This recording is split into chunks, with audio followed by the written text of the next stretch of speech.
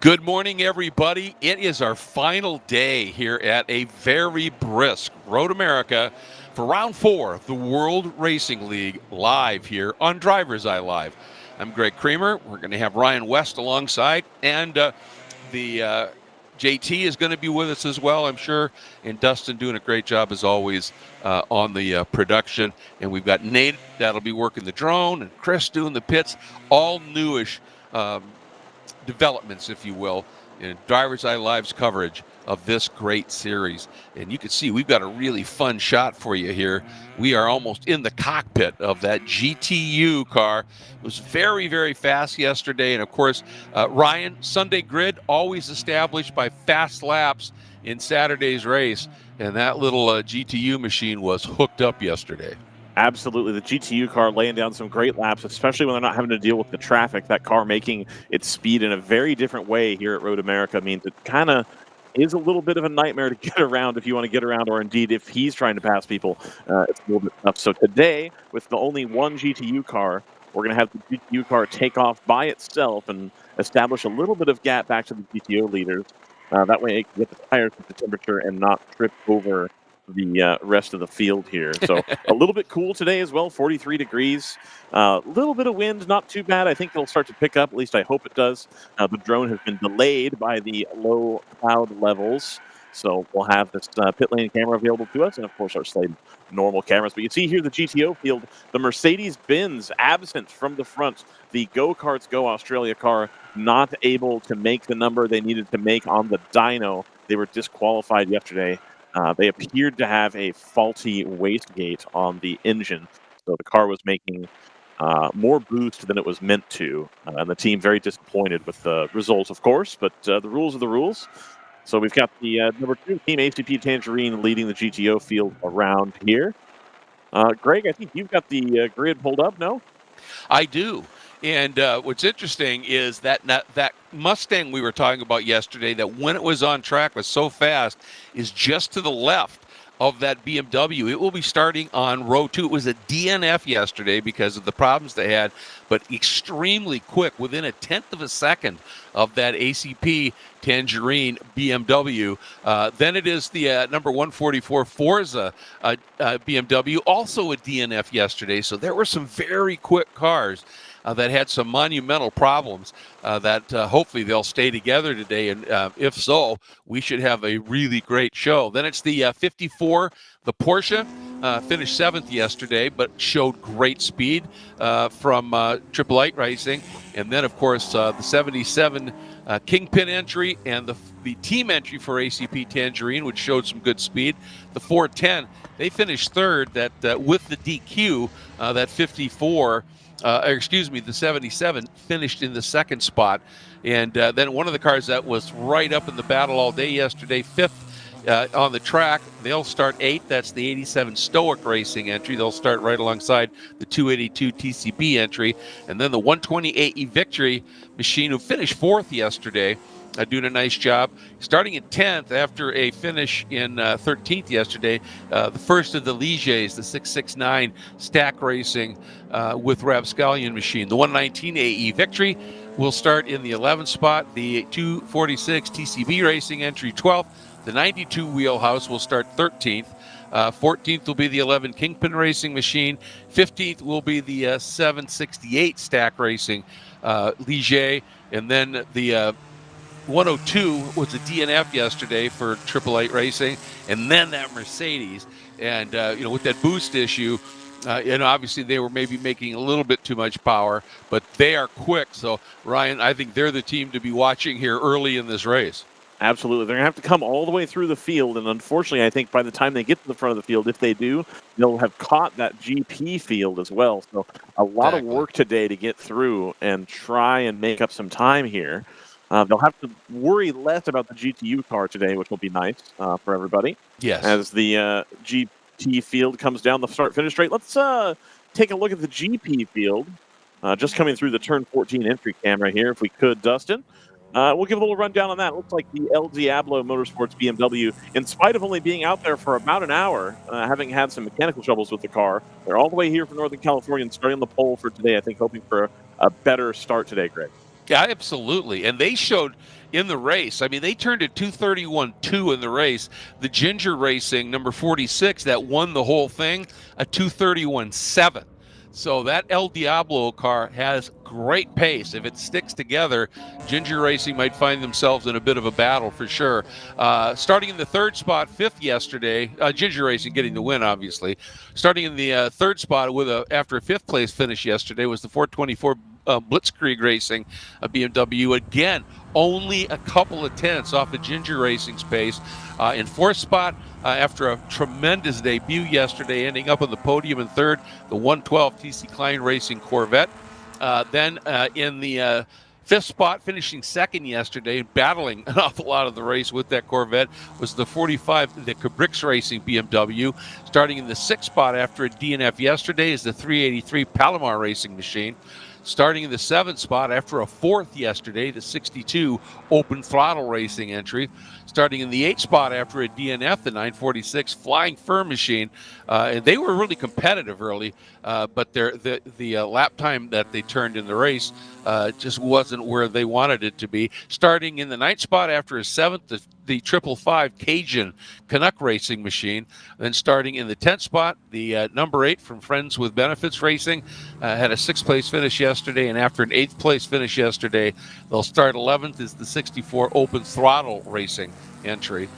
And then, of course, we get to the GP2, and that the little team that can absolutely did it again. The North Loop Racing, the team out of the Minneapolis area, a lot of familiarity with this track. And their best lap in the race, folks, was 4 seconds quicker than anybody else in the field. So we were talking about those changes they made, Ryan.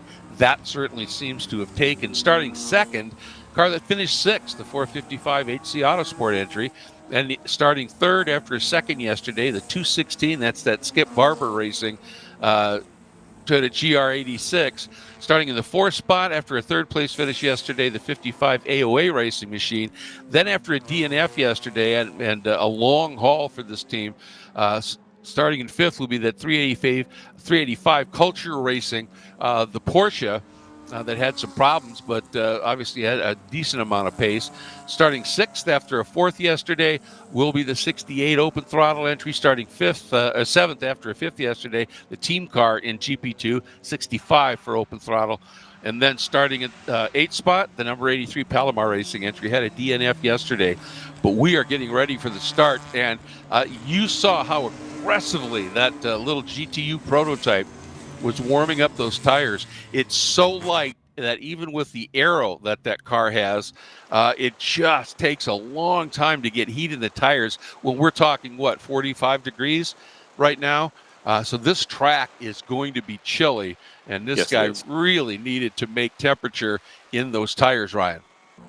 Absolutely they do, and I think they're going to get that opportunity here as we try to let them get away. They're going to go up the hill by themselves to take the green. The GTO field is going to wait, of course, until the official green flag comes out here, and it waves.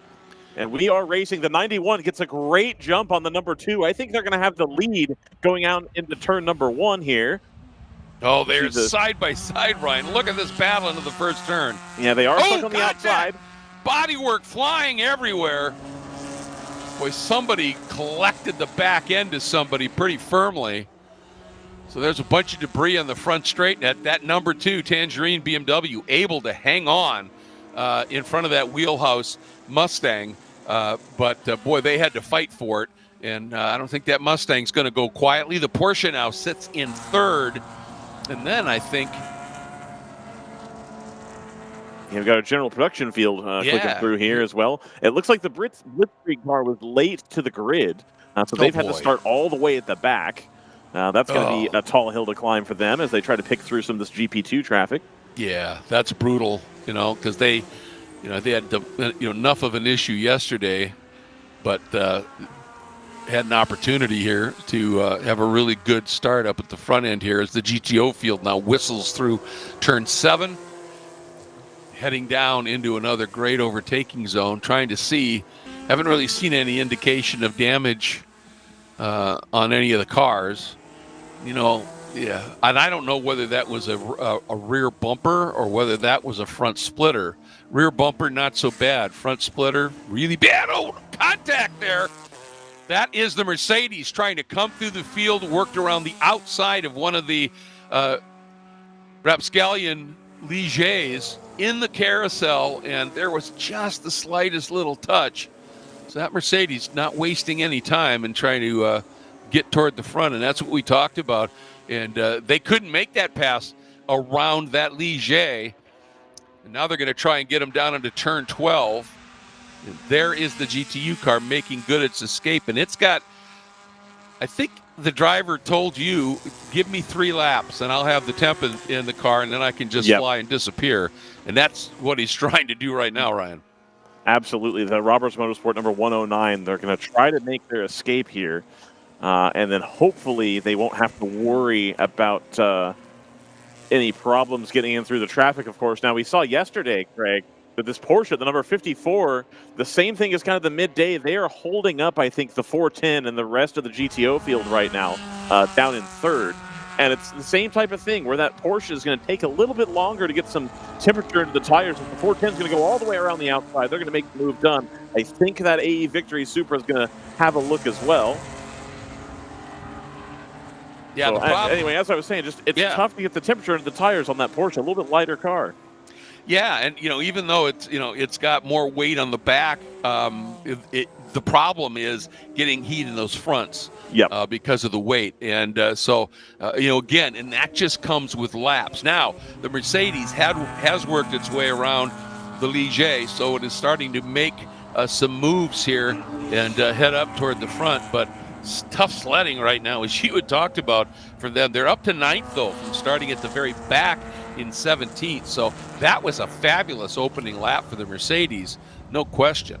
And then not to leave them behind, but GP1 right now, the Cabrix racing car went right by the 46 at the start here in the first lap. So the 46 of Ginger Racing, yesterday's comfortable winner, 1.3 seconds behind. The 946 of Flying Fur up into third, and fourth place, the 64 of Open Throttle. Suspiciously missing, Greg. The number 48 of El Diablo has fallen back through the field again, the second time this weekend that at the start they're in a great position and they just fall right back in. I hope they don't have the same problems as yesterday. Yeah, that would be tragic, obviously. Their opening lap was 2 seconds off of the TC Klein car and well off of the others. And we know, obviously, they started on pole. They've got great speed. So as you said, let's hope that's going to not affect them. Up in the GP2 category, as you might expect, just filling you in, the North Loop Motorsport, number 21, already about 4 seconds ahead of the 455 HC Autosport entry and the 55 AOA Racing entry. So, again, that North Loop team just sort of rinse and repeat from yesterday. But 7 hours of racing, you never know, what's going to play out here. But again, in that battle up at the front, just keeping an eye on the progress of that Go-Karts Go Australia machine. That first lap, Ryan, to make up that many spots, if they can, make up half again as much on lap 2, they're going to be right in the fight. Absolutely. They're going to have time to do it, too. Like you said, we've got about 7 hours or so to get this taken care of. So we will wait and see what happens. Yeah, and they've gone to 7th, so they've made up some ground. And, the problem for them is, they want to get a little closer to the front, obviously, as soon as they can, but you don't want to do it at the expense of burning up your tires because, exactly as you just said, 7 hours of racing. And, if you, work your way up into 5th or 3rd, but you've just torn up the tires, now you're going to just start falling back. You're going to have to do an early tire change.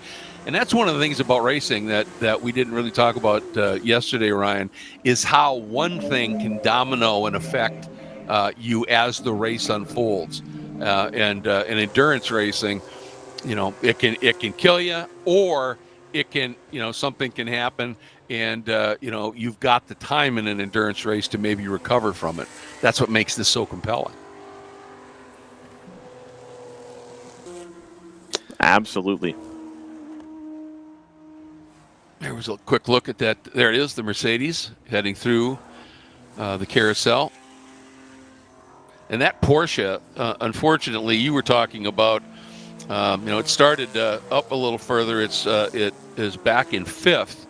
And and I would expect in about 3 laps, we're going to see that Porsche starting to make some moves on some of the cars in front. Well, there's that Ligier having a real look at the 11 Kingpin entry, I believe. Now, it looks like that the Mustang right now might be sort of having a lot of people queuing up behind it. You know, the 410 is right there for ACP Tangerine, the 128E Victory Racing. Toyota right there, packed up behind it.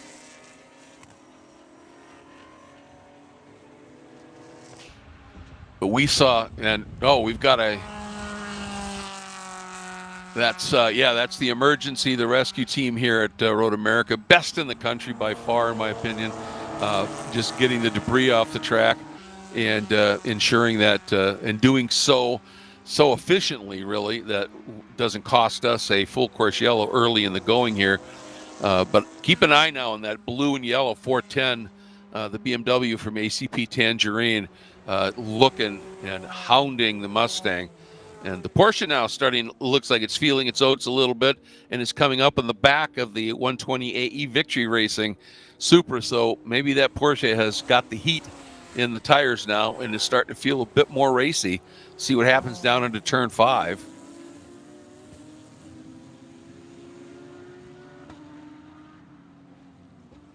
And here's that's the second of the Mustangs from Wheelhouse, a little bit farther back in the field right now, sitting in the 11th spot. Right now, at the very back of this great field here is the 678 Stack Racing with Rapscallion, the second of the Ligers. And, when it's cold weather like this and it's long straights, those Ligers struggle a little bit, and whoever right now is in that 669 entry that is currently in the 10th spot are just wheeling it. That was the car that the Mercedes was dealing with here, and really hustling it. But that car, it's cold, and so if you have a lightweight car, which that car is, it's tough to get heat in the tires. And one of the reasons it's lightweight is it doesn't have as big a motor and as much power as the other cars. Well, in this cold weather, engines love that. So those guys with the bigger motors are making more power. You are too, but you start with less. That's why you see those machines drifting back a little bit. How about this battle right now for the second spot? Mustang, BMW, Supra are covered by the proverbial blanket. This is great stuff. Now we see that GTU car. He's got heat in the tires, and they are off to the races, as pardon the pun. But look at this. You see that Mustang just a little bit defensive as they head into turn 1. This is an absolutely great scrap. 410 looks, late move.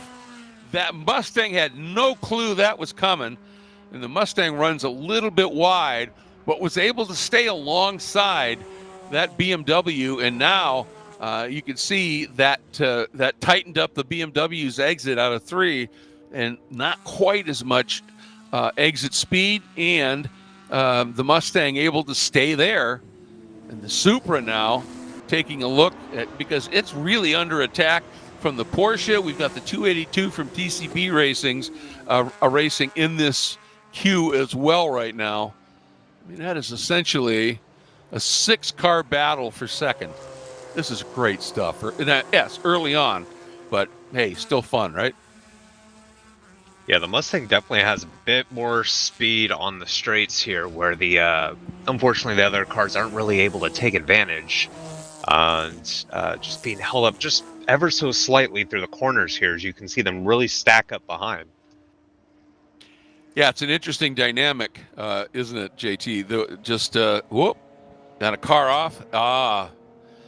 This is the BMW from GP2 that had some serious handling issues yesterday. And looks like they may still be dealing with some of that. The other story in this battle for second, like I said, it's a 6-car battle. And now in that is the Go Karts Go Australia Mercedes.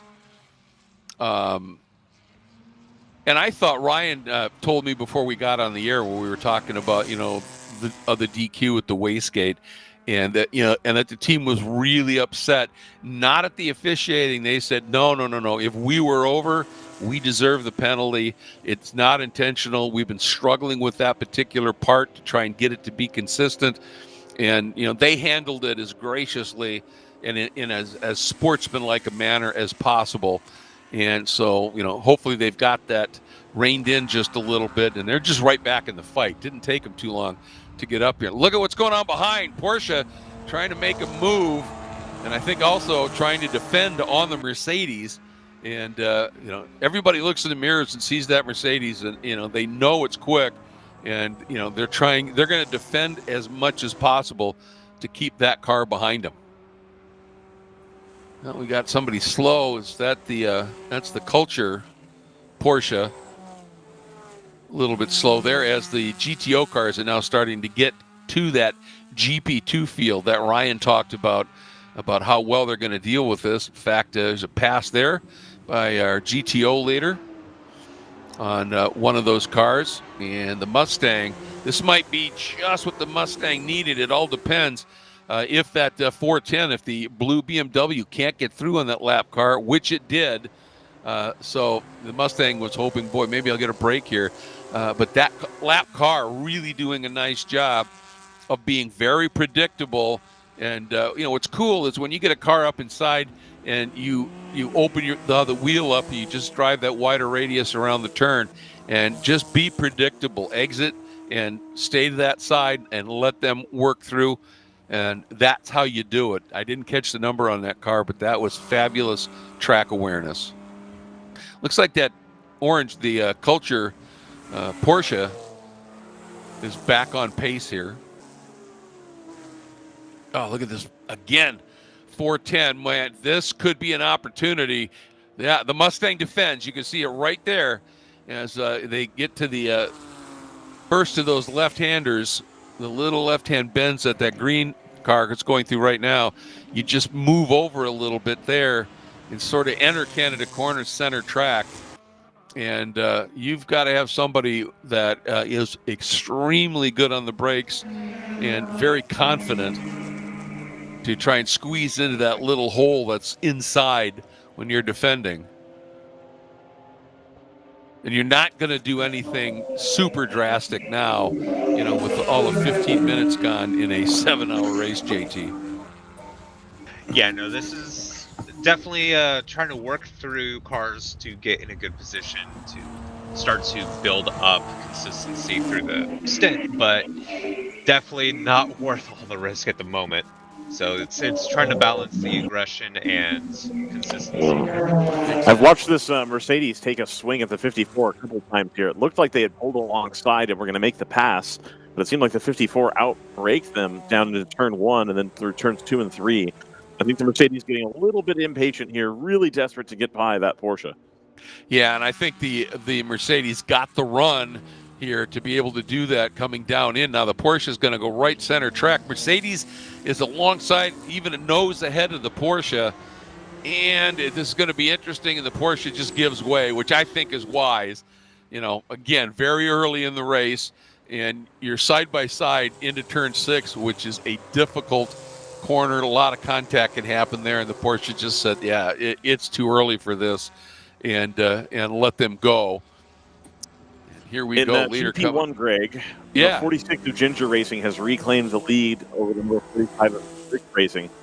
5 of Cajun coming down there in 3rd, and the 946 of Flying Fur in 4th. TC Klein down in 5th. All these lap times in the 232, 233 at the front end, and then sort of the back end of the field is almost 235 right now. I think everybody starting to deal with some traffic a little bit. Yes, I think so too.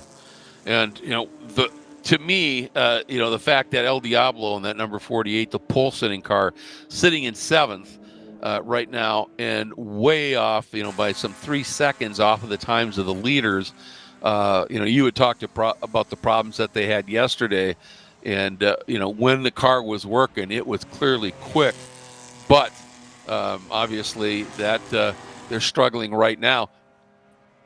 A little bit of a gap here for the second and third place cars. The Supra, I think what's going on is that Supra is defending now on the Mercedes. And anytime you're in defense mode, if you're entering turns and you're not using all of the track, and you're sort of coming in maybe a third of the way over to dissuade your competition, that does slow you down. And here we go. The Mercedes just, wow, what a run they got out of 14 and went right around the outside of the Supra. So now it'll be interesting to look at the Supra thinking about a counterpunch move, and the Merc had to cover that.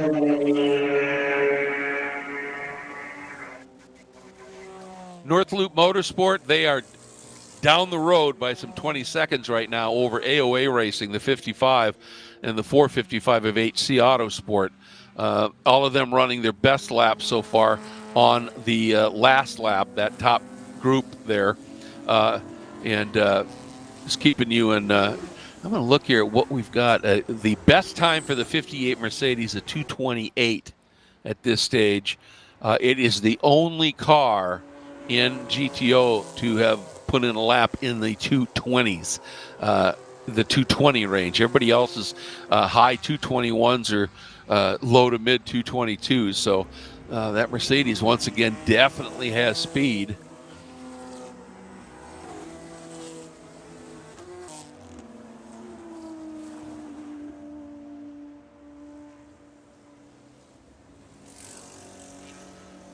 Yeah, you can see these cars coming through the GP2 field here. Yes. We do see the 55 from AOA moving up in the second in front of the HC Autosport, which drops back to third. Just a couple seconds behind, we see the 216 Toyota from Skip Barber Racing School. There it is, just coming through the kink right there. And they had a pretty good, they ended up with a podium finish yesterday. So look at the Mercedes now. It has used this traffic to great effect. There's your class leader.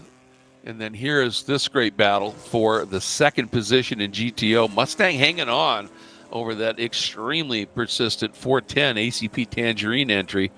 And up the hill they go. And the Porsche, of course, still trying to defend big time on the 120 AE Victory machine.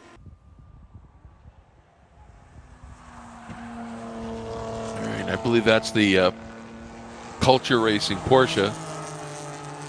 Had to duck into the pits early. Ryan did an interview with one of the drivers of that car, and it's a relatively new program, and so they're still working on aspects of the car.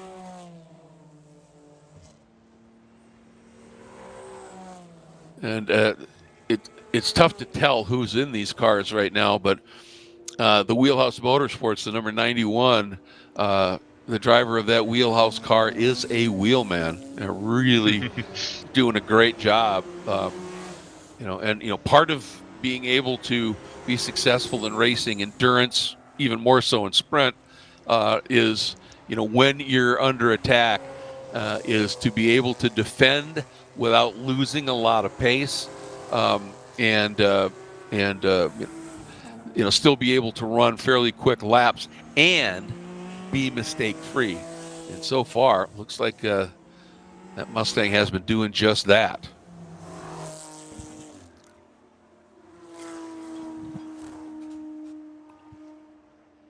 At TCB Racing, number 282, another of the Toyota Supras, is just really doing a nice job of hanging on to this group right here. It dropped just a little bit on that last lap, but yeah, there it is. They are giving it everything they possibly can here. And that 120 AE Victory Racing Supra from Aaron Vogel's team really hunting on that Porsche right now. Mm-hmm. The Mercedes, tell you what, the Mercedes has hit that point as you move through the field, right, from starting in the back of your class. You get up to about mid-pack, and pretty soon those passes start being a bit tougher, don't they, JT? They do, because it gets to the point where you're catching up to people that are quicker than the ones you've already caught. And so your edge of speed that you have over the other cars is no longer as present with the upper cars that you're coming up on. Yeah, and that's part of what makes it interesting. And as I said earlier, you've got a car with speed, and you want to move up through the field, but you don't want to hurt those tires. This is, a lot of these guys, maybe one tire change, and if you burn your tires up early, and you only have, and you don't have any other tires, the end of the race, you could be a sitting duck. So even as you're making these moves up through the field, you've got to always be thinking about tire preservation. You can see the 410 BMW, great graphics. That blue, the blue on that car is stunning, and then of course the bright yellow. And come up, traffic now is kind of messed with the 282 TCB Racing Super, that blue and white machine. And this is going to really hurt. Stuck, and this is one of those spots, and you hate it. You hate to see a car lose a big chunk of time stuck behind just a slower class car. But that guy is driving as hard as that car will allow. And as one of my favorite lines is, and he can't just hit the disappear button. If he starts to move in turn 7 and open that wheel, he's going to go right off the track. That's an off-camber turn, and he's driving as hard as he can. And, so that's where, especially in a 7-hour endurance run, when you get in that scenario, you just got to be patient. Yeah, you're going to lose, 10 car lengths perhaps from what we see here. But it's better than ending up off track. And so, early on in these endurance races, you have to sort of tamp down the urge, JT, of trying to race it like it's a sprint race. Yeah, you obviously are losing time, and you can see that, disappearing. But you still have to be safe. You still have to be aware of the endurance aspect. Oh, excuse me, but look at the Merc. It just got, I think the 410 just got a little hung up on that Wheelhouse Motorsports Mustang on the exit of 14, and the Merc just got a fabulous run, and it's got the inside position, and again, what we were just talking about, that the number 410, the ACP Tangerine entry, wisely just let him go into one when he was, that far alongside. No point in trying to run around the outside. So that just was a great example of what we were just talking about. Yeah.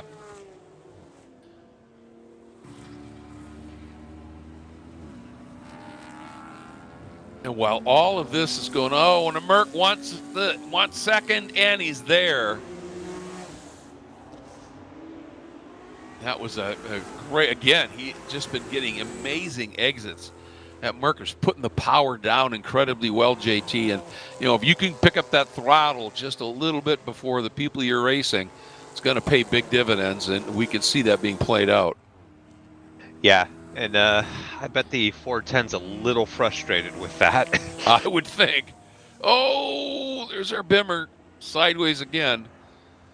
Boy, that is going to be a huge gift here for the Merc, because the Mustang, and they got enough stick and everything, so they're just going around the outside.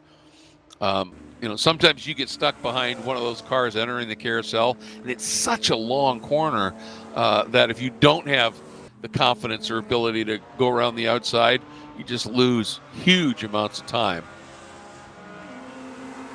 One of our competitors turned 5, a little hot. You can see it running wide. Yeah, that's the number 55 AOA BMW in second position. We've got Mike here with AOA. He's been behind the wheel of the 55 this weekend. I understand it's your first time doing WRL this weekend. Yeah, first WRL race. A lot of fun. Definitely with the different classes, higher speeds we've got going on here. So definitely excited to be a part of it. Absolutely. So Unfortunately, I think for you guys, you ran into the buzzsaw that is the 21 of North Loop at their home track, having made some improvements to the car. But right now, running second, they got back around the HC Autosport and now have put 5.6 on them. What's it like driving that E90 BMW?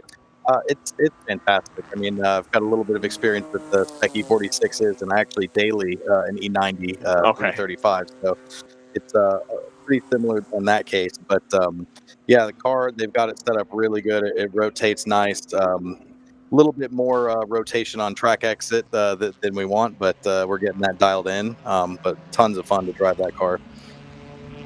No, it's a great machine for sure. And AOA and John DeMaros have been in the WRL paddock for quite some time. You said you do Spec E46. What made you want to make the jump over from doing sprint racing with NASCAR or the FCCA or whoever over to here doing a little bit of endurance racing? So actually, I've only done testing in the Spec E46. Okay. My first race ever was actually at this track for June sprints in 2020. Mhm. Ran a ND Cup car, Nice. and fantastic car to run here. And then I decided to get into the endurance stuff a few years ago, doing a lot of Champ Car, and we experienced with Lucky Dog a little bit. I think that the big thing for me is I like the rules in WRL, the power to weight for classing. Versus a point system, and we love all the Champ Car guys too, but I really like this. I feel like it's a lot more competitive potentially there, and so that's one of the big things. And the other is just getting into some faster cars, Right. and being on track with some prototypes and GT cars is awesome. So. No, it's a great way really to get your feet wet with the multi-class. If you're doing sprints, depending on the class, obviously, you have multi-class as well, but you're multi-class for 20 minutes. So sometimes you'll catch some of them, and sometimes you won't, and it ends up being a little bit, I think, on the easier side versus this, where you're managing, like you said, those prototypes or the GT cars coming by, all that kind of stuff. Is this the level you're comfortable at? Are you trying to do this to find a career going forward as a driver of motorsports? What are your kind of plans? Because usually your GP2 is either a stepping stone or it's like, hey, I'm cool right here. Yeah, no, definitely a stepping stone. Dream for me would be running, GT3 cars and stuff like that. So, just had an opportunity to get behind the wheel with these guys last minute, actually. Okay. Found out, I think, Tuesday last week. So Gotcha. we jumped in and ran at it. So, but yeah, it's trying to move up the ladder and, run with a little bit faster too. And, like you said, the multi-class stuff, these guys in this series are super respectful. Everybody passing was super safe.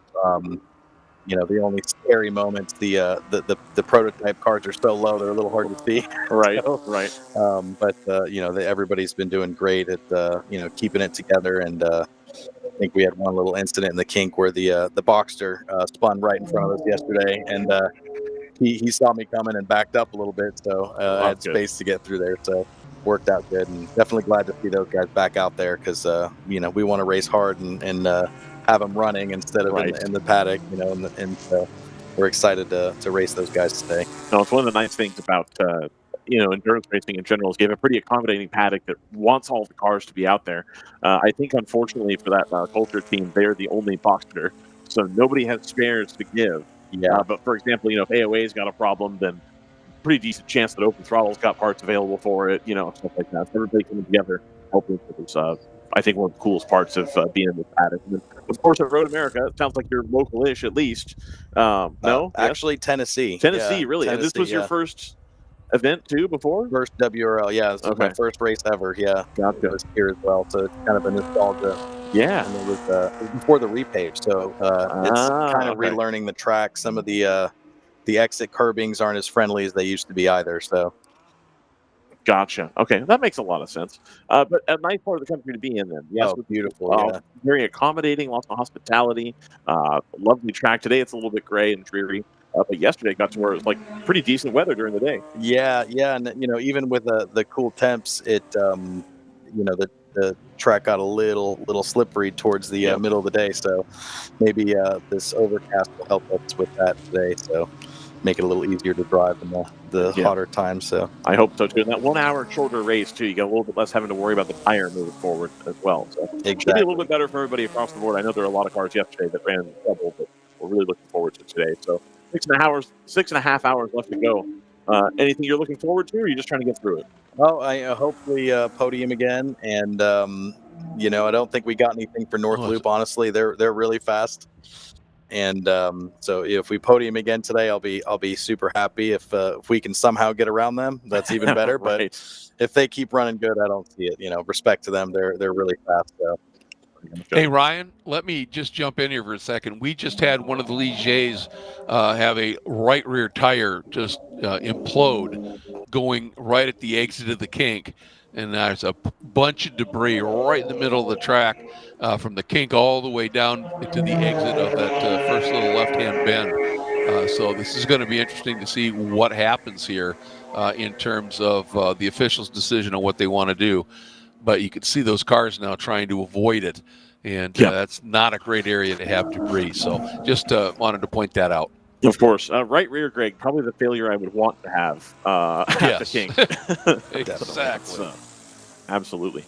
All right. Well, Mike, I appreciate you coming by to say hi. Will we see you the rest of the season?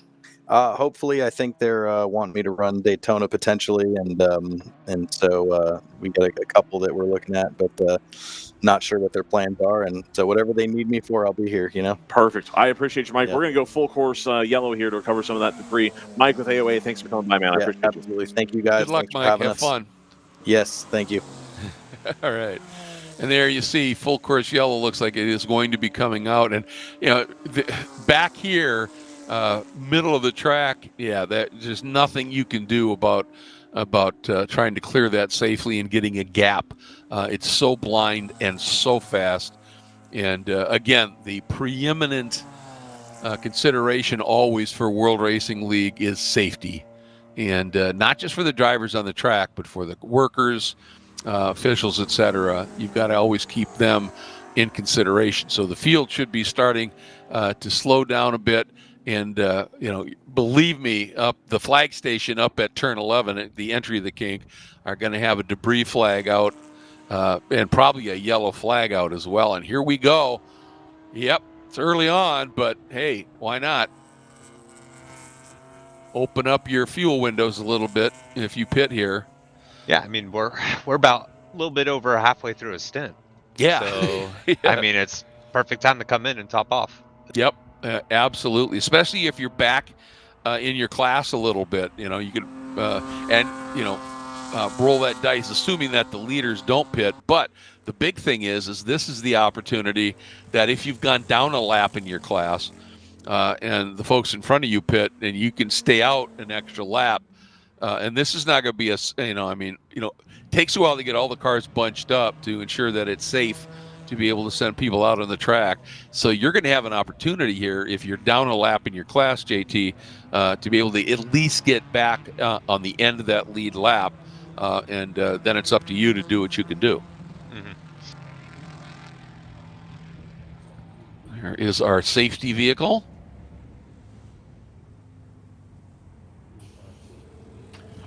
And when you've got, that level of debris out there, you don't wait for the actual race leader. You just pick up a car to get this field under control. And there you can see they're going to release from the turn 5 safety station. One of the safety team trucks. There's already one on the scene at the kink.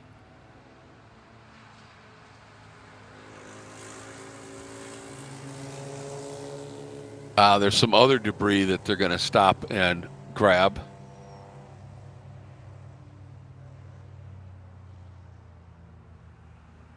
Oh, yeah. Well, they didn't think that. Yeah, didn't think that piece of debris was that big a deal. Maybe it's just a little piece of tape. So early on here with a caution, this field's going to bunch up, and anybody who lost touch a little bit with somebody is now going to find themselves with an opportunity to get back into it. But what this does too is now you're going to have, some very fast cars behind, some cars from other classes, and again, I really hate to use the term slower car, but it's just what the class is. A GP2 car is not going to have anywhere near the pace of a GTO car, but you can, you still drive it to its limit and push hard. But so it isn't, it isn't any kind of degrading comment about it was a slower car. The car is slow. The driver might be fantastic. Right. So that's just how it plays out. But and there, hey, the Corvette, they want to do anything they can to open up those fuel windows. They had very short ones yesterday, and I wonder, Ryan, we had talked quite a bit with them, and you did an interview about what they can do to try and get that fuel window opened up a little bit. And this will be the litmus test today, won't it? It will. Unfortunately, we have a yellow flag 30 minutes into the session, so it's hard to see if that's come to pass or not. I do want to make one quick correction just to be sure we're all on the same page. Yep. WRL does have a process for yellow flags wherein they'll pick up the overall leader. Mm-hmm. And if they don't pick up the overall leader, then they pick up the next car on track. Gotcha. Or if the leader pits. They only pick up the next car on track if the leader pits. So that's right. Yeah. Anyway, no, I hope that car has gotten a little bit better as far as the stint length is concerned, because if it does, that becomes an extremely compelling package. And I know of at least 2 teams now that told me that they had started looking online casually to see what it would cost to buy one of those. And so it's definitely got people thinking about it. That's for sure. Yeah. Well, and that base model, as they were talking about, I mean, for that kind of performance, that's a relatively low price that they're talking about now to be able to get and race. Now, a second group of cars coming in, and those were probably the cars that were in the, had gone down a lap in their class, and now they've got that lap back, potentially, if they hustled around. So now they can do a stop and then just come back out. You're still at the back end of your class, but at least you're not down a lap. Yep. The current car that was picked up is the Ginger Racing 36 with the 109 right behind. Oh, okay. And we're going to see a lot of pit callers here, lots of GP pit callers during this yellow flag here. Almost the whole field. I think they really would have preferred this yellow had taken a little bit longer. This now puts everybody pretty firmly off cycle, I think. Yep.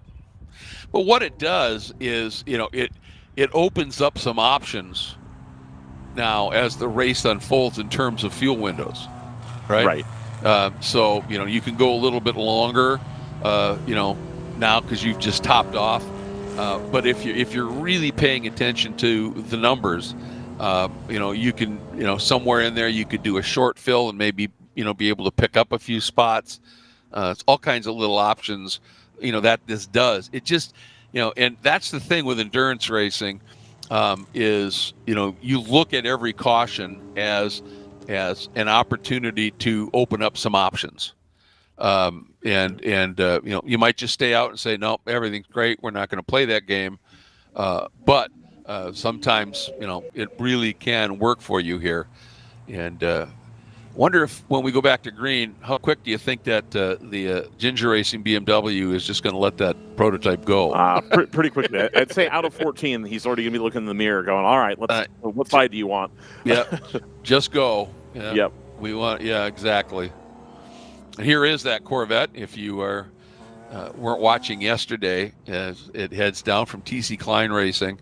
And, what a fun option, to have that type of car. And that might get people looking at some other cars as well.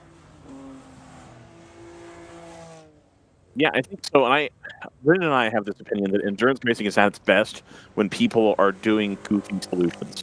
When you have a little bit different stuff going on. You've got cars with different motors, you've got interesting chassis, all those kinds of things.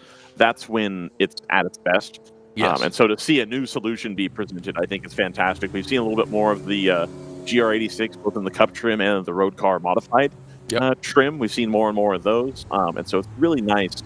I know the BMW is a good package, right? You get pretty close to that 50-50 weight distribution. A lot of aftermarket parts, a lot of support, a lot of stuff that's been done so people know, kind of what the method is on that. But, always nice to see something new and different, something exciting. Exactly. And this series allows engine swaps, right? It does. In the GP classes, there's a little bit of a modifier applied to that. And then in the GT classes, it's the same, performance table as everything else, where you technically can. And there used to be a fair number of, engine swapped, home-built cars in the GT O class, but that has fallen out of favor lately. I think it's just so difficult with, they're mostly BMWs, getting it to be reliable versus a factory car if you're already spinning at that kind of level. You can call BMW Motorsport and get a part, within a couple days rather easily. Well, we're starting to see a lot of weaving, and keep in mind, this is certainly, you're trying to get heat in the tires, and we're under a caution here, and when we started today, it was 45 degrees. Yep, and it's pretty cold. Pretty cold this morning. Pretty chilly. Yeah, exactly. And so you're trying to get heat in the tires, but as JT and I were talking about, there's also been a fair amount of debris down on the track. So that's the other part of that weaving back and forth, is you're trying to get the tires clean, because if you've got, as my dear friend David Alps would say, if you got a bunch of clag stuck to the tires, there's your flag, David. Exactly. They don't work, right? Right. They just, it's got big chunks of rubber on it, and it can take a lap or more to scrub that off. So that's why you see them getting very aggressive in that scrub mode here. Yeah, I was astonished when I went out to get cameras yesterday, 30 or 40 minutes after the race had ended. Yep. The amount of gravel and flag that was down, especially on the back part of the track. If you're going through the kink, you're running a little wide, even before we start talking about the runoff situation. You're out in the marbles, and the car's going to start moving around. It was astonishing. There truly was one lane available. Otherwise, it looked like the car would have just skated right off between the gravel and the flag and all of that. Well, and, if you recall, we saw frequently on the entry to the kink, or, right at the exits, somebody would be so far over the curb that we'd see dust and debris fly up at the exit of the kink.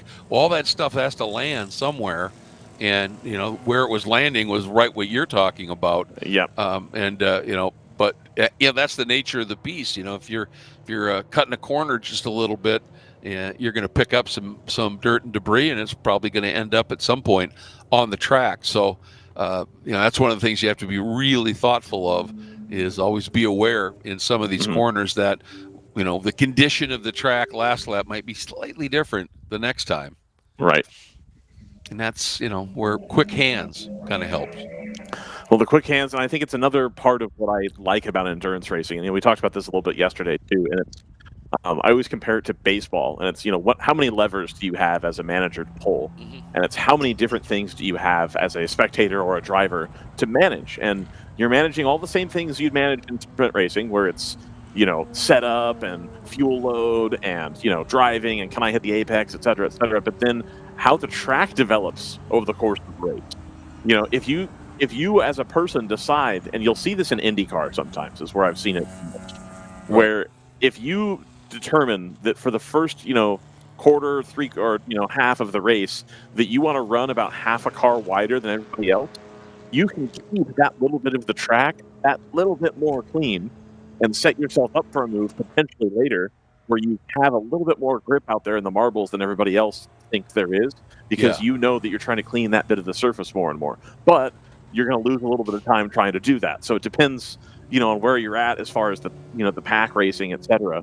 But it's always little bits like that to manage and be aware of. And I've had a couple drivers come up and tell me that the track was getting a little bit greasy yesterday in the sun. It was just starting to get a little slippery, which would explain why the lap times weren't where they were in the morning. It's I love that there's so many things to try to keep track of. It genuinely is one of my favorite sports, and indeed it is. Oh, yeah, absolutely. And, JT, I'm guessing you agree with that. Oh, yeah, definitely. There's always so many variables that can influence the outcome. Yeah. And, one of the things, kind of what you were talking about, Ryan, is if you're a really astute driver here, during the yellows, every once in a while, you might lay back just a little bit and then hustle into a corner, but on a different line, and see what kind of grip is there. And one, you could be doing that like you were just talking about to clean it. But if that part of the track is already relatively clean, but people don't race on it a lot, why not explore that? See, do I have enough grip here where I could surprise somebody and do something here? And so during the cautions, there's still a lot going on inside the cockpit in terms of keeping your tires warm, keeping your tires clean, exploring grip. And of course, you're on the radio with the team, talking about strategy options, etc. It's still a busy time. It's not as busy and focused as at full chat, but there's still things to be done here. This is turn 8. So that flag station there at turn 8, you just see that one car parked there. One of my absolute favorite spots to flag and just work here and watch. Come down to turn 8 and watch. It's just cool. You can turn around and see what's going on the motorplex there. We had I think we had the bikes were out doing MotoX yesterday. That was fun. Doing Supermoto, exactly. Yeah. Usually there is a Supermoto around for the weekend most times when we come here. And then I think Dustin's saying he thinks there's autocross today as well. Okay. And they're still doing the motorcycle training behind the building today. Right. So they're really using this asset. Oh, and one of the great things about this is obviously it's a northern track, so right. You've got a shorter window when you can actually have racing. There's the beach. Look at that. I mean, how fun. Beautiful. Absolutely. That really is cool. The cabana. You could go out and have some drinks. Yep. Have some carb bliss, if you will. There was a lot of carb bliss being dispensed at the end of the race yesterday. Was there? 40-48 competition, of course, local team. I believe the founder of Carbless behind that car. And so they were making sure everybody in the paddock was well taken care of after the race. Well, that's very generous of them. Indeed. So while we're here, just that Cabrix Racing entry, obviously with the caution, yes. And just a quick note here, guys. El Diablo, remember we were talking about the qualified on the pole for today, but had problems early. They've played this caution beautifully. They're third in their class right now as the pace car pulls in. So again, opportunity presents itself sometimes here with these cautions. Field coming up the hill and getting ready to get back to green flag racing here at Road America for the World Racing League. Long climb up the hill, and then you get into view of the flag stand, and we are green. And take a second for that 109 to get going. The Mercedes-Benz is going to try to go down the inside heading into turn number 1. You'll just see them. They're 3 and 4 wide as best they can be. And number 2 is almost pushing that Mercedes, willing it forward to get around the GP traffic here. The 109 is going to take the lead. The Mercedes on the inside, the 2 on the outside. Wow. Yeah, that Mercedes, what a, and again, for, they worked so hard to get up into position, and now right to the front in their class. That, this caution really working for a few of these teams. It's going to be interesting here. You can work on keeping your tires warm like mad, but on a very chilly day like this, in that lightweight prototype, that big, look at this, 3 abreast down the Moraine sweep here, and the Merc, just using the power, getting by, and now, there's no way that number 2 BMW is going to be able to hustle fast enough to get through turn 6, not with the downforce on that little prototype. But boy, the Merc timed this to perfection, didn't they? And they're going to come from under attack from behind, Greg. The Toyota Supras have found some pace this morning, especially after the pit stops here. And so you've got that blue TCB car and the 120 of AE Victory right behind, and then it's the 410 BMW, and then the 54 behind, the Porsche. Yeah, absolutely. And I think these Supras, they're just loving this cool air. And obviously cold air is dense air, and that engines love that. And, of course, they run a little cooler as well, but they just love that dense air. They just make more power, and you got to love that. Look at the gap that's already opened up here as people trying to figure things out here, but a great start. Question for me is, that Wheelhouse Motorsports car, which had been up in that battle and was, I thought, like third at the time of the caution, they must have ducked into the pits because they've gone way down the order here. But again, opening up possibly those options here. And man, that Merc has done a brilliant job of keeping that prototype behind it. It's going to outmotor him up the hill here. And it's going to be interesting to see, guys, if that number 2 and the rest of the field, the 282 TCB racing entry, can get past. I think that number 2 is going to try to have a look, but the 109 can go so much deeper on the brakes. Oh, he got him. There we go. They made it happen. Yeah. And now he's got to hold off the 109 through the twistier bits of the track here. Yep. Until they come all the way back around to the carousel. They might be able to make that happen, but we'll see. The 109, very much interested in racing for the overall victory today, wants to be in the mix. Yep. Well, the thing is, like you can see how fast the 109 went through turn 3, had great exit speed, but, then the GTO cars with the big motors come into play and gaps him pretty good. Now, he should be, ooh, here comes the 410. Ooh, down to the inside and taking a look at the 282. And he got him offline, so he's got the run up into 6, Ryan. Yes, he does, and so they're going to keep with it here. Now, just look at that battle behind the 410 and the TCB car. Just trying to dice it out here as well as we come through turn 6 and 7. That Mercedes comfortably ahead now. They've got a lot of breathing room. I think the number 2 has done enough here. They just need to hold him off for the carousel, but that 109 looks to the outside. I think they think better of it. They're going to tuck in behind the number 2 and try to take the drag reduction all the way down the backstretch here. Super wide at the exit of the carousel. Big moment there. Now we'll see. Blitzkrieg car back into the pit lane. So they actually got the late start, too. They were not at the tail end of the field. They're coming back through again. So that's another tough day for them. That's really too bad because, they've clearly got some pace. And our drone is up and giving us now some fabulous shots. Yep.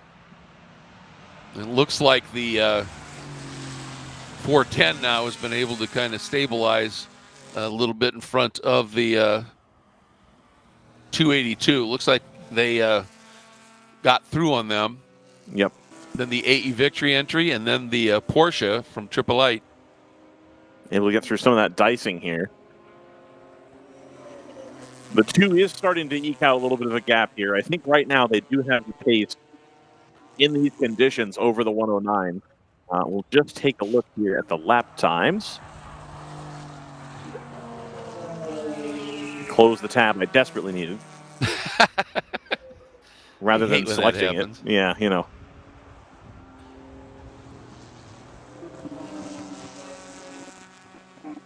Well, while you're searching for that, like we were talking about a little bit earlier, in this cool air, something to it. Sure, the engine in that little prototype is going to make a little bit more power, but percentage-wise, the big GTO cars with the power are, they're making more power too, and that's going to make it really tough for that little prototype to get back into the overall lead. Another big lunge down the inside by the. That's right the Porsche behind. trying to. Is that the Kingpin Racing entry?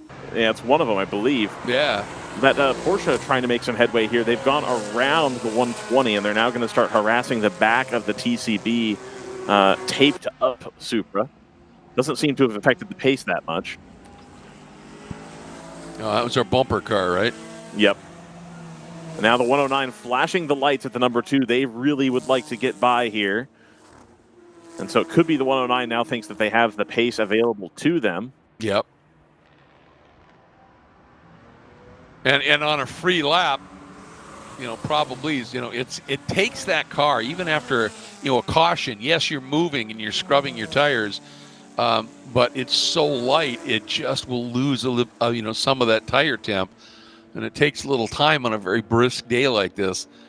For it to get its tires up. Now, at this stage, like you were talking about, if it were to get through on the 2, and man, he wants to so bad, he would just leave.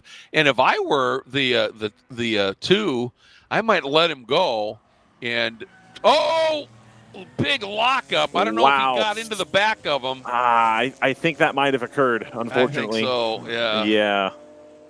And now just trying to leave him a little bit too late. Let's hope he can get out of there. There he is. I was able to keep it rolling. That's a deep gravel pit over there. Yes. I may or may not have gotten my personal car stuck in one of these gravel pits. They're gonna. Ooh, that was a move to try to reclaim the line. Oh, I think they're trying to shake the gravel out, or indeed something's broken. So not a great result here for the 109. I think it's no harm, no foul for the 2. Of course, when you have a small car bumping into a rather large car, it's usually a safe assumption to say the larger car is going to come off all right, as long as the tire's not cut down. Yeah, exactly. And the concern for that prototype is the spoiler. Right. On the front. And the under tray and the whole thing. Fortunately, these are, modular like you'd see on like a professional prototype racing car. And so if they have an extra nose available, they can get that swapped out in relatively short order. It's not the work of a moment, but it can be done. Yeah, I think we don't have a right on top of the nose of that car, but it doesn't look too bad here. I don't see any right on the just on the tip of that nose, but as long as that splitter or that front underwing, if you will, isn't damaged, he should be okay. Yeah, I think that was low enough, and the rear bumper of the BMW sticks out enough that it didn't really make contact. I think it's just the nose box. Yep. But yeah, it was kind of a silly mistake. Yeah. And you understand, okay, I want to be able to get a draft off this guy, but when you've got a car that is absolutely a momentum car, and this is, I mean, ultimately any car is, but a GTO has more power, and so for this car to be fast, doesn't have a lot of power. It needs to just roll speed through the corners with the downforce and the lightweight. It can do that, and something that the drivers of these cars, need to understand is, when you're coming up on a car that's got a little bit more power, but it's heavier, don't be right on top of them like that going into a corner. Give yourself a little space so you've got a little bit of run room and some good air on the front of the car to be able to roll your max speed through that corner. Yep. And not have what we just saw happen and exit a lot quicker than you would behind a car that's heavy, and by comparison to that light agile prototype is lumbering through the corner, if you know what I mean. Absolutely. Well, how many times, Greg, in a similar way, but it's almost the opposite example, did we see GTE cars really hustle against LMPC cars at tight tracks like Sebring? And they came in a hurry because they had that much more mechanical grip at the time. Yep. And you really have to consider that because you had an amateur driver in a car with no assists that was uncomfortable over the bumps versus, a 997, Porsche, GT2 car that would just hustle those. And you'd see that happen more times than not, where they really have to back up their entry speeds a little bit and plan around, hey, this car makes speed in a different way. I don't want to run into them heading down into the corner. Exactly. And, even if you were in a prototype that's oh, boy. Wow. He is just continuing, and it's given some room and run your exit speed there. Now you got through. You got to use what your car is good at. Right. And I understand that you want to get through on this, especially after having it off and you realize, okay, my car's still fast. I didn't break anything. Now I got to get after it. But boy, use what your car can do. Give yourself room on the entry to these corners because you might be exiting that turn 10 miles an hour faster, reference. I'm just, as a reference point, faster than a GTO car. Ooh. That's just close too, isn't it? Yeah, that car's all over the back there. Yeah. We just look a little bit further back to those Supras if we can.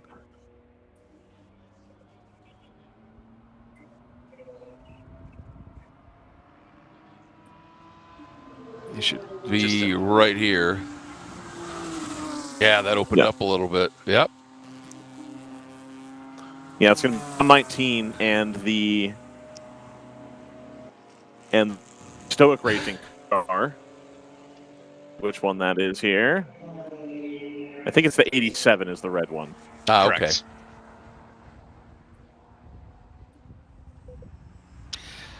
You know, one of the things that I'm loving about being involved with this now is some of these team names, and I can't wait to actually have some time to wander in and ask somebody, what did Stoic Racing come from? Indeed. Huh? It's hard to make a joke about Stoic Racing because of the definition of the word. Exactly. The jokes don't work very well. I tried for a long time to make it happen, and it just isn't very interesting for radio. It's one of my favorite things to have come out of the groundswell of like grassroots level racing that is separate from the established players like Champ Car, is you end up with these teams that started in Champer that have now percolated through to the Pro Series level, and you have Calvin Fish trying to call with a straight face, screaming, or Random Vandals Racing. Yeah, exactly. Exactly. An insane name, but now they're a GT3 team, and like you have to call them that. Thunder Bunny Racing as well, the SRO teams now, and that's having come this kind of level. Is you have people who really pick a jokey name because we're doing Champ Car and like it doesn't matter, and then they work their way up the ladder as a team, and then there you go. As we look at the Stoic Racing versus the AE Victory Supras there. Yep. Well, I can't wait for Friends with Benefits Racing to make it into the Pro. Oh, that's going to be fantastic. That's going to be fun. Absolutely fantastic. Watch them stumble over that. Yep. Not the drivers and the team, no, the announcers. The commentators, yeah. To be clear, yes. 100%. Well, what a great scrap this is. The Stoic Racing and the 119 AE Victory cars, and they are, they pitted, I think, and they are now back in the order a bit. 12th. This is the battle for 12th, essentially, and that's one of the, the other things about endurance racing, well, any kind of racing, but even if you're not on the pace of the leaders, and these, are running really quick. I think they just pitted, but you'll see battles deep in the track, and they're every bit as fierce as the battle for the overall win. That's the joy of it. And one of the great things about the World Racing League, not only can you have those battles, but instead of it being 40 minutes or 50 minutes, it's 2 hours. Right. And if you want track time at a quality level with very professional operation, WRL is it. Oh, that's Ginger Racing going off turn 14. Oh. Ooh. That is deep. your GP1 leader. Yeah, they're going to keep rolling. But that was the Corvette that just went by, no? It could be, because the Corvette was correct, third. Yes. Yeah. And they're only 3/10, so I think they're going to come through in the lead. They are. They had gone around Cabrix, and then Ginger Racing had that off. 112 finds itself at the front of the field. Sorry, JT. Yeah, I was just going to do that general production update. Yeah, unfortunately, Ginger with a mistake going into the final corner there. KG Canucks is not too far behind as well. That's a tire down maybe on Ginger. Yeah. Oh, man. Yeah, so KG Canucks moves up there into fourth as well. It's got about 9 seconds back to El Diablo. But unfortunately, it looks like that 46, I don't know if that's a mechanical issue with the suspension going down or...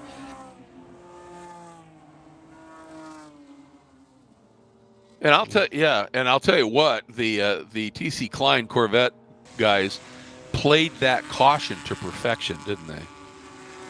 Yeah. Because we saw them pit, and they were one of the first cars in from that group, and I think everybody else saw them pit and said, well, we better cover that. Yep. And they got a really quick pit stop in, and that may be what they, obviously at that point, you're probably only going to need a bottle and a half, because it was, what was it, about 30 minutes into the race. So, yeah, they really played that well. So TC Klein, after that yellow and making their pit stop, have gone from pretty deep in the field at 6th at one point, and they've steadily climbed, and now they are in first place. We still have the question mark over the stint lengths, I reckon. But Yes. right now in the lead of G1. As we take their onboard here, along in the C8 Corvette. See how quick all of the landscape is just flying by. Such a fast section of track. Canada corner here.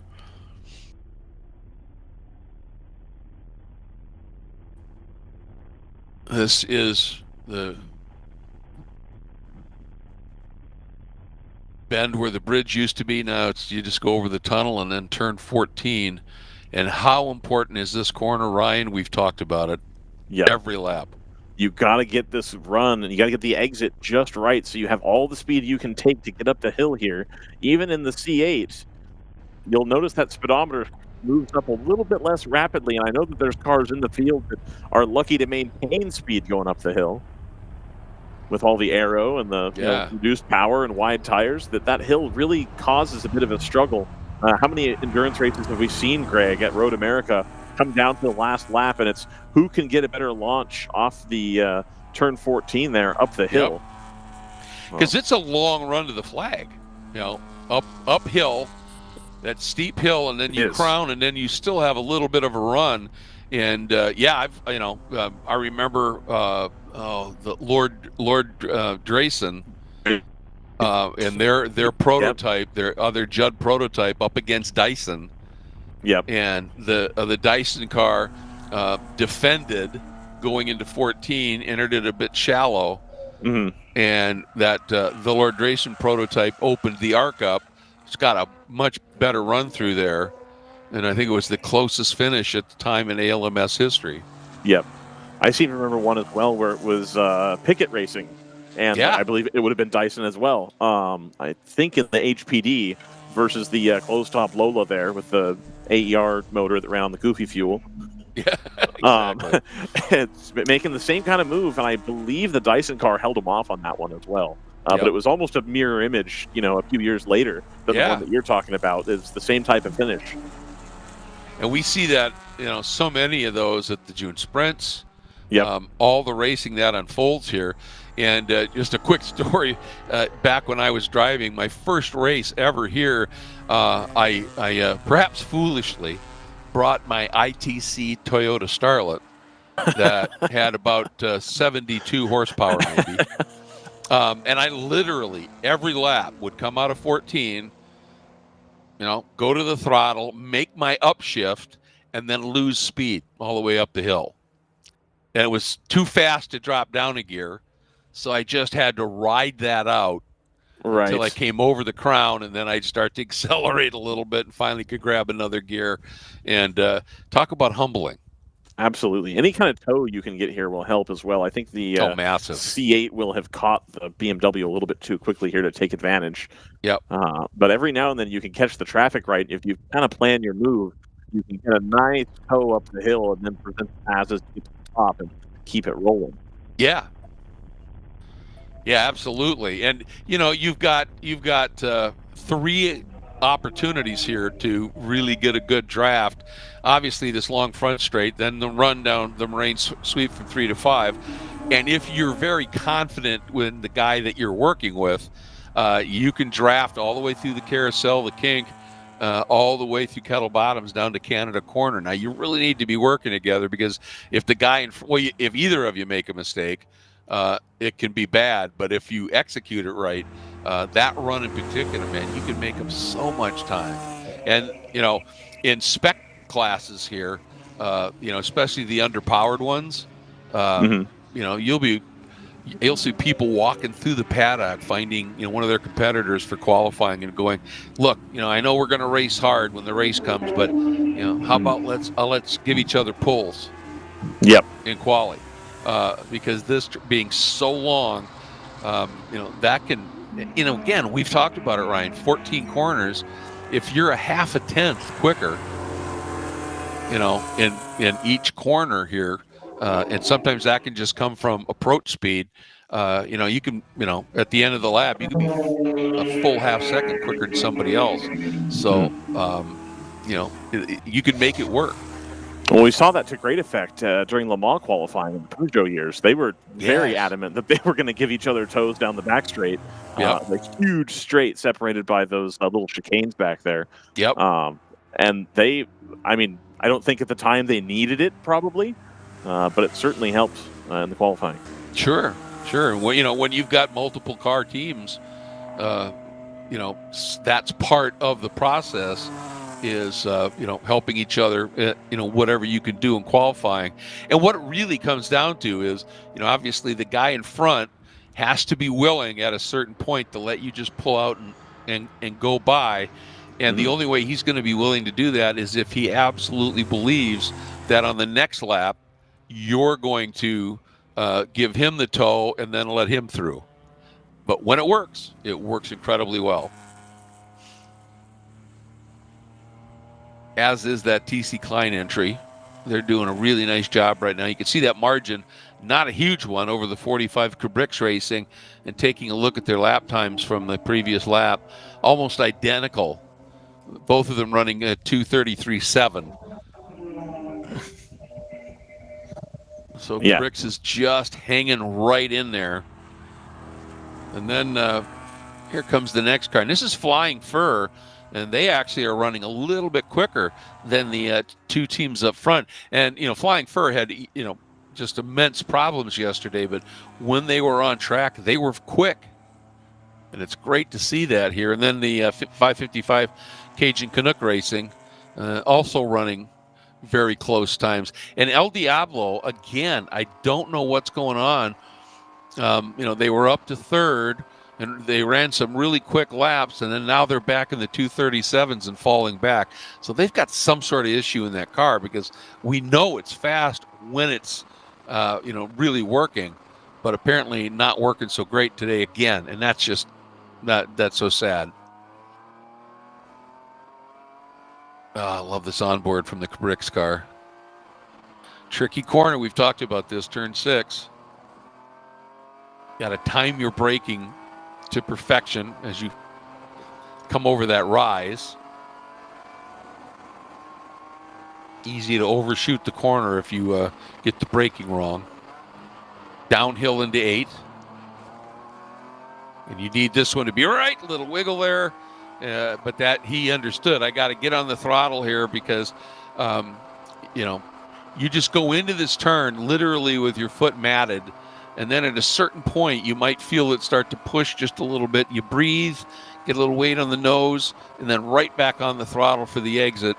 And now the kink. That's such a mega corner. Oh, the 46 is in. Ginger Racing. Obviously, they must have had some sort of problem after that off. JT, you were wondering whether something caused the off? Yeah, it was weird because I was thinking it might have been like suspension going down or something, but they stayed out for a few laps. And they look to still have a little bit of pace. Yeah, so this is them finally coming in. They've already finished fueling. Now they're inspecting the car. Doing some tire pressure adjusting, but there's a lot more that they're looking at underneath there. Something is not right. And folks, if you're new to racing, you see that great big sort of shovel on the front of that car. That's the splitter. And what that is designed to do, the less air you can get under the car, the more efficient the car's aero will be in terms of generating a little bit of downforce from that nose, and the like. And so that big splitter literally does what the name implies. It splits the air, tries to minimize the air under the car, which creates lift. And if you get the air out from under the car and you get it accelerating up and over the car, that, especially if you can get that acceleration air to hit that rear wing right, that's where you generate some, really nice downforce. And so those splitters are critical. And the interesting thing, if this was a really hot day, I don't think it's a big issue, but on a really hot day with a lot of sun, so that track is radiating heat. And, you'll have track temperatures that could be 30 degrees higher than ambient. Well, that wing on the back sits in the ambient temperature, but that splitter is right down there on the, and so the heat radiating off the track, and that is like 30 degrees warmer, the air is much thinner. And so, that's where you got to balance that splitter isn't adjustable, but that rear wing is. And that's where you'll see some of that adjusting going on. Unfortunately, a problem here, clearly, for the 55. That's the AOA Racing entry. They were running pretty quick earlier. Second for a while, I think. Yeah, they were. They had been second. They were overtaken on track by the 455 from HC Autosport. Shortly after that, they seem to have developed a problem, and I believe they've stayed on pit lane since. Oh, that's a shame. Back on board here with the 45, just doing whatever it can to try and stay with that number 12. They've lost about 3/10. That margin was around second and a half. Now it's 1.8.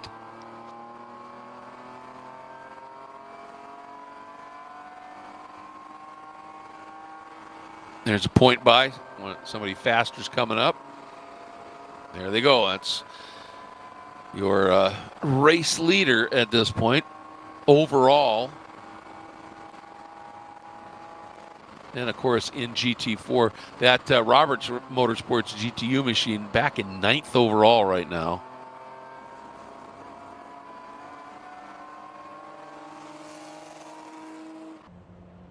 There's the number 2.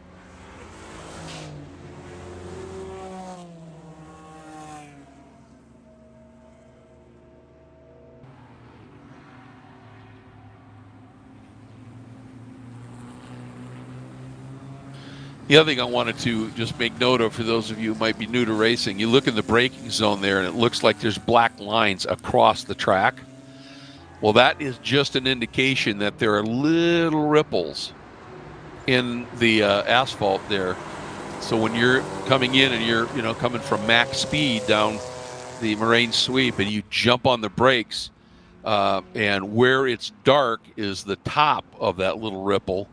And the car is literally, it's putting more rubber down under braking on top of those little ripples. And then where the pavement's lighter is the bottom of it. And they can be extremely subtle, but it's because of the braking loads of the cars that it will highlight that just a little bit. You'll see that on tracks all around the country. All right.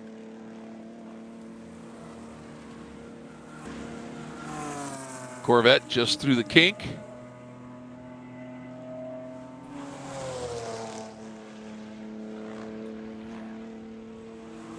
There is the 410. About 11 seconds, well, 13 adrift of the lead, 11 seconds behind the number 2 ACP Tangerine entry. That 282 from TCB Racing is having a pretty solid day here. And then that 54 Porsche is running some really good laps right now as well. So that's a potential nice little battle, building for essentially 4th in GTO. Oh, look at this little scrum. This is the magic of multi-class endurance racing right here. As you get that scrum of cars and 3 different classes in that mix. You're trying to, all right, pick your way. What's the best route here?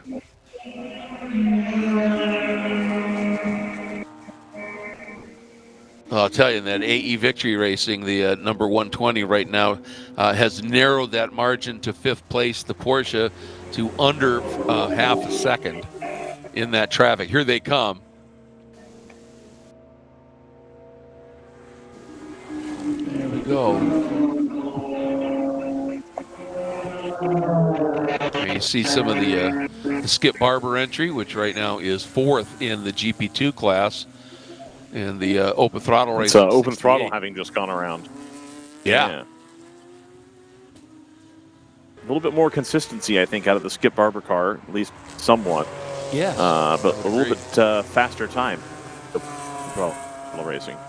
W.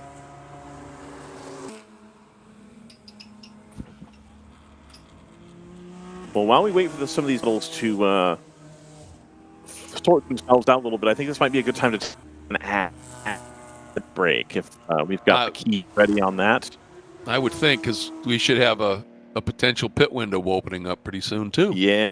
Yeah, it's going to happen rather shortly. So we'll be right back here from Road America. You can feel confident Continental is the smart choice in tires. Can they handle extremes? Yep. Tested from the Texas desert to near the Arctic Circle. Really? Really.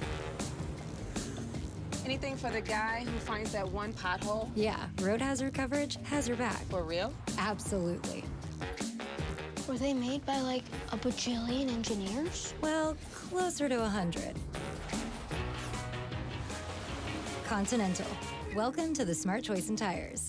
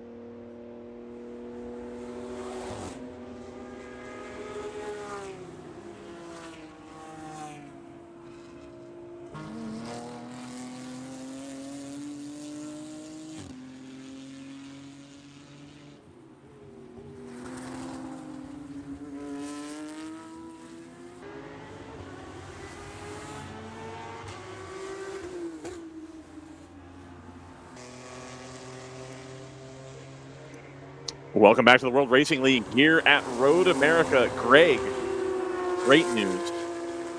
I think I have a friend of yours sitting next to me in the booth. It's Tommy Kendall, man. We got Tommy Kendall in the booth. Greg, I'll let you take it away. The TK. One of the TKs of racing. So, you know, the arguments ensue over who is the original, which that doesn't really matter. The TK is a good moniker. I mean, good company. Tony Kanaan, Tom Christensen, all good. Hey, Greg, how are you? I am doing well, my friend, and I'm sorry you are the original because we were calling you TK back in the 90s. So most people concur, and but all good. It's so cool to see that you're still out there racing and having fun, and of course here at such an incredibly cool venue. Well, it's actually not still. It's again because the race I did at Coda in December was the first time I'd laced them up in 12 years.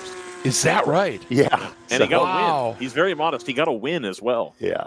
So, well, it was, as it always is in endurance racing, a team effort. So a lot of people contributed to that. The whole reason I did that race and here is Mateo Siderman, who his father Sergio has become a very good friend of mine. And I've watched Mateo transition from D1 college football to racing. And so they said, let's do a kind of a celebrity car, if you will. And so with Matt Farah and Johnny Lieberman at Coda, and then Zach replacing Johnny here. So that's how it came about. And I mean, to tell you, I'm wearing Sergio's helmet. My helmet is expired. So I don't have current gear, and so it's been fun. But like everything, I mean, I don't reset to zero because I have all the experience. But when you haven't even thought about it in a long time, a lot of the stuff that used to be second nature is not. And so it's been fun exercising that part of the muscle, the brain, what a great series. I mean, just the level, the field, and I'm really impressed with the way they operated. I mean, incredibly professional. Yeah. They treat everyone like adults, which number of the pro series I used to race in didn't treat the racers like adults. Maybe we didn't deserve to be treated like adults. I don't know, but the way RJ runs things is incredibly impressive. Oh, absolutely. And that was a bit revealing to me because I wasn't super familiar with the WRL, and so when they approached me to come in and I started to watch it just a little bit, that was the first thing that struck me. The competition on the track is great, and the rules package looks to be really sensible. But what I loved was that this is essentially an amateur club series, if you will, but it is run at a very professional level. And we've talked about this before, I think, Tommy. Professional has nothing to do with money; it's all about attitude. Yeah, and and they are professional in this series. Well, it's easy with smart people that mean well to overcomplicate things too, and so the way they run tech and the balance of performance and so forth. I don't think they call that here. Maybe they do. It's really sensible. It's funny. A lot of road race people don't like NASCAR, but I have run in NASCAR since '89, '88 actually on the West Coast, and I always not love exactly how it works, but there's a method to the madness, and keeping it simple is not easy. As you've run a business or done something, you always try to fix everything with adding another rule and so forth. And here, it's the elegance of the simplicity is also so.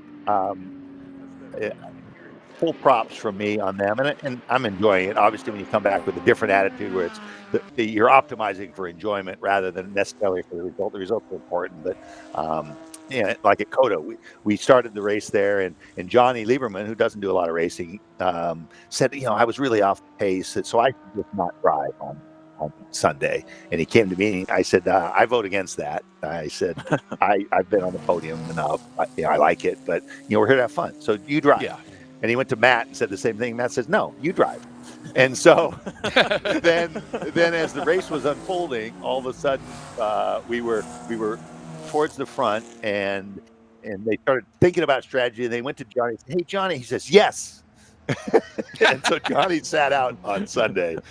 So, I mean, at the end of the day, the competitive juices took over, but everyone's here with, I think, the right attitude to have a good time.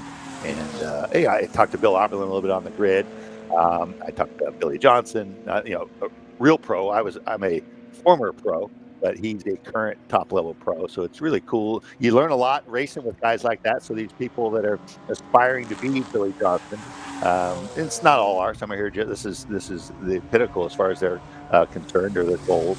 But it's really cool. And when we did COTA, and they said, let's pick another race, my eyes immediately went to this one. I said, if I'm picking, and it was kind of unanimous, and so here we are.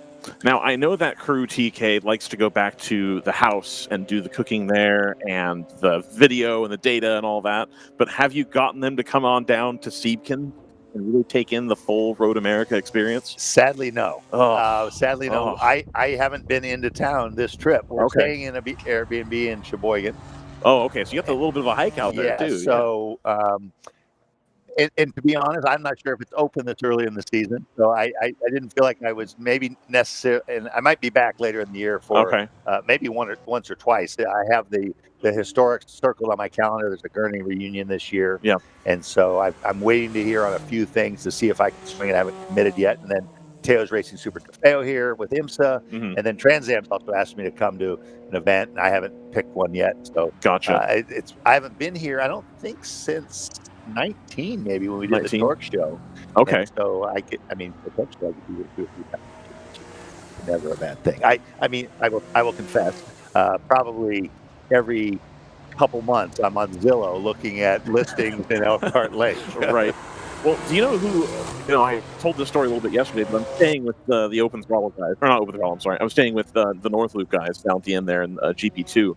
And they rented a couple houses just because there's a lot of us around. And one of the houses is like Vassar Sullivan's house that they own in town.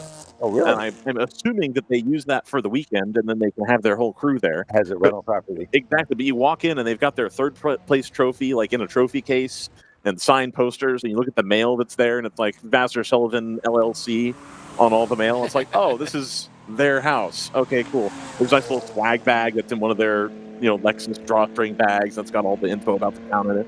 I was like, super cool. And what a smart way as a team that, like, yeah, we'll just buy the house here. So it's interesting that you say, like, yeah, you're looking for houses. Like, evidently Jimmy Vassar thought it was a good idea to buy a house here. So who knows? Well, it's funny because there's a few markets. This one is that are kind of hotel room constrained. Yeah. Lime Rock jumps to mind. This one, and so you could make and now it was always a good idea, but now with Airbnb, there's no good reason not to. Right. It's become a thing, and to be optimized for sleeping a lot of people and simplicity and big meals and so forth. So yeah, Jimmy's it does not surprise me. Jimmy is a true baller, but he will never tell you that. Sure.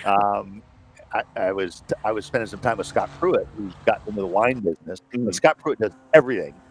Helps plant the vines. He's the actual winemaker. Doesn't have a hired winemaker. He's really gone to school. Award-winning stuff that he does, ironically, with Lexus. And I asked Jimmy. I said, Jimmy, I said, you have a winery, a vineyard, and a winery. Are you like Scott? He says, no.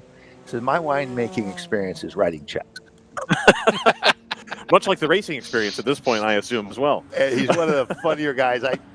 This isn't that bad, and Jimmy wouldn't mind. But we were having lunch once in Vegas at a very nice place, and the sommelier comes over, and he says to the group, he says, so do you guys know a lot about wine? And instead of Jimmy saying, well, I own my own winery, he says, well, I'm an alcoholic.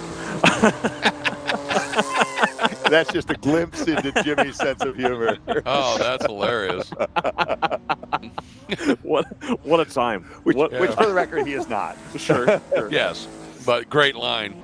Yeah. Hey, Tommy, before you go, for new fans of racing, I would like you to just talk a little bit about, if we have time, Ryan. Yeah, of course.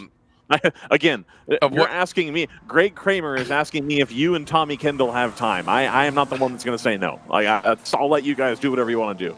Well, thank you. But Tommy, I wanted you to just talk a little bit about what it was like driving 900 horsepower Trans Am cars here, especially in the the early '90s when they didn't have the radials and they had those big slip angles. That had to be just amazingly cool. Well, for my money, everyone asks me what was your favorite car to drive, and I say, pure thrill. It was the GTP car. There's nothing like that. The math there. But I said the perfect racing for me was Trans Am, because being a tall guy, sharing a seat like here, my hip was and hamstring are in bad trouble from yesterday. But the seat is set up for you, 100-mile sprint. It's all on you, for better or for worse. I really like that. And then with the bi-ply tires, it was really you couldn't run full flat out for 100 miles. So you had to manage it, both the setup, the arc of the setup, how it with fuel load burning off and the tires going the opposite direction. So it was perfect. Obviously, I had a lot of success at it, so that might color it, but. I think it's the reverse. I think that's probably why I had a lot of success. I really loved the challenge of it, and Road America was it for me too. I came here. First time I came here was 45 years ago with my camera, watching my dad, and there was no paths, and I hiked through the forest to get to the different parts of the track, and it's my favorite place to watch a race. It's my favorite place to just spend time. It's my favorite place to race. But the Trans Am cars, I've got a bunch of great memories here. One is one that still gets me ticked off is a battle with Pruitt, and there's a highlight. You see it a lot going down into turn 5, and Scott, the term that Paul Tracy has popularized, the Pruitt fade, actually came from a text exchange. I said, the Pruitt fade, and he since branded it and put it into practice. But the Pruitt fade is he's so good, he only would have to move a half a car width or so forth, but he's always in the right place. But the fade is the problem. So I don't mind you taking the inside. I'll have a go on the outside, but I'm getting ready to do a deep lunge down the outside in 5, and he fades over towards the turn-in point. And now I'm in the grass, sideways and banging off of him and so forth. No penalty. It's a different era. Yeah. You could argue the pendulum maybe has gone too far on the blocking, maybe not. But back then there was almost no such thing as a blocking call. Yes. And Scott acted like he had no idea what we were talking about. What do you mean? So, but that one, that kind of sums up how cool the racing was. I was on the wrong end of that one, but and it still fires me up a little bit. But I look at the clip and I'm like, that's pretty damn cool. Yeah. Oh, absolutely. I've seen that clip in question. That is up there. Of the two clips I see on social media the most, it's that one and it's Flying Lizard and Johnny O'Connell at Road America. No, at Laguna. Yeah, those are the two that I see around most frequently. Yeah. Well, it's funny with YouTube. I don't go back and watch races. I should, but my little brother will send me clips now and again. And for some reason, the GTP race at Lime Rock, where I almost lapped the field before Wayne Taylor, my teammate, spun me out. And so someone sent me that the other day, and I hadn't seen it in forever. And so it's fun at all these great battles. One that comes up that is a highlight and is a Trans Am one was 95 at Road Atlanta. It was wet, and it was starting to dry out, and that wasn't a great year for us. The Fellows car, the AER cars were really fast, Pleasant Tall cars. And so all of a sudden now in the wet, I have quite a bit more pace. And the only place I was really faster was through the dip at Road Atlanta. And I'm like, I'm not real excited about going offline into the wet to pass. But as the race wore on, I'm like, that's the only place this is going to happen. And so going around Dallas and Fellows on the outside of the dip in the wet, I watch it and I'm like, who is that guy? So, well, I'll tell you, I'm going to jump in here because I have told that exact same story to so many people that have asked about what it was like. And I remember, Tommy, it was that weekend or the year before, and you and I were talking, and I said, is there any place at on a racetrack that spooks you a little bit? And you said, oh, the dip at Road Atlanta. Which made sense because, in a Trans Am car, you're entering it at what, $180? And it's two concrete walls that lead to a bridge abutment. And you had told me that. And then in 95, when that hurricane up in North Carolina was just pumping rain onto the track, didn't have a great run for qualifying. And I remember calling that race, and in the back of my head, I remember you saying that. And then I watched you make those two outside passes in the dip, and I think I said in the broadcast that, I mentioned that conversation, and I said, so what we're seeing is a master class in compartmentalization. Mind over matter for sure. Yeah, I mean, those cars, not one driver aid, under-tired, nowhere near enough aero grip or whatever. I mean, it was a class where, and as you said, short race, it's all on the driver.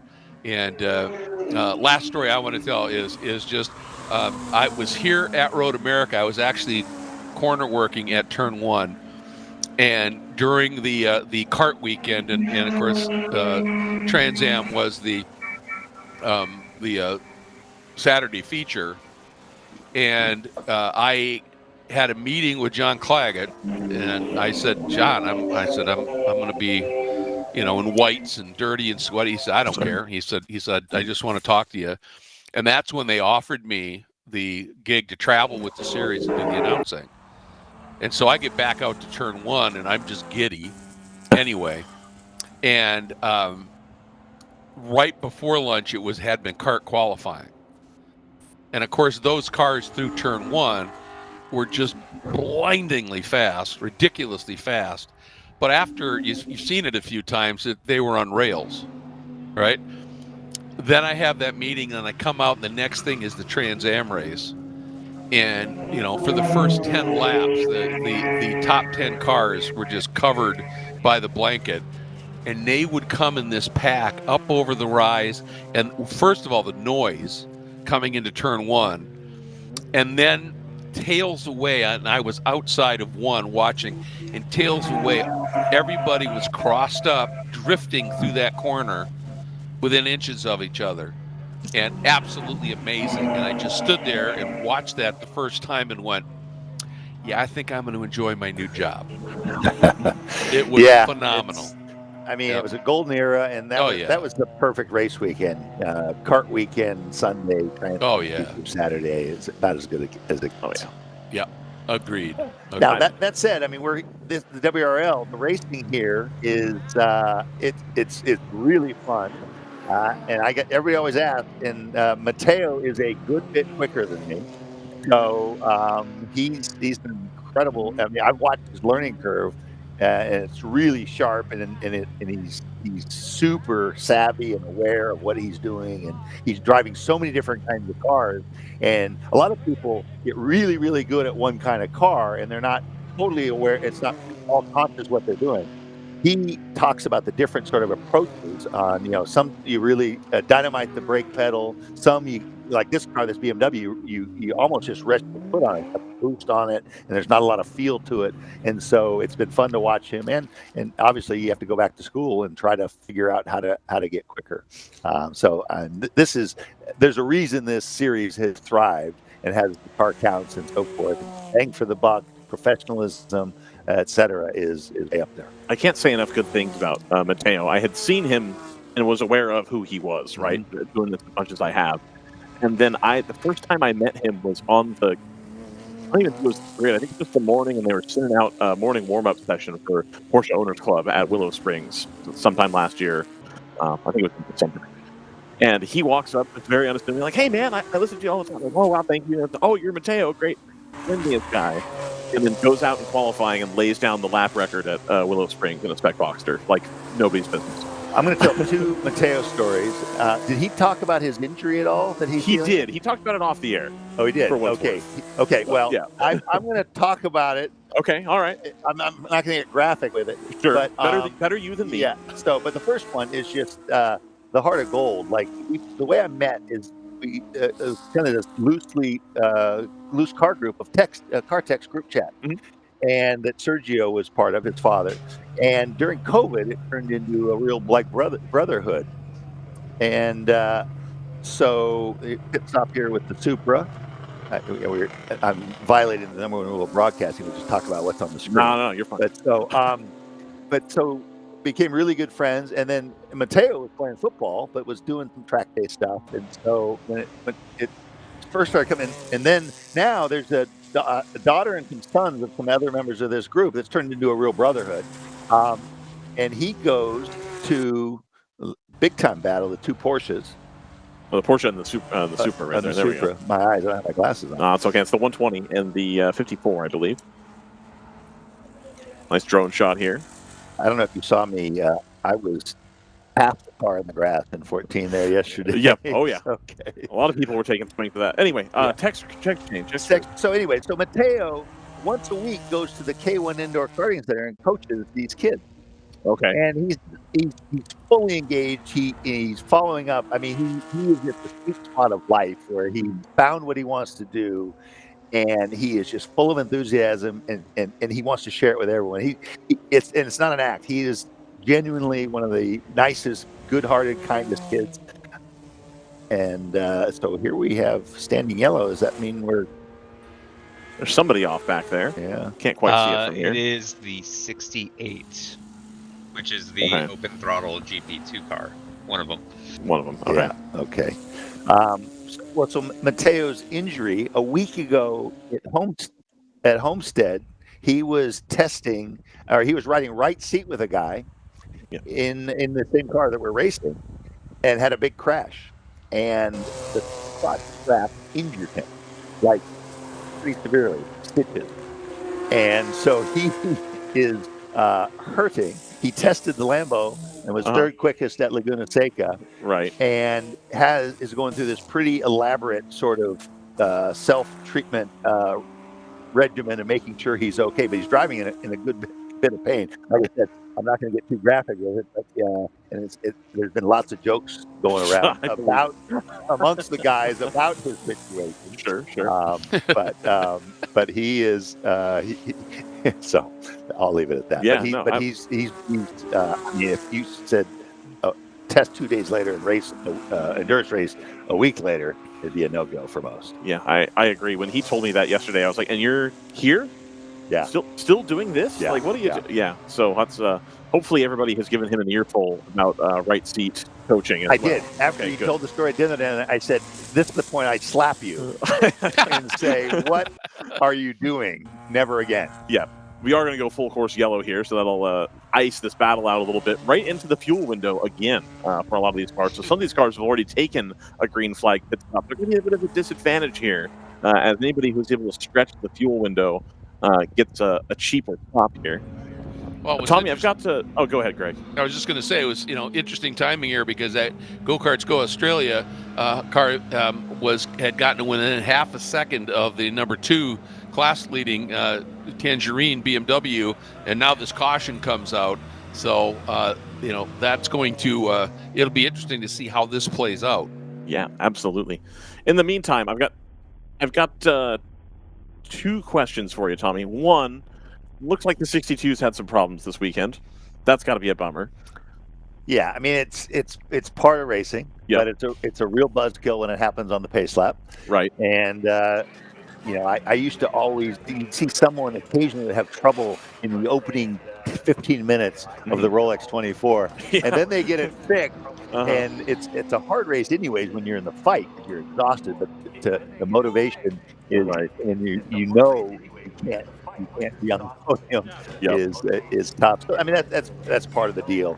And thankfully it's tougher for Zach. This is Zach's first kind of real race other than a champ car race, Lemon's race actually, I think.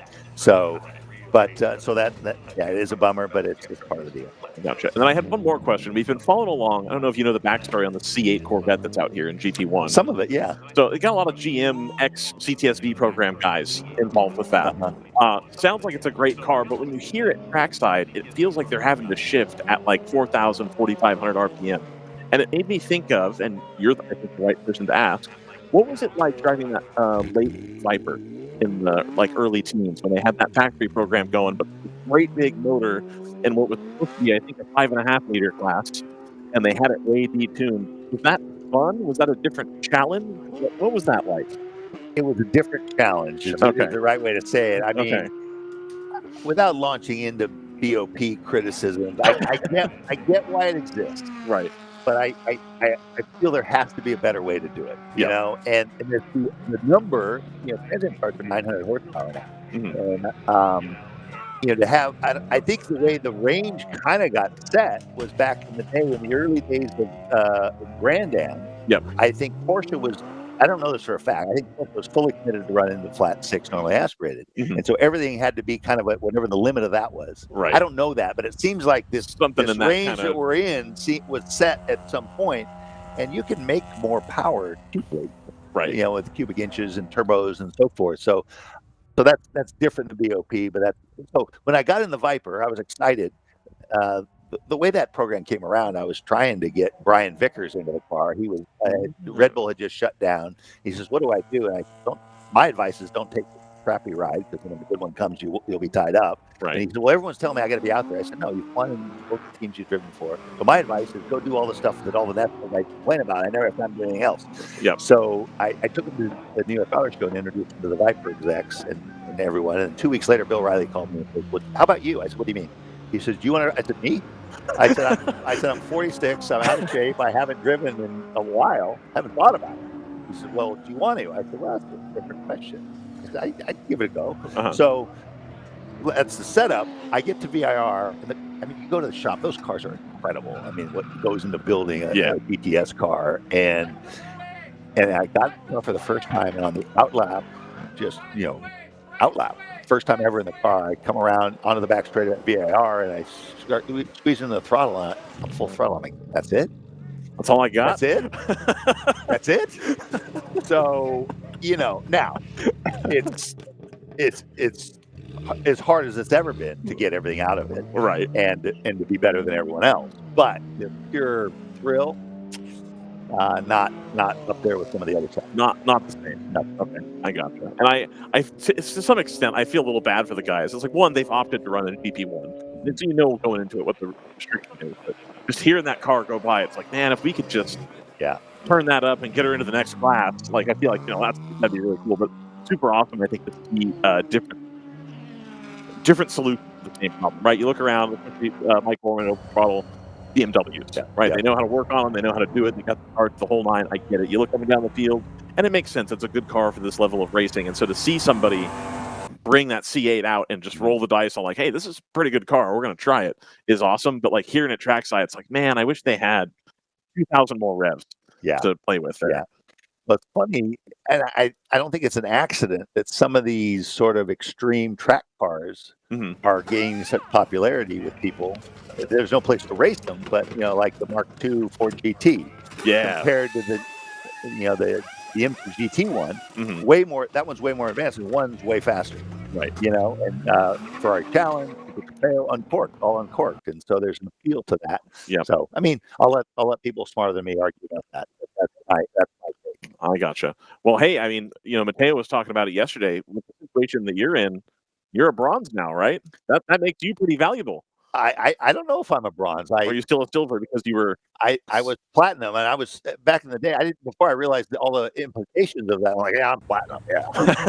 And then I'm like, you don't want to be platinum, you want to be lead. Like, oh, okay. So I don't know. There's been some talk. Listen, at this point, it's pure enjoyment, and I'm not willing to do what it takes to organize stuff. Well, Tracy still is. He wears me out. He's like, we should go to the Rolex. I said, call him Team Sloppy Silver or something like that. But and Jimmy Vassar Senior, his nickname amongst everyone was Silverback. He was the leader of the pack, Silverback Gorilla. Okay. And so, and I think the name of Jimmy's boat now is Silver Lining. Silver Lining. Okay. His father passed away. Got it. But so there could be a Team Silverback or something like that. I mean, it never got very far in the discussions, but I mean, I guess I would listen. Okay. But the reality is, and being around Matteo, I haven't driven in 12 years, and I'm used to coming to Elkhart Lake. I'm pretty sure I'm going to be as fast as anyone. Well, guess what? I wasn't. Yeah. And so I guess everyone, even people that at one point were Superman-esque, time comes for them. So, which is fine. You don't have to be the fastest in the world, but it's a different stage. I always think of just to kind of close it out here before we go back to green. I always think of it like baseball, right? So you have somebody like Albert Pujols playing for the Angels. He's definitely on the downslope of his career, and he's hitting 210. But in the clutch moment, you come up in the 8th inning, you're down by 2, and there's 2 people on, like, you're going to be for sure that ball is going to get to the wall, and they're going to score some runs here. Can he do that every day? No, not anymore. He's, at that point, 39, 40, whatever it was. Yeah. But when the rubber meets the road, as it were, it's going to still happen. And so I think if there's a lot of you guys out there that are, 90s, 2000s, 2010s that were dominating at the top of your game, and I don't think you guys give yourselves enough credit now that I'd way rather have 4 of you in the car than 4 19-year-olds fresh out of F2. Somebody said that. It reminds me of the words of another TK, Toby Keith. Not as good as I once was. Right. As good once as I ever was. So, yep, there you go. So there you go. There's some element to that. And it reminded me, I was in the car at the end of COTA on Sunday when we weren't the quickest car, and there was a car behind, closing the gap, but we had a really big gap. I said, hey, give me the gap. And, and I'm happy to, they might think they're gaining in chunks, but I've already done the math.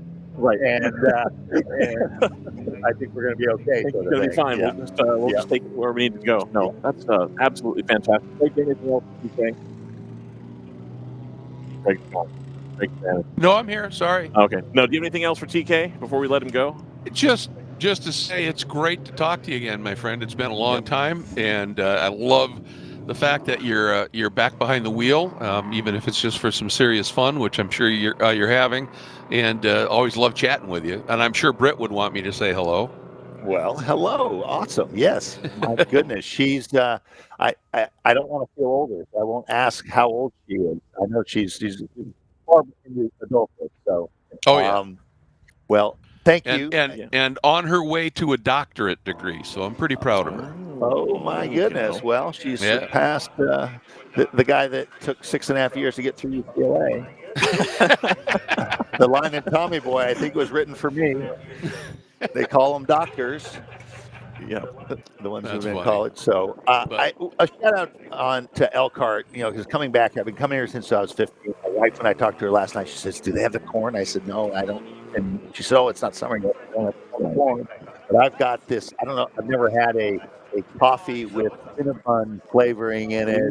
The food at Elkhart is an attraction.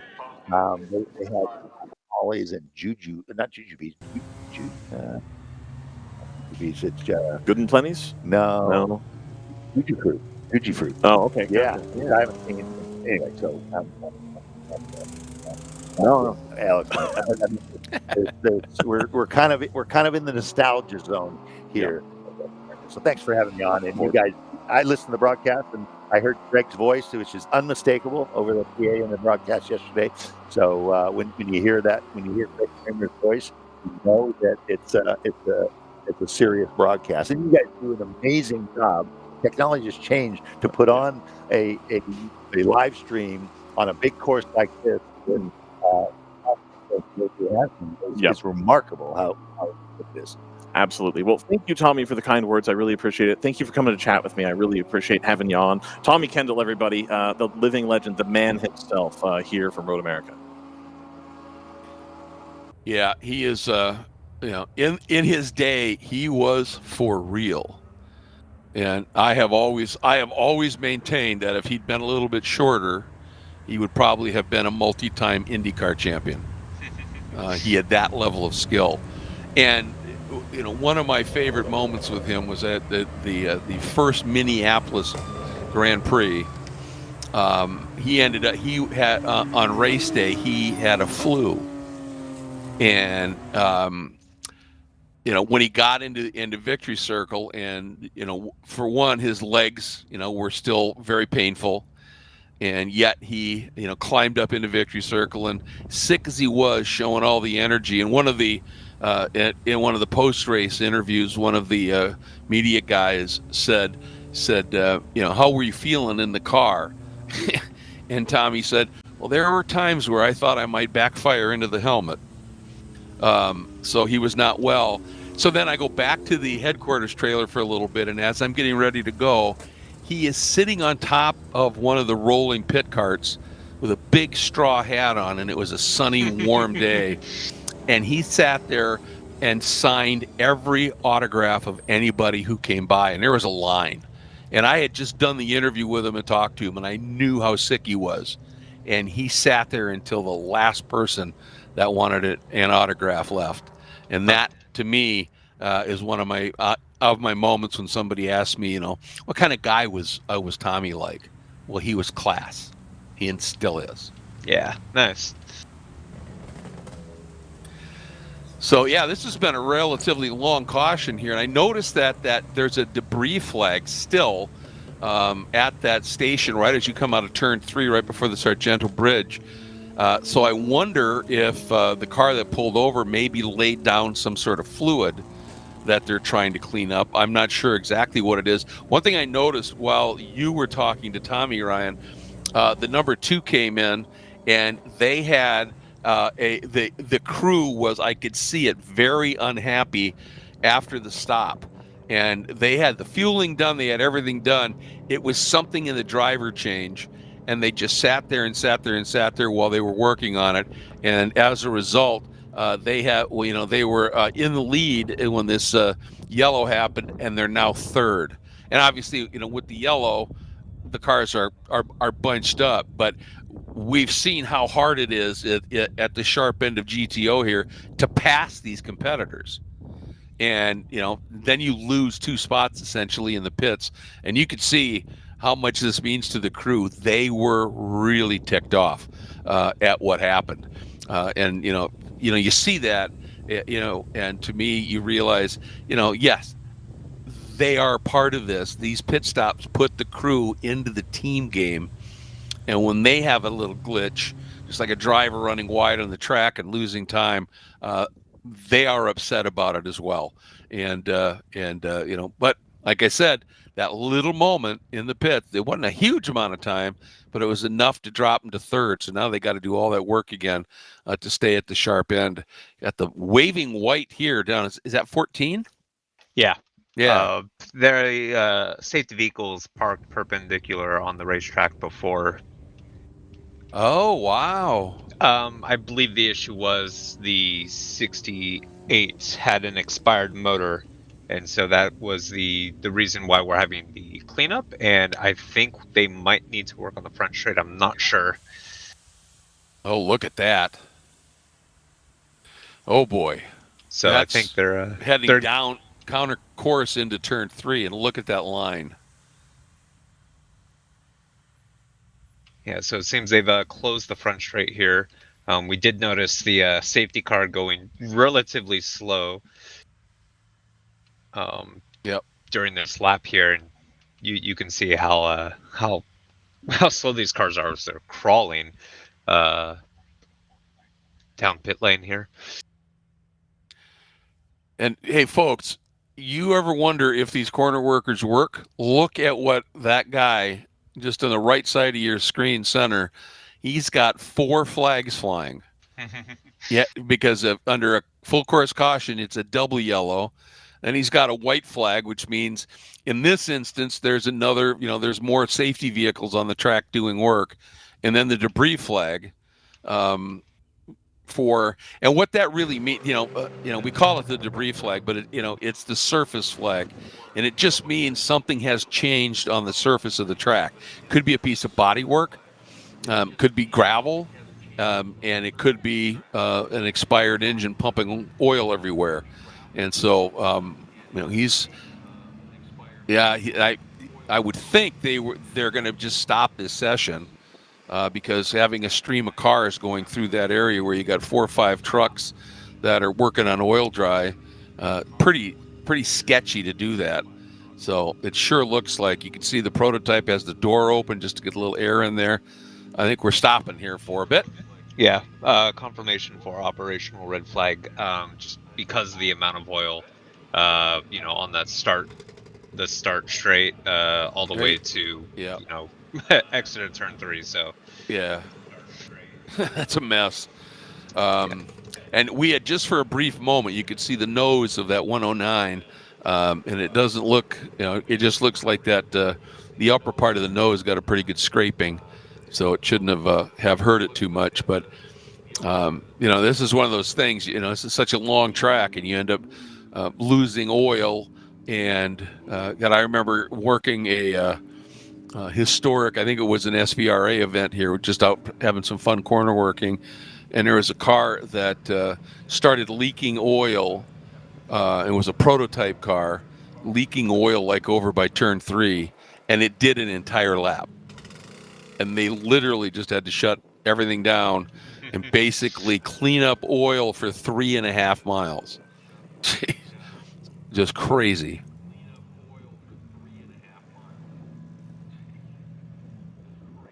So, we have hit the pause button here on our coverage of the World Racing League at DriversEye Live. And again, this is unfortunate, certainly, but, oil on the track, especially when it's cold and the tires are struggling for just get temperature and grip in general, you just need to stop. And there's a look at that nose. You can see it's just looks like scraped. I don't even see a hole there. So that's good. Now, under red flag, I presume, Ryan, the rules are the same. You cannot work on the car other than maybe clean your windscreen. And maybe, you could bring the driver some fluid or whatever, but, and I don't know this for sure, and I'm kind of asking, is that the policy? Like, most series, red flag, car stops, you can't work on it at all. Yep, that is correct. Okay. There is that very quick Mercedes.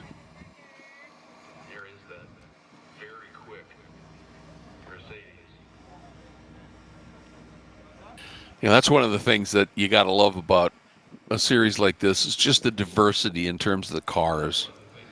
For these different classes.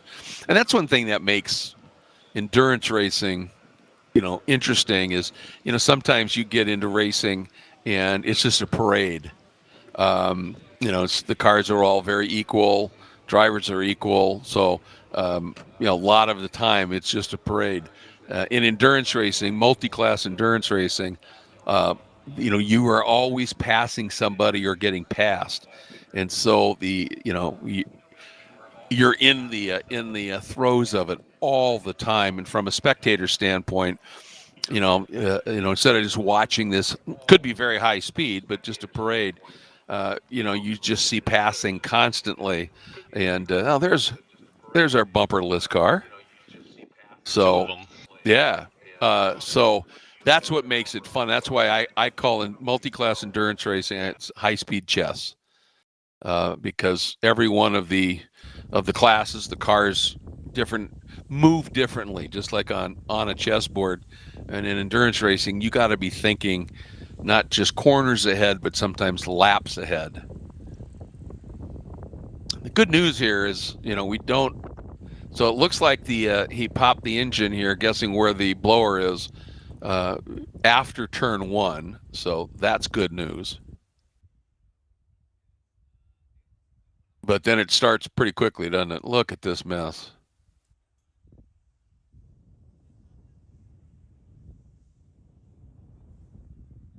Yeah, this is going to be a bit of a cleanup, gents. Yeah, just a bit.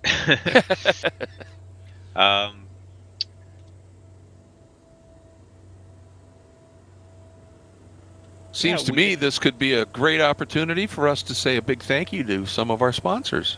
What do you think, Ryan? I think Ryan is dealing with other questions, so let's make the call. Dustin, let's take a moment to say a big thanks for the support we get. You can feel confident Continental is the smart choice in tires. And they handle extremes? Yep. Tested from the Texas desert to near the Arctic Circle. Really? Really. Anything for the guy who finds that one pothole? Yeah, road hazard coverage has your back. For real? Absolutely. Were they made by like a bajillion engineers? Well, closer to 100. Continental. Welcome to the smart choice in tires.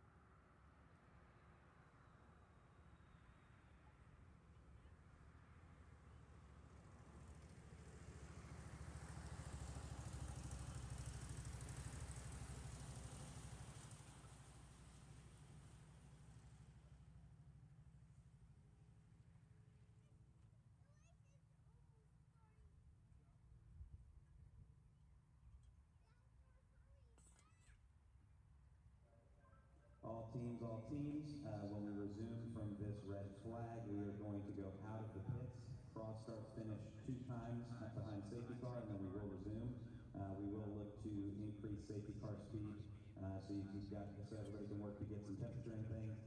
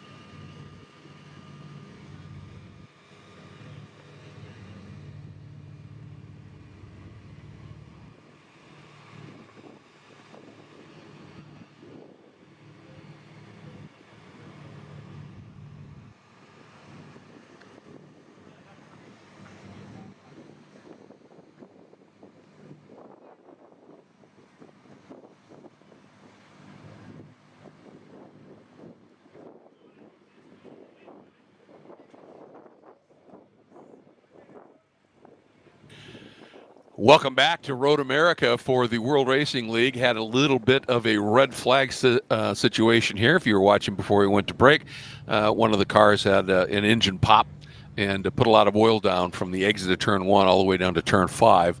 But the safety crew here at Road America just doing, as usual, an absolutely incredible job of getting that cleaned up.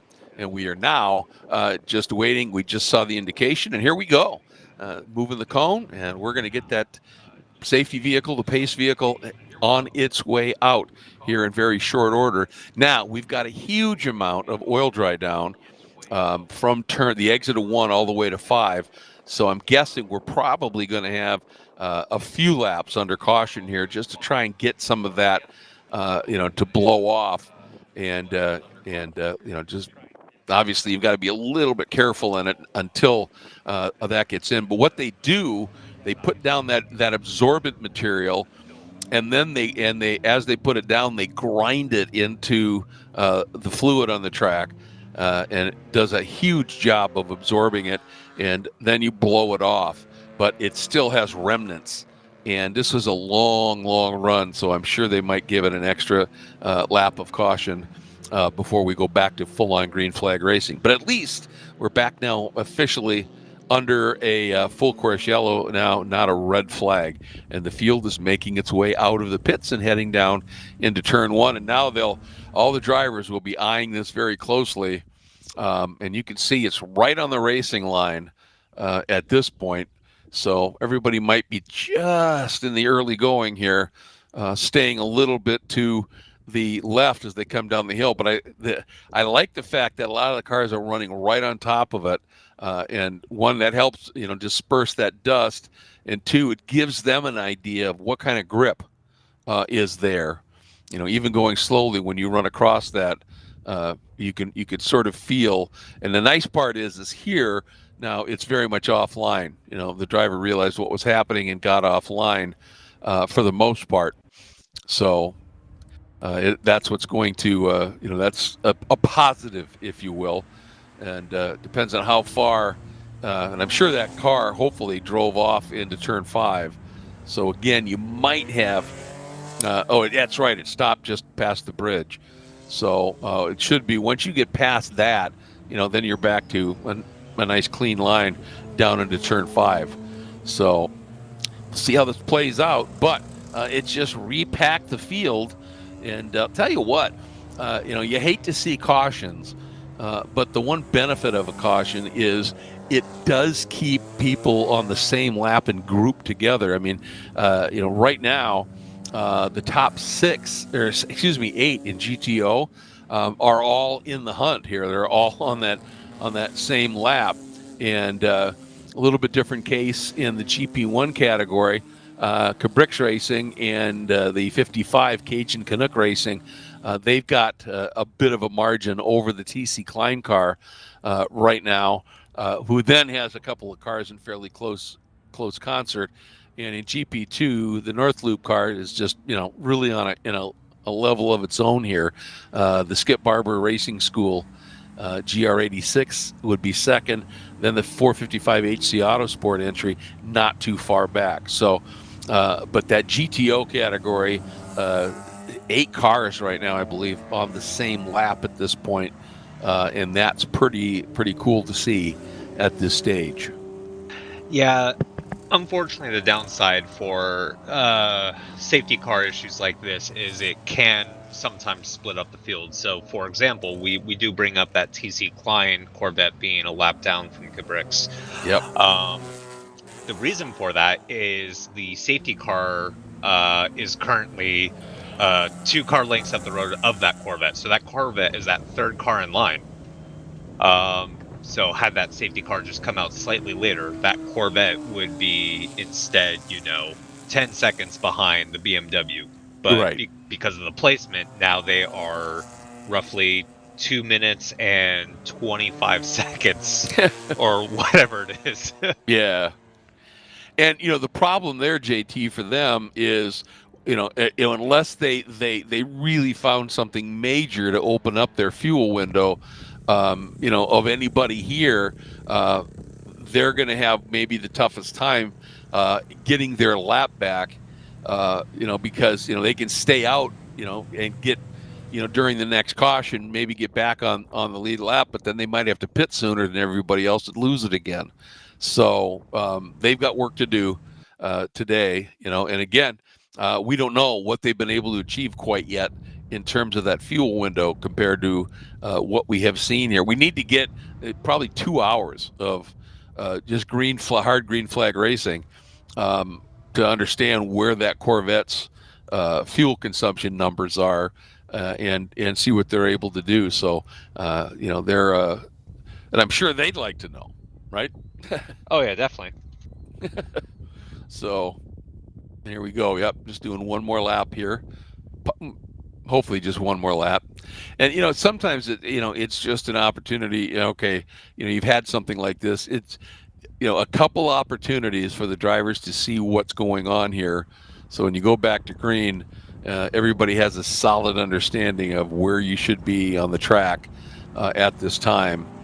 And you can see that little prototype doing a lot of weaving again. For that car sitting in that pit lane for that long, that's, the sun is out, so they're starting to get some heat into the track for sure. But at this stage of the day, we're still in the low 50s. And so just sitting there, just all of the heat that they had, even under full course caution, is just gone. So now they've got some real work to do here.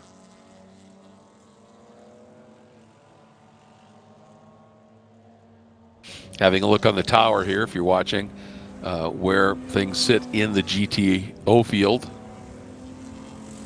There's that lone GTU entry there, Roberts Motorsports car.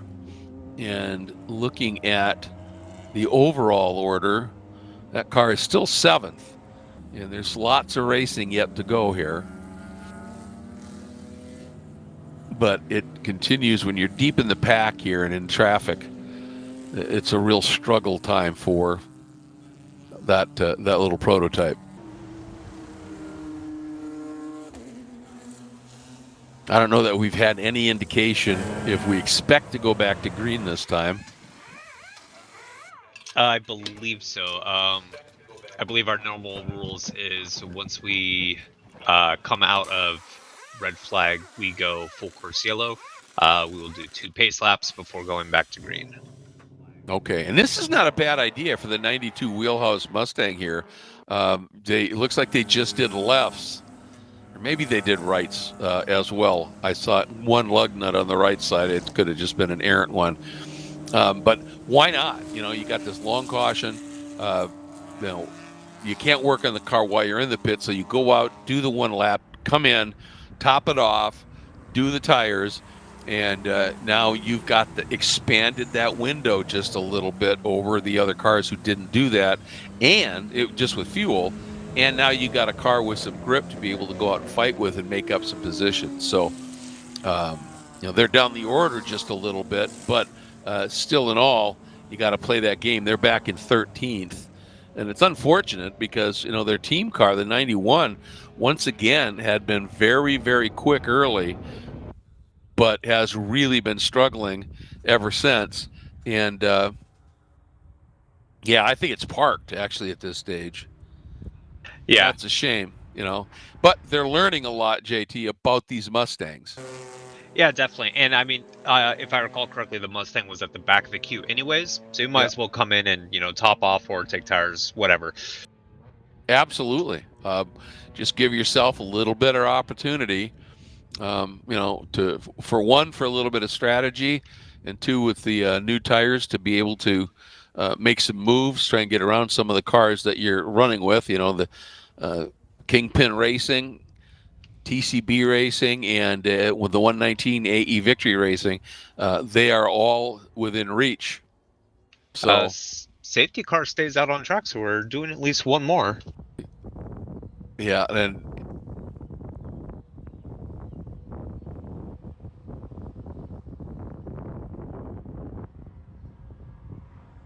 so you'd mentioned after a red you do 2 pace laps, but I guess you could say 2 full pace laps, and if you're sitting in the pits and you come out, that maybe they don't count that out lap as an actual full yellow lap. So, and it may be they just said we want to make sure that all that oil dry is as dispersed as it can get. Because if you've ever seen cars run through that, it is blinding to the cars behind them.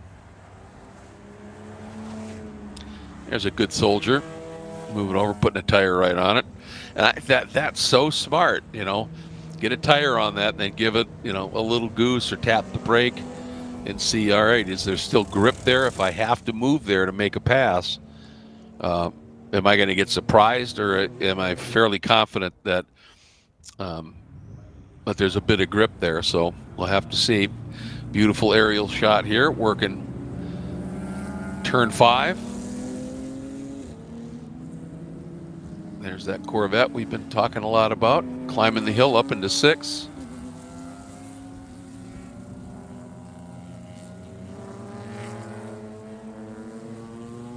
For those of you who haven't experienced this place in person, it is in a region that's called the Kettle Moraine Forest, and the hills that the track goes up and over and down are literally the moraines left from the glacial age that, as the glacier grows, it obviously digs up earth and piles it, and then how many millions of years later, the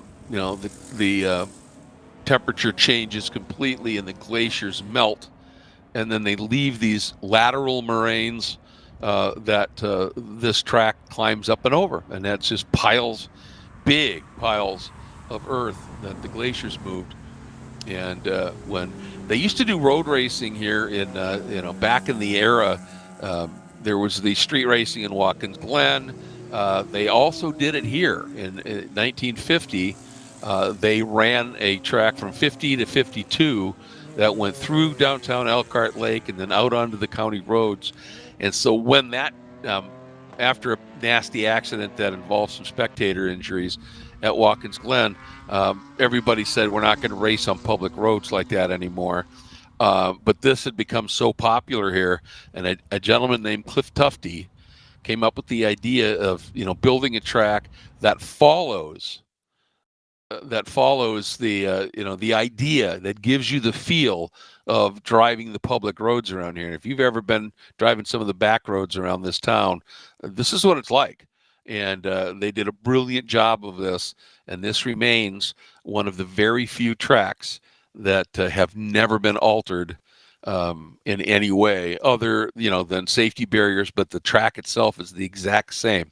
So it's just a phenomenal facility, and we are about to go back to green. And there goes the safety vehicle, and up the hill we go. And again, everybody, this looks a lot better than the restarts we had yesterday. We had a couple that looked pretty rough, and they're doing a nice job. Now, you see how they come under the bridge, and you're still climbing. Now it flattens out. Now you get a view of the flag stand, and we're green. Back to green at Road America. Look how much, this is just the length of that straight. That amount of time I was talking while they were climbing, now it takes this much longer to get to the turn-in point of one. It's just shy of a mile. It is a long way here, folks. And there we are watching, in terms of the overall battle, these are a couple of the cars that are down a lap. There's that Corvette we're talking about. Here comes the Mercedes. Ooh, surprise that GP1 car. And they almost got together. It forced the Mercedes right over onto this debris. And look at that's the 410 that's out there just throwing this stuff in the air. In the end, that's a good thing. And you can see that worker still showing the debris flag because of all that dust down on the track. But down into, again, turn number 5. And the Mustang leading the 410, the Mercedes leading the 410. And then a little ways back, there he is. Middle of your screen is the number 2 that sits in third. And that's what I was talking about with that costly pit stop, what the crew was upset about. Look at all the traffic that this number 2, that multicolored car, has to be dealing with here, including that really rapid prototype that's going to be sticking its nose in everywhere and making his life miserable for a bit, just like that. And there's that, there it is. And, that was caused by that pit stop delay for the driver change. That's some of that domino stuff that I was talking about earlier. And, how a bad stop can take a car from the lead and not only drop it to third, and it would be one thing if it was third in line, right there. But no, you've got a lot of different class traffic in front of you and hounding you, and that you have to work through. So that makes a big, big difference here. All right, there's your leader, the Mercedes. There's the second place car. And here comes third. And they've done a nice job. They've worked by quite a few of those cars. And if the driver of that prototype is pretty savvy in that traffic with these bigger cars, he's just letting that number 2, sort of like a blocking back, open up the hole, and then if he's prepped right for it and he can roll that speed, he can sneak through as well.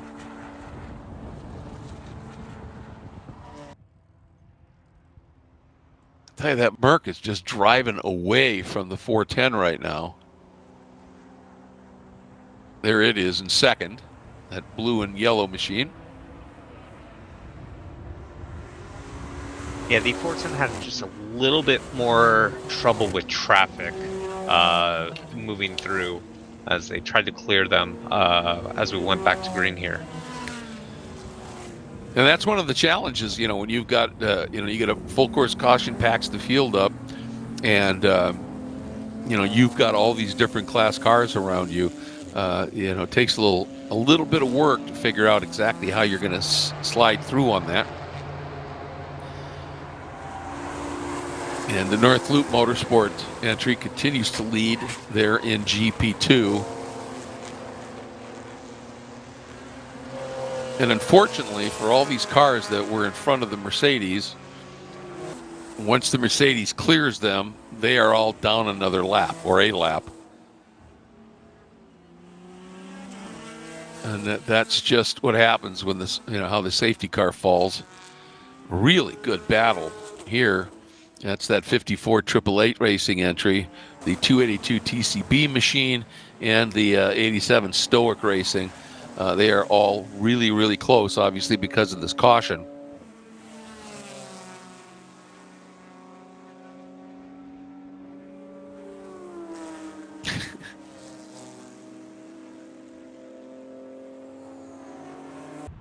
And that Mustang has made up a few spots with those fresh tires.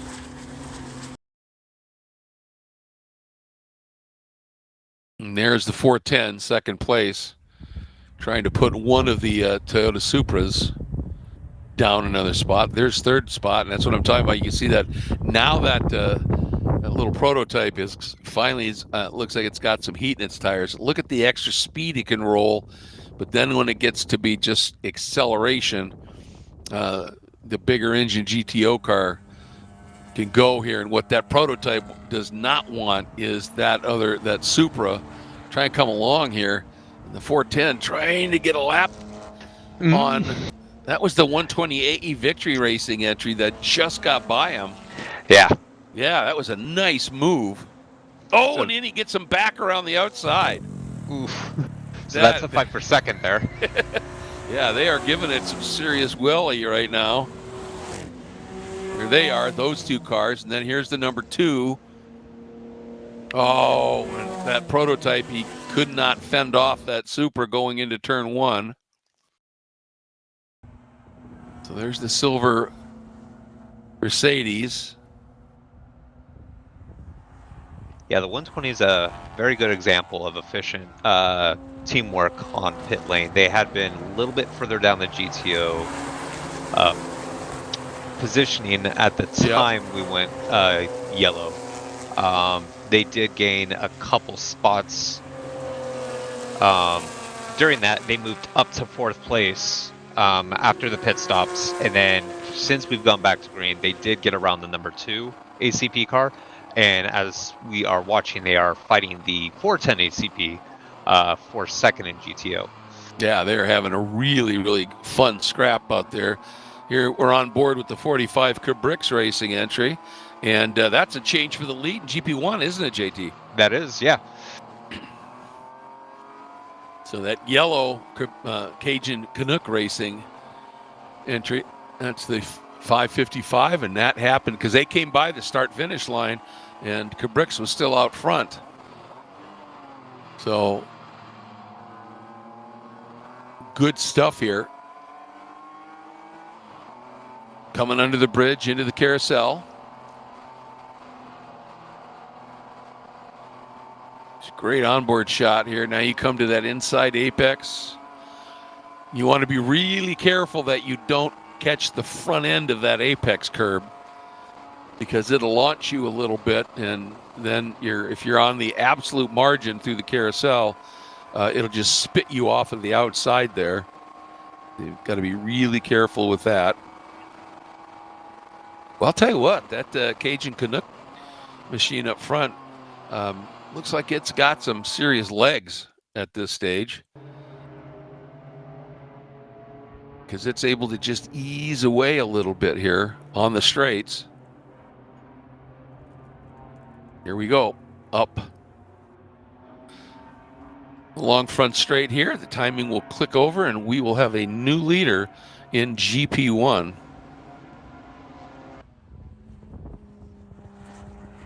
And they had a bit of a struggle, obviously, yesterday.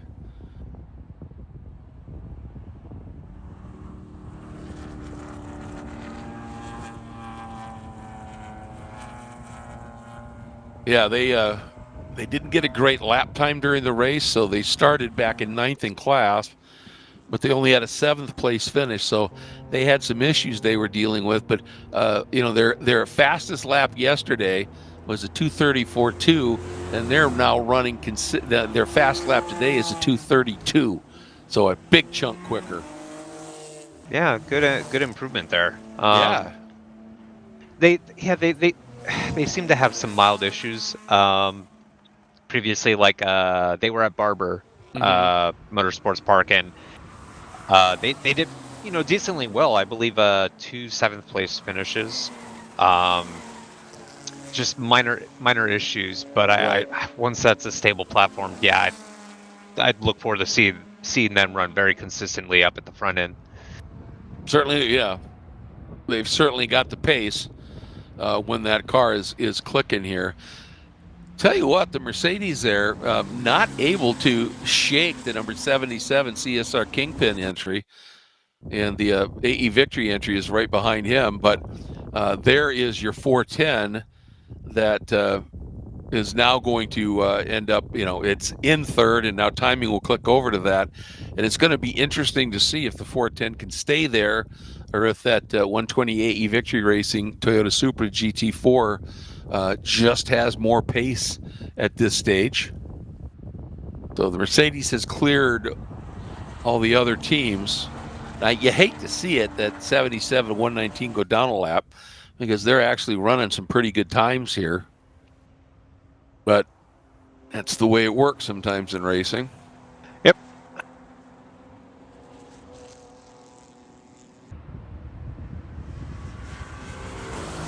So, tell you what, that 410 is not letting the 120 go at this stage, is it, JT? It's right there. Yeah, no, it's just trying to stick with them. Yep. Trying to get a little toe here, to the point that the 120 thinks, boy, I got to move over here. And that orange Supra moves into mid-track to do the defend. And again, two things happen when you move to the inside like that. One, you're tightening your entry up into the corner, which means you can't enter it and roll as much speed. And if you don't make that adjustment, you can overrun the exit of the turn, and then the car that you're trying to defend just drives by you on the exit. So, when you're driving a defensive stature like that, you've got to be making all these quick mini calculations in your head about, all right, I have to brake a little bit sooner, maybe I got to get rid of that smidge more speed. And then the other side of it is, this is where it's the chess game, is as you exit the turn, what you want to then do is you want to put your car right where the pursuing driver would like to go, and just sort of blunt that attack. So you're busy. There's no question about it here. And speaking of busy, it's getting real busy for the number 2 here. That 87 Stoic Racing entry is glued to the back. They'll be one of the, here they come. You can see that bright red Supra is hounding the number 2 right now. Ooh, Yeah. Thought about it for a second, didn't he, JT? He did. And just behind them, you still have that the 109 Roberts Motorsports MP01 in GTU. They're fighting for an overall position here. So if that Supra gets held up just slightly too much into the corners, I mean, look to see that GTU car pounce. Yeah, absolutely. If it can get to a spot where, it can get these cars slowed down enough, and it can get some roll speed and go by. And you've got to kind of get that done in the turn 4, 5, 6 area, or the turns 5, 6 area, because you need to have that little bit of extra time then to just let that light, high downforce car fly and build an opening that a big motor cannot simply overcome again. All right, here we go. This is the battle we've been watching, and it's on this straight. That number 2, the BMW, still looks to have, some pretty good straight line speed. But it seems to me that as the sun has come out and the track is warming a little bit, it's starting to make those Supras. Looks like they just feel a little bit more racy. And perhaps it's just, looking at what the weather was going to be 3 hours after the start, and that's how you set your car up for it to become quicker when it gets a little bit warmer with some sun on the track. And it could be just that Supra just likes this kind of moment here as well, in terms of the track condition, the temps, and everything. But both Supras, all of them at this stage, are looking pretty racy. Yeah, there's always the driver element to take into account as well. That's true too. This is a team sport. Each car has several drivers that will be swapped out throughout the day, and so you might have one that's just they're ready to go, they're ready to pounce. They feel they're a bit more confident around the track, so that might be reflected in lap times. So you might have a hot shoe in the car right now. Yeah, that's a really good point. All right, here. Ooh, the Stoic Racing car again. thought about just bouncing and going down the inside. And he got a great exit. I think that the number 2 maybe just fainted right a little bit to try and defend, and that may have cost him a little entry speed. I also wonder, Greg, how much of that is defending to keep the 109 behind so that it doesn't mess up this battle here. Yeah, exactly. That's a very stout possibility here, because you don't want to get that car in between the two of you. Right.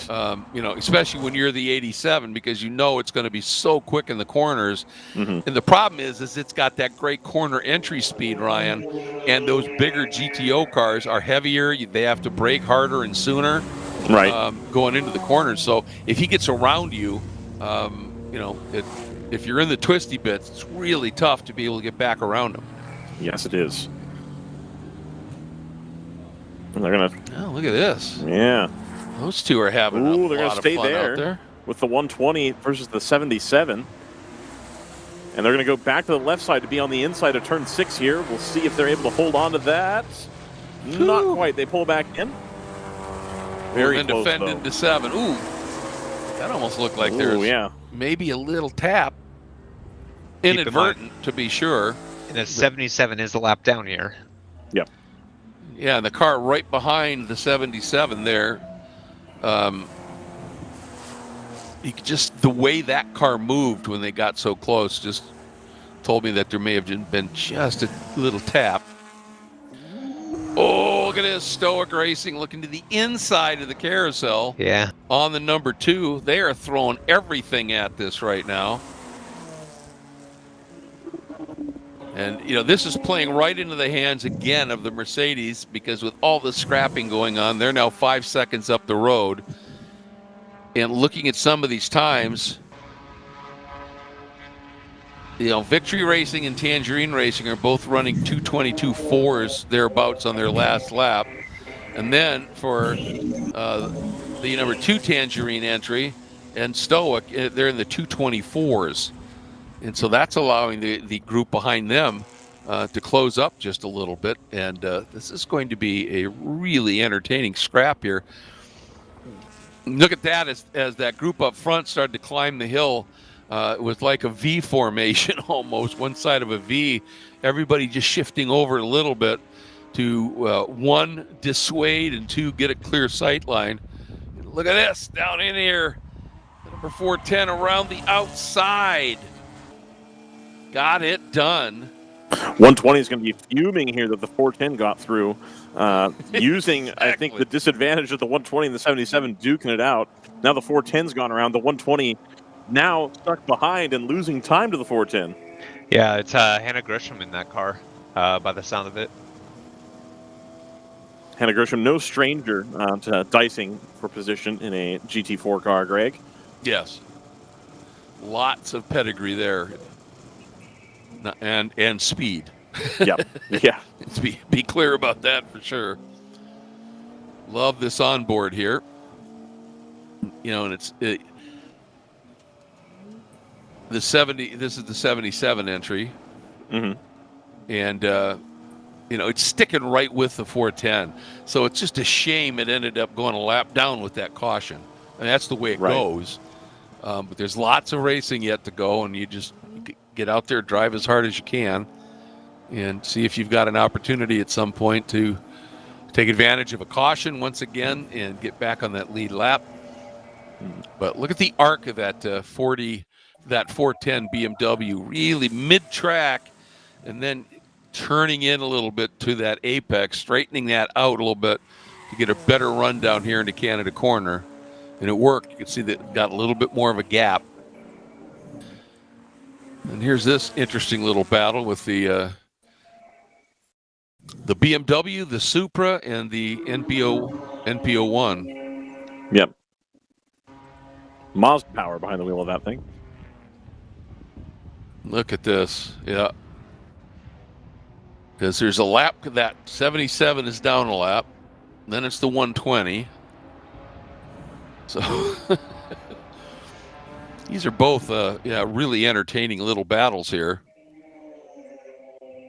I notice the Stoic Racing entry he got a good run. You could see him roll more exit speed And if he times this right, he might just be able to get this done. It could be an outside pass. I would expect it to be, because there's going to be some sort of defense here. Here we come. Wow. That too, man, when it gets up on the pipe a bit, it's got some straight line. When at 120 now, trying to do everything it can to get around that 77 so it can go back and attack. Poor position here. You know, they're both running the same type of car, but they are separate teams. Right. And, you know, just because you're running the same manufacturer doesn't mean you're just going to give them away through. Although, that looked like that may have just happened. Yep. And that the driver of the 77s, you know, maybe they got on the radio and said, could you let them through? They are on that same lap. And, you know, we're running the same kind of cars. Help us out here. And right. It just looked, didn't it, like that 77 just braked a little early. There's a lot of good vibes between the owners of the super teams across the board. So I'm sure it was more of a like, all right, we've had enough here. Let them go. And right. You know, we'll save that for later. You want to be courteous in return. Sure. Well, you know, you want someday to run you both may ways. need that courtesy, right? Exactly. And that's remembered. And I have to say that was done far more subtly than we see in, say, you know, F1. Indeed. that was really well done here. Multi 21, Seb. Multi 21. Yeah. Exactly. All right, and then here's this little clump. How frustrated do you think right now the driver of that prototype is? Reasonably, I'm sure. Yeah, because he knows, man, if I get in front of these cars, I'm gone. Right. And and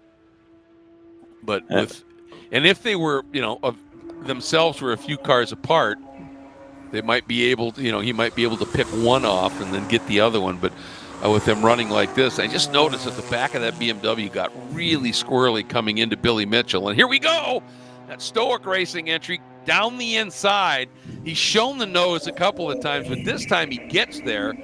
And but nice job by the BMW, because it just stayed put around the outside. So the Stoic car had to tighten up on the exit of the turn, and that just rubs a little bit of speed off. And then we've seen that this BMW, once it gets up into the rev range, it's got a little bit more pull near the end of these straights. So you've got to get that pass done sooner. But he's certainly hounding him. And Ryan, going to ask you this, and you too, JT, I'm interested in the opinions. You know, I know that Stoic entry, you know, it's that close to that car in its class.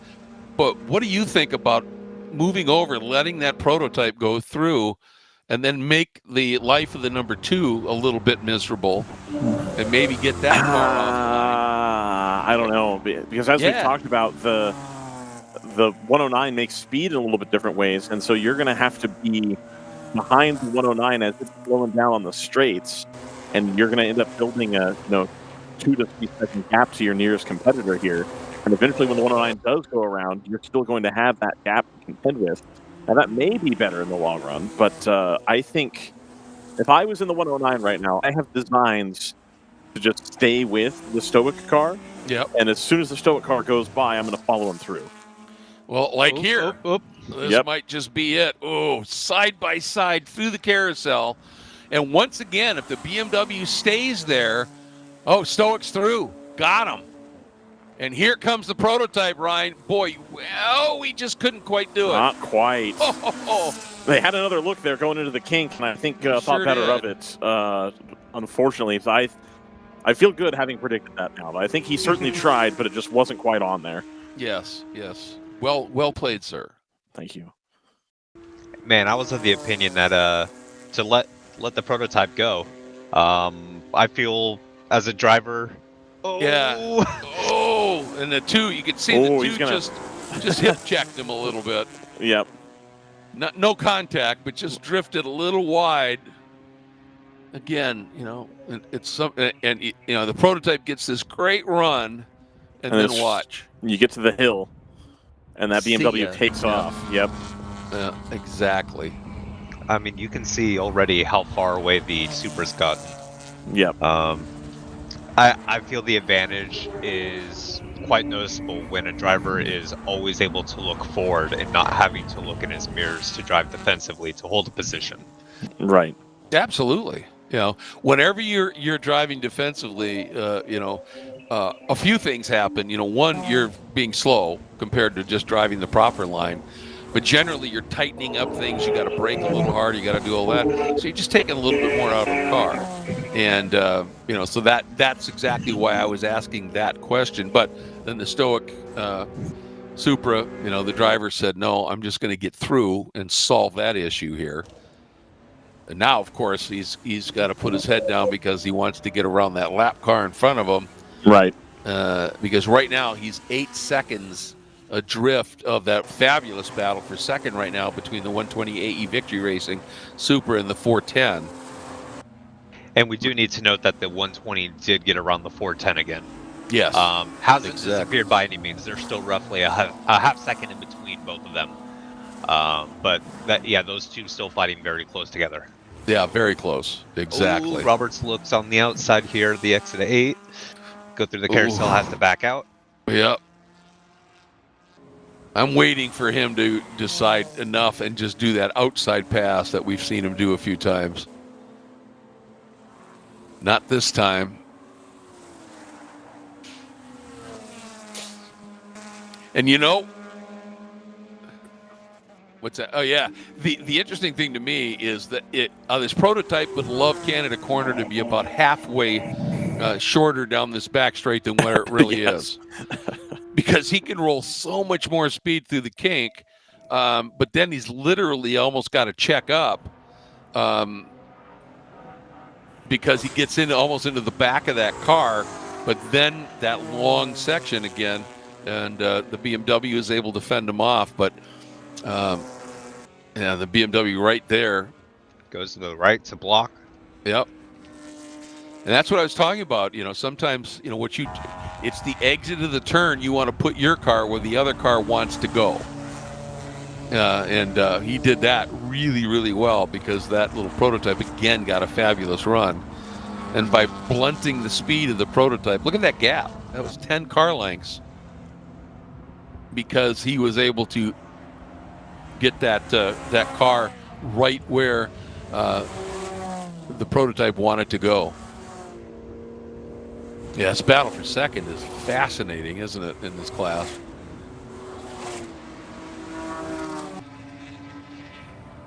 Now 410 is back in attack mode, isn't it, JT? Oh, yeah. It's been... they drifted back for just a little bit. When I say drifted back, I mean maybe by a second or so. But now they're ramping it up. And, of course, when the guy in front of you runs into that slower class traffic, you always look at that as a potential opportunity to use that car in front as a pick if you can. And in this case, both of them able to get by the red BMW. A little bit slidey out of the 410 there on the exit. Slidey. I like that. Yeah, just the tail end jumping out a little bit over those curbs. I used to drive this track in the sim, Greg. Because that's the level of income I'm at right now. And I always thought, man, that's garbage. There's no way that if you put your tire on those curbs, like at the exit of 5, the exit of 6, 7, up there, 8, that there's no way the car just instantly spins like that. That's insane. That's broken. There's no way it's like that. Yeah. And I was out there in my Mazda trying to pick up cameras the other day at about a reasonable speed, not 100, not 80. And it felt like the whole car jumped about 9 inches to the right when you run that curve. I was like, oh, that is real. That's a thing that occurs. I've got Matt Farah here nodding along with me. Matt, how do you like the curbs on the exits there of 5, 6, 7, 8? How's my sound? Can you hear me? Okay? I can hear you all right here. Hey, Greg out there, how you doing? I'm good. How are you doing? Me, Ryan? Good. Well, I'd be better if I had a race car on track right now, but outside of that, I'm just fine. The curbings here are really interesting. This is I haven't raced here in like 6 years, so my first time back. Everyone's telling me to stay off most of the curbings. The curbing on the exit of 5 definitely makes the rear end of our BMW 235i dance all over the place. Having said that, I went over to watch 7 on the little Grom. Because without a race car, my joy comes from gromming around the paddock. Sure. Best thing ever. And I realized that I am cutting very deep on 7 compared to everybody else.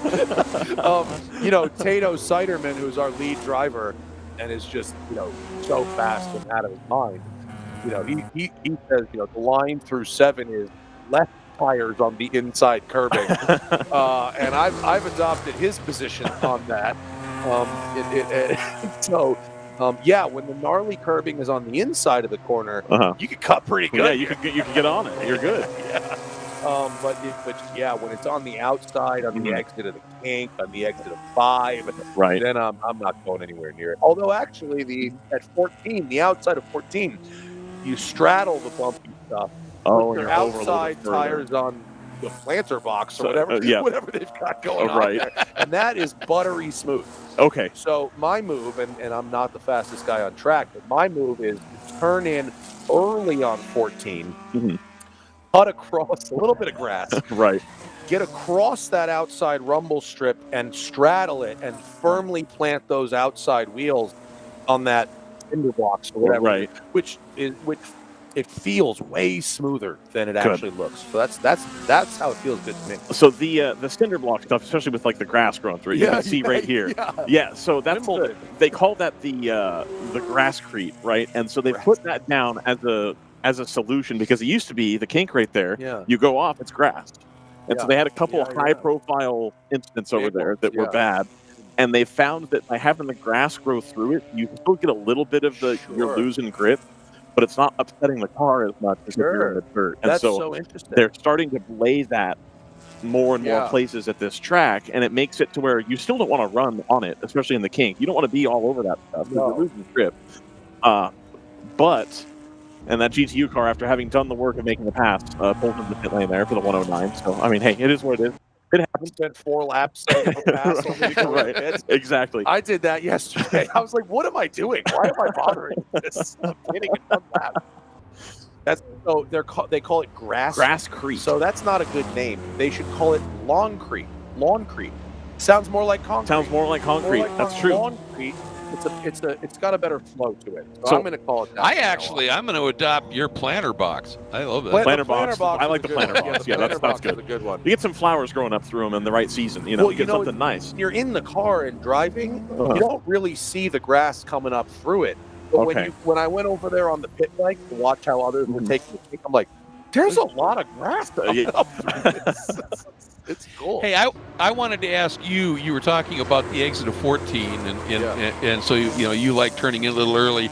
Have you gotten comfortable yet turning in early for 13 for Billy Moyer and using that escape road on the outside? 100%. My first lap out in practice on Friday, I had a Cup car, one of the 911 Cup cars, passed me on the inside in Canada corner. I let him by. I'm in a slower car, and I followed him up through that left-hander.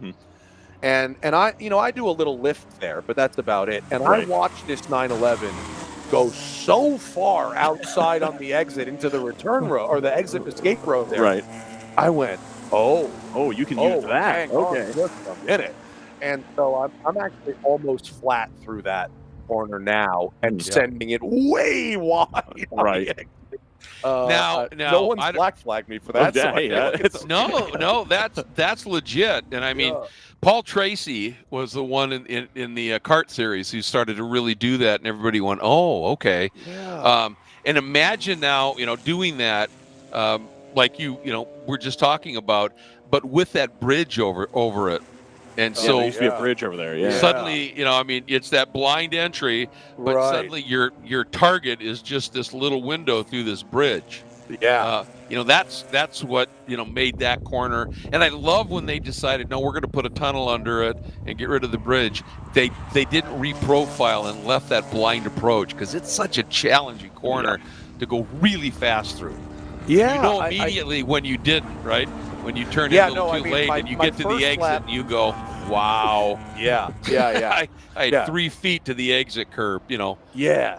if your car is in the escape road on the track out, you're in the right place. Exactly. Exactly. Well, and that'll give you a nicer shot heading into 14 as well. You're able to carry way more, and it's straight. You can set your position there to come back across. Yeah, for me, the hardest visual marker on the track is the turn in for 14. Mm-hmm. I don't have anything to line up with visually there, and so I'm in a little bit of a different place every single time. Right. But you know what? It's such a privilege to be able to race here. It's my favorite racetrack in the country. That's great. There's not a lot of tracks out there that I drive on where I go, the track is hard. Right. You know, the track can be sculpted in a certain way, but if you're out there by yourself testing, it's not like this is a hard track. Mm-hmm. To me, this is a hard track. Right. The high consequence areas are extremely high consequence. Mm-hmm. I think of it like you play golf at all, Ryan? Greg, you play golf? I am terrible at golf. Greg is probably a lot better than I. So if you think about the old golf courses versus the new golf courses, you've got your Augusta, you've got your stuff in the Slin, you've got your wing foots. Those old courses were not gimmicky. They were just long, narrow, and extremely high consequence if you didn't get it right. Which is what I have always told my friends I'd watch. I think it's either at Augusta or somewhere else where they have the like water hole where there's like the stream around it. And I would tell my friends like that's how all golf courses should be. And they're like, no, that's not what you want at all. No. I'm like, no, that looks cool. I would do that. Right. And so, you know, a lot of racetracks, club tracks or local tracks, regional tracks or newer tracks could have gimmicks where they go, this is like the carousel and this is like this and this is a copy of some other corner. Here, it was like the first. This is it. So everyone is copying this, but without the topography, without the narrowness, without the landscape, and without the sort of natural flow of the and that's what makes this so special. Well, it's places like this. It's places like Willow Springs, for example, that you're a little bit involved with. I know now. Yeah, as well. I'm a member. Oh, you're a member now too. Yes, there you go. Perfect. Track member. Excellent.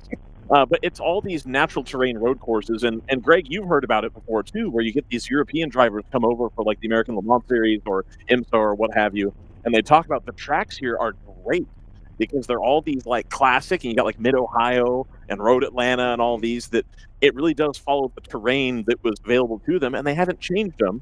Versus a lot of times now, Greg, especially like the World Endurance Championship, they're just running on these like tilty F1 tracks that I just have no interest in watching whatsoever. Yeah, I mean, look, I like driving Coda. You know, Coda's fun. Yeah, Coda's cool. It's got its own challenges. Yeah. But there's something about these classic tracks that is very exciting and very challenging. You know, if you go off in the kink at 120, you're 4 feet from a wall. Right. That's not Coda. No, not at all. No, you've got 50 feet of pavement and then some sand and then some more, you know, and Well, that's the, you know, you pucker up here. Right. Absolutely. You don't do that at Coda. But it's rewarding, right? When you get the car set and you get the speed, and you get the clean run out through the kink and you Canada corner nice and you're heading up the S's, it feels really good to get it correct. The flow of a lap, if you nail it here, is great. The only better one is Spa. Okay. It's Spa and then this. Right. And it's just, those are, I think, the two best tracks in the world. Yeah. Greg, what's your favorite racetrack? For me? Yeah. Well, I mean, I'm I've got a particular connection to the Nordschleife. Okay. Fair. But in terms of you know a raceable track, this is my favorite track in North America. And I, you know, they love to call I'm sorry, it Greg. 120 is looking down the inside. I don't think they're going to have the is, legs on the straight here, unfortunately. Yeah, this has been an absolutely incredible battle that these two have. I mean, they were not long ago. They were going literally side by side through the carousel. They have an absolutely amazing scrap going on right now. And Is that race coming for up the on lead? some slower traffic as well? It's going to be interesting. This is for second. Okay, yeah, second. Yeah, that. So. Oh no! It is for the lead so now. did the Mercedes pit and we missed it? Did they have a penalty? Yes, they did. did. Remember they made the pass and then went right in the pits. Well, that was the 109 too that had done that. Oh, it was the prototype. Yeah. So yeah, when we saw the 109 duck in, the Mercedes had just duck in about 10 seconds previously. Ah, okay, gotcha. So that okay. So it is the effective lead. Thank you, Matt. I appreciate. Is that Mercedes a factory-built race car, or is that a home-built car? It is a factory-built race car. It is. So that is the AMG GT4 car. Okay. And then the team behind that, Pellegrini Performance, they had helped another team that's called NFC that comes and goes now, but won the championship a couple years ago. And because of the way the rule set in WRL works, Sorry. No, you're fine. Yeah, the exit is 6, that 410. Now our leader was absolutely sideways coming through 6 and made a great save. So, sorry, go ahead, guys. Yeah, so GTO is power to weight. Yeah. And then otherwise you're open on aero and stuff. So Pellegrini knows how to make that car, like, I do a little splitter here, a little different wing there, a little bit different shock package here. Yeah. And so they've figured out the formula on those Mercedes AMG cars that are, it's pretty darn good. Yeah. Those cars rock. It's a real bummer that Mercedes is not continuing that car and merge the AMG GT and the SL into one car. Right. The AMG GT is not bad, but it's not the pure sports car that the previous generation car was. Gotcha. Do they have a GT4 of the new one? I don't know. I think they're still running this thing competitively. The old one, right? And that happens frequently. Like the Supra is still out there too, and you're not selling new Supras anymore.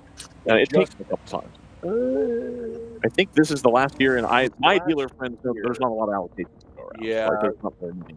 Yeah. We have in LA, we've got a lot of them running around. They've become very popular. I think as the original owners have sold and young people were able to buy them secondhand, they've been really, really popular. And the prices have not really gone down the way I was hoping. There was a lot of negative press around it. It was, it's BMW. Well, I think it's a very strong BMW. It is. And I drove one. I worked at a Toyota dealer when they came out, and I drove one, and I was like, this is kind of how I'd want a daily to feel. Like, it feels pretty darn good for just driving on the street and doing whatever. And we have incredibly rose-tinted glasses for the Mark III. The Mark IV Supra, yeah. Which, if you go drive a stock one today, it's like a Lexus ES. It's soft. It's got nothing. It wasn't until they were putting 800 horsepower through those things that anyone cared. Right. And guess what? They can do that with the new car too. Easily. And so the new ones with a stick are very nice. Actually, they're pretty good. I'm driving the manual Nismo Z. Oh, the manual Nismo Z, they tore up and down. They weren't going to do because it's not as fast and blah, blah, blah, blah. Now suddenly they decided this idea. It was a huge demand for the manual versus the auto. And it's a shame that the auto is actually a fabulous car. It's really sorted. The chassis is great. The steering is I'm great. very sorry, Matt. The 678 is going really slowly on the front stretch in this Ligier, the stack racing car. It sounded like they were having trouble getting it into gear, which is strange in that car.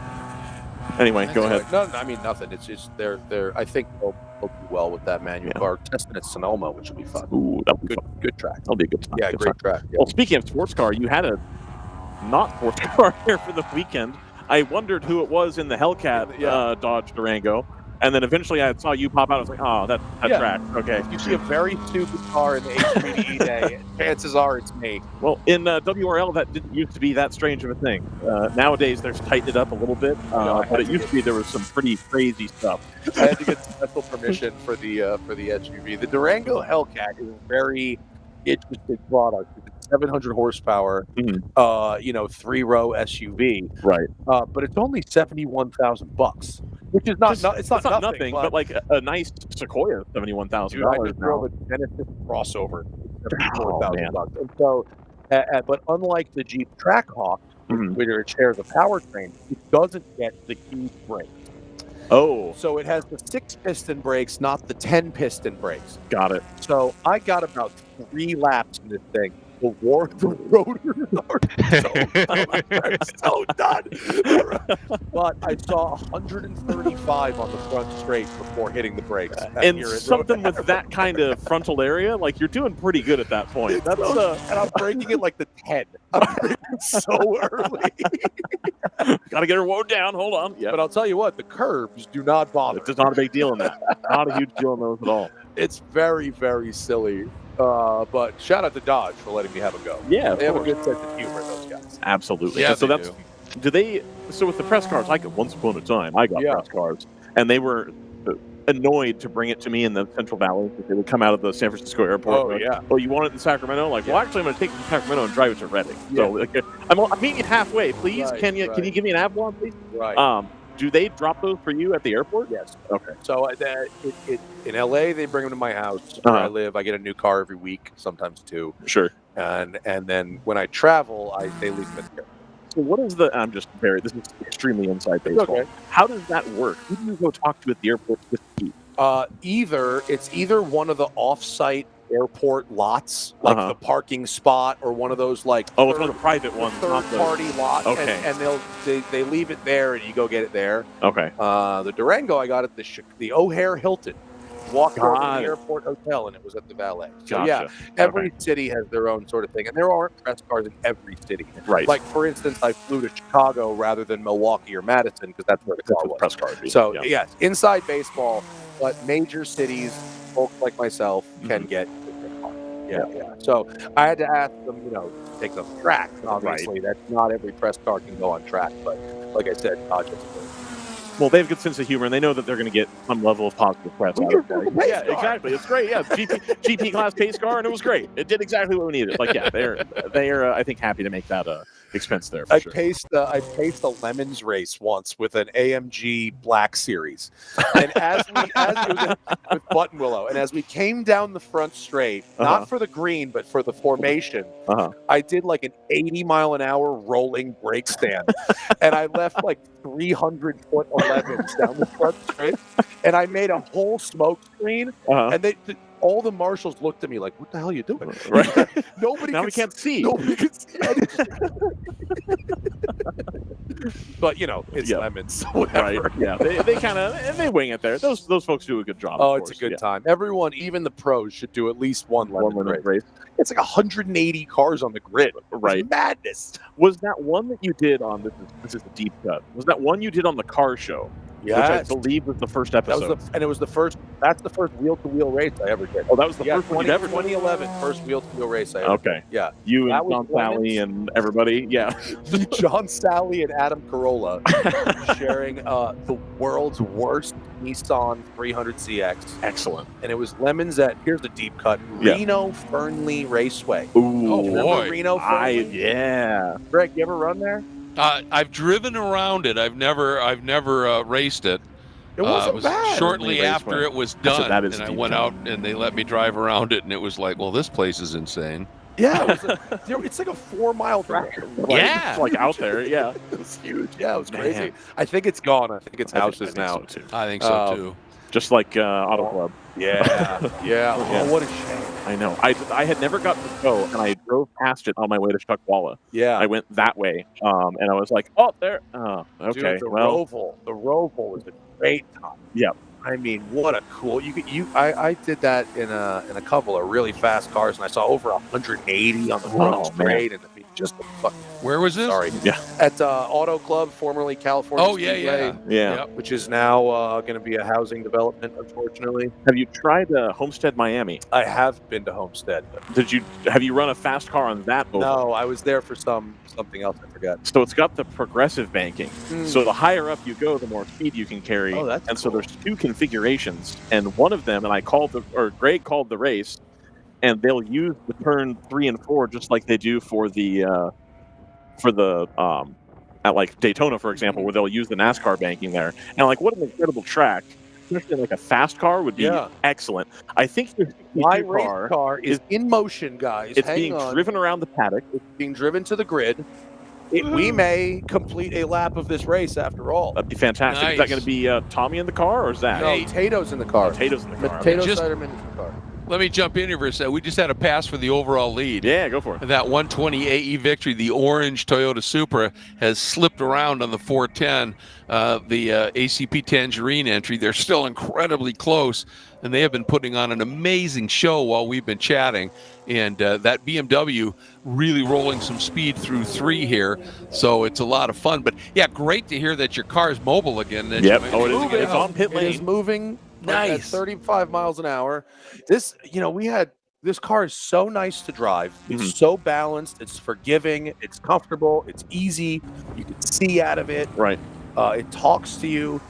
And we had a great race yesterday. Solid laps, but but I mean, we were just a couple minutes off the podium because of a very silly issue. But Mhm. man, we didn't even make it one this morning. Well, right. So I'd really like to be able. Obviously, we're way out of contention at this point, but I'd love to be able to run another hour at least. Oh yeah, get some laps in. Get your money's worth. Coming all the way out here to Road America and doing the thing. Tommy Kendall tells me you guys didn't make it to Siebkens at any point this weekend. We didn't. It's disappointing. I Really know. disappointing. Because we rented a house in Sheboygan, Right, which is lovely actually. It's super nice. That's very nice. The coastal town over there, especially this is still a little early season for Sheboygan, but like lovely place. It was quiet. Yeah, not a lot of folks around. I gotcha. Yeah. No, I've been to Siebkens. It's dope. I'm a big fan of all motorsport themed bars. Yes. The best one, of course, is the Piston Klasse at Nordschleife. I'm sure you would agree with me, Greg. Oh yeah. That's owned by Pretty special. Sabina Schmitz's family. Okay. And it's Got it. like the most legendary spot. I haven't been, unfortunately. I did. I spent a lot of time last WRL race at Thunder Hill talking to Rob Holland. Yes. So he has reinvigorated my desire to make the trip over and do the whole deal, as Rob Holland would, of course. Rob Holland, not only is he fast, boy, has he figured out life. Oh, Get dude, someone that guy. to pay for you to move to the Nürburgring for 5 years. That's all right. That was absolutely incredible. And he lives like 100 yards from the GM development center at the Nürburgring. Like he lives. That's where it's. There's a road at the Nürburgring where all the development centers are, and it's like, the racing teams, and then GM and Ferrari and on and on and on and on. And then at the very end of the road is a little house, and it's his. That's where he lives. 410 is in from that battle for the lead. So I think that's going to be a scheduled fuel stop, JT. Yeah, I believe so. I think so too. 62 has now returned Oh to no! mechanics. That's no good.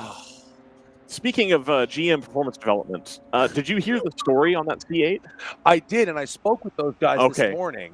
They're all affiliated with GM, somehow. Yes. But, it's a really cool move. That's a cool pull. Like I didn't. They rolled that thing off the hauler. I'm like, oh, that's here for the HPDE. That'll be cool. TC Line. They got that BMW. HPDE in Texas, the same car. Yes. Oh, so that was the same one. It was the same car. Yeah. Okay, got it. Okay. And I was like, oh man, they made that race car, didn't they? Super. And then I saw a GP1 on the side of it. I was like, we have no chance. Right. We have no chance. No shot. And then yesterday, they must have pulled 200 horsepower out of this thing somehow. I don't know what they did. My understanding was that they are, because they came up from Chattanooga, right? Yeah.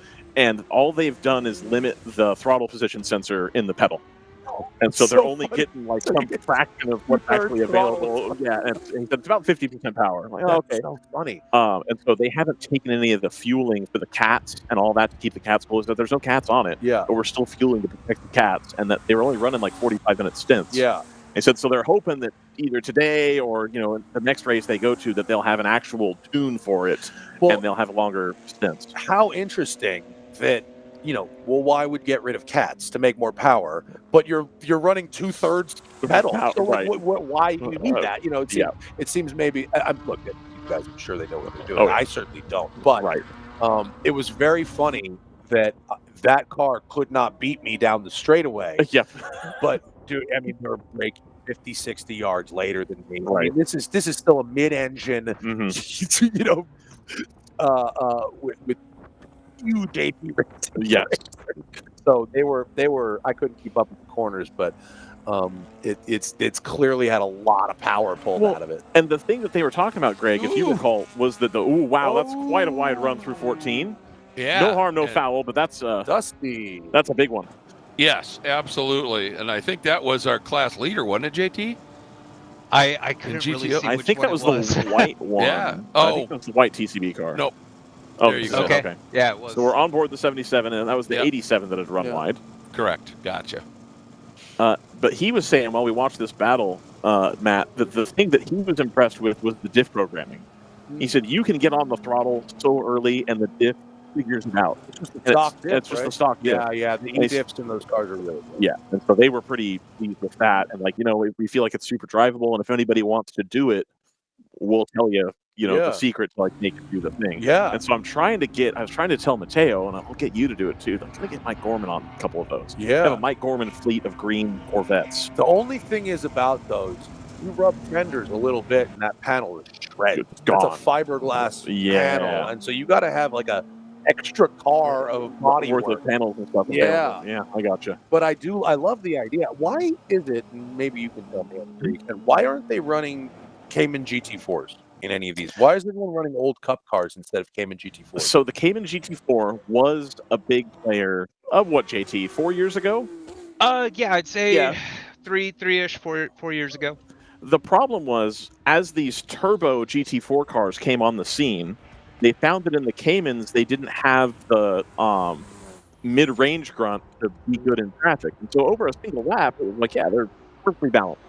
But they had so much more trouble making speed trying to go around people that as soon as you got into the traffic, it wasn't a competitive car. Oh, interesting. And so they've now migrated to these turbo cars. The 991 Cup car is a relatively recent development here, and I'm told that with the rear engine, you get the launch off the corner a lot better. Yeah. You get a little bit more tire on there, and you have a little bit better platform as far as like wheelbase is concerned to get the handling a little bit more where you'd want it to be. And then they run that car a little bit lighter than these GT4 cars. When I was watching the kink yesterday from above, from that bluff spot, that the matte gray black Cup car, that's the fastest car here through the kink. Absolutely. Visually, right. The speed that thing goes through that is unbelievable. Ooh, there's a car stopped at the pit entry. Looks like a Ligier. Yeah, it's a Ligier. Yeah, it's a There's Ligier. been one of those that's been just having real problems here. And the 120 and the 48 have come to the pit lane. That is the Corvette. Corvette. It is the stops. Corvette. Oh no! Ah. I wonder if he ran out of gas. Ran it out of fuel. Just trying to push it too much. Oh, what a bummer. And I always chuckle looking at the inside of this car, and they have every single panel on the inside. And they've really nicely tied the... They've really... just got an Alexa button, our producer says. They've tied the cage into the A-pillar in such a nice way that, like, you... Not that you should, because it's a safety thing, but like you could drive that on the road and get away with it. Yeah. And I don't think people would look at you twice any more than you would at any other C8 anyway. My favorite thing about this car, by the way, is the steering wheel. Have you seen it? Where it's square on the bottom. No. This one has the round. They have replaced the square wheel with a Cadillac Blackwing round wheel. Interesting. Which is apparently like 90% plug and play, even like the radio controls work. Which tells me that even GM's people, performance people, know that like actually what we really want is right. Well, I mean, you think about in a road car where you're going hand over hand. You can't. Of course, you want a round wheel. Yeah, but okay, maybe on a race car, there could be an argument for the score. But no, even then, we want round. They want the round. Yeah. Incredible. I hadn't noticed. I noticed that it was like a stock wheel. I was like, oh, okay, that's cool. They kept the stock wheel there. Presumably have turned the airbag off. I would hope. It does not have an airbag. Yeah, okay. But they got I thought, so when I saw the HPDE at Coda last year, it didn't have the wing. It didn't have the crazy race exhaust. It was just a C8 with wheels and suspension and a racing seat in it. Okay. And it was like, oh, that's their HPDE car. Okay. Right. And I went and looked and I saw the round wheel. And they got an airbag cover that's suede and has a Stingray embossed in it. So it kind of looks like the actual Stingray wheel, but it's a different... Dude, I thought I had a scoop. I was like... And they were like, oh, it's a GM engineer's car. I was like, they've got a prototype for the next car. It's got a round wheel. And I thought I had the scoop. It's just it. Oh, man, I thought I had the scoop. And I did not. every now and then, like Jim Farley will come out here and do that, or you'll have Mark Royce or whoever, and like every now and then in like conversations not on the air, they'll let something go, and they're like, don't.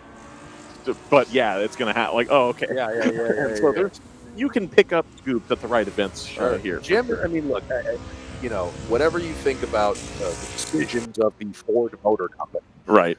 I very much respect any car company CEO that will get out and go racing in their product. Yes. I mean, it's an extra step above, whether it's Akio, Toyota, or Jim, or Royce, or any of those guys that are out there racing against their own customers. Right. That's pretty boss move. It's a great testament to the product that they're selling. It's like, hey, look, we race this. Our CEO goes out, the same car you can buy will go out and race this car. It's fantastic. It is. They let me. He's always been very kind to me, and the road and track business card doesn't hurt. But he let me have a go in his personal Mustang Challenge car. Ah, Which was very fun. Right. Really fun. Super The cool. Mustang race cars are great. They're so balanced. And I got to drive the Le Mans car, the GT3, which was extraordinary. Super cool car. And so fast, fabulous air conditioning. It was really comfy. I think that's the new horizon here, because if you watch they did this promo reel, JT, for the Porsche Carrera Cup this year, and they were asking all the drivers, what do you like about the 992.2 car?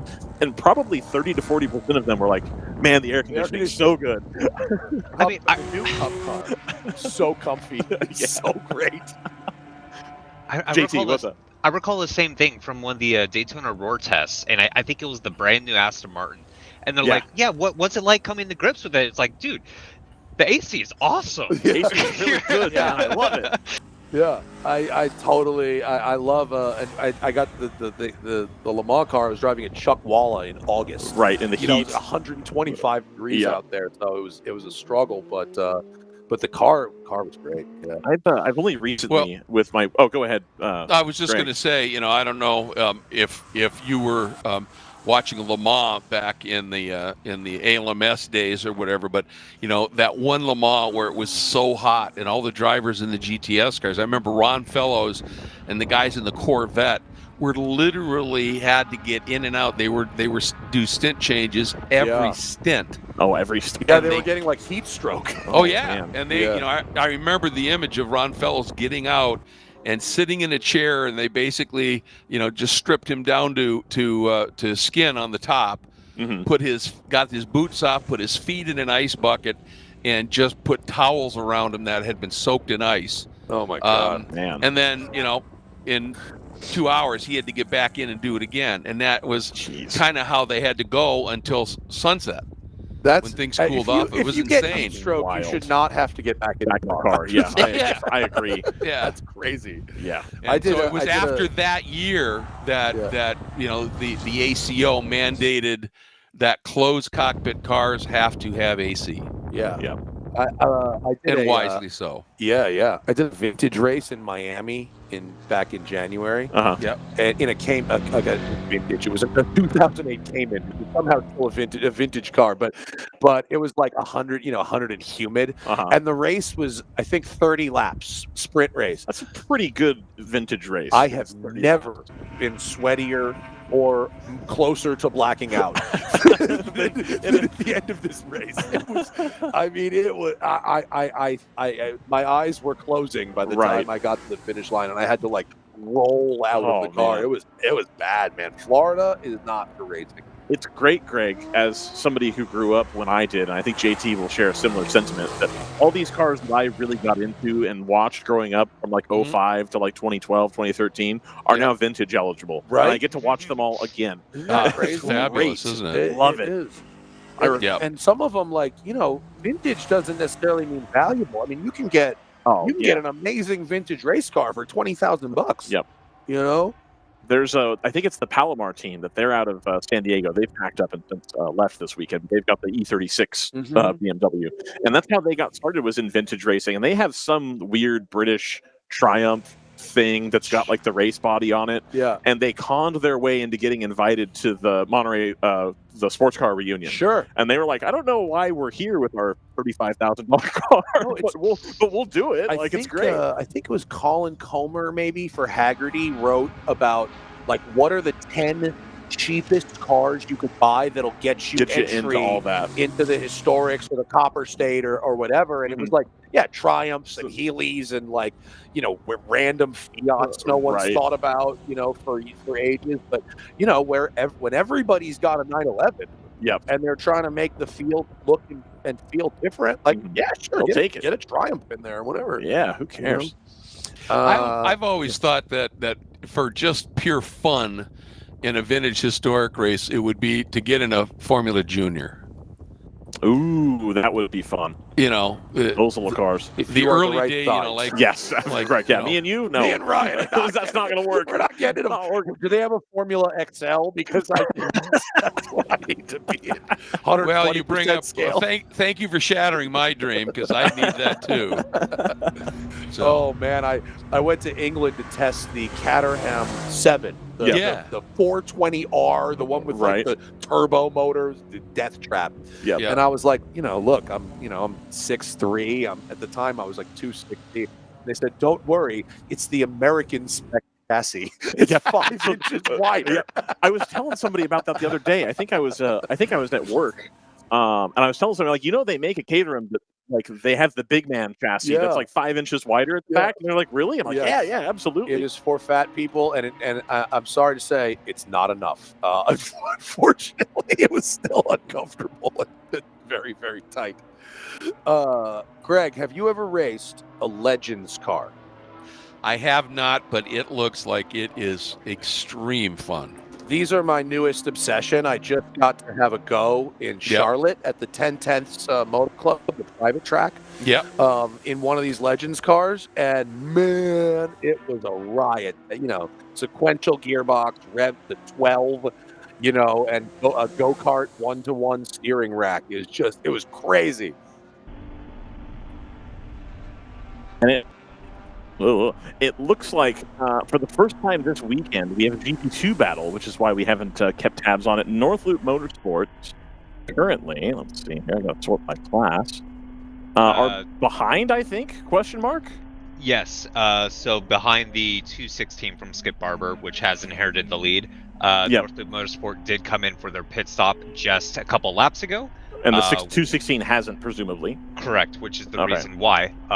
You may have also noticed from this onboard with North Loop Motorsports coming through turn 13, unfortunately there's a car stopped driver's left just slightly off the apex. I think they've already made the pass, gents. I'm sorry. I just watched it click through timing and scoring. The 21 has gone back by.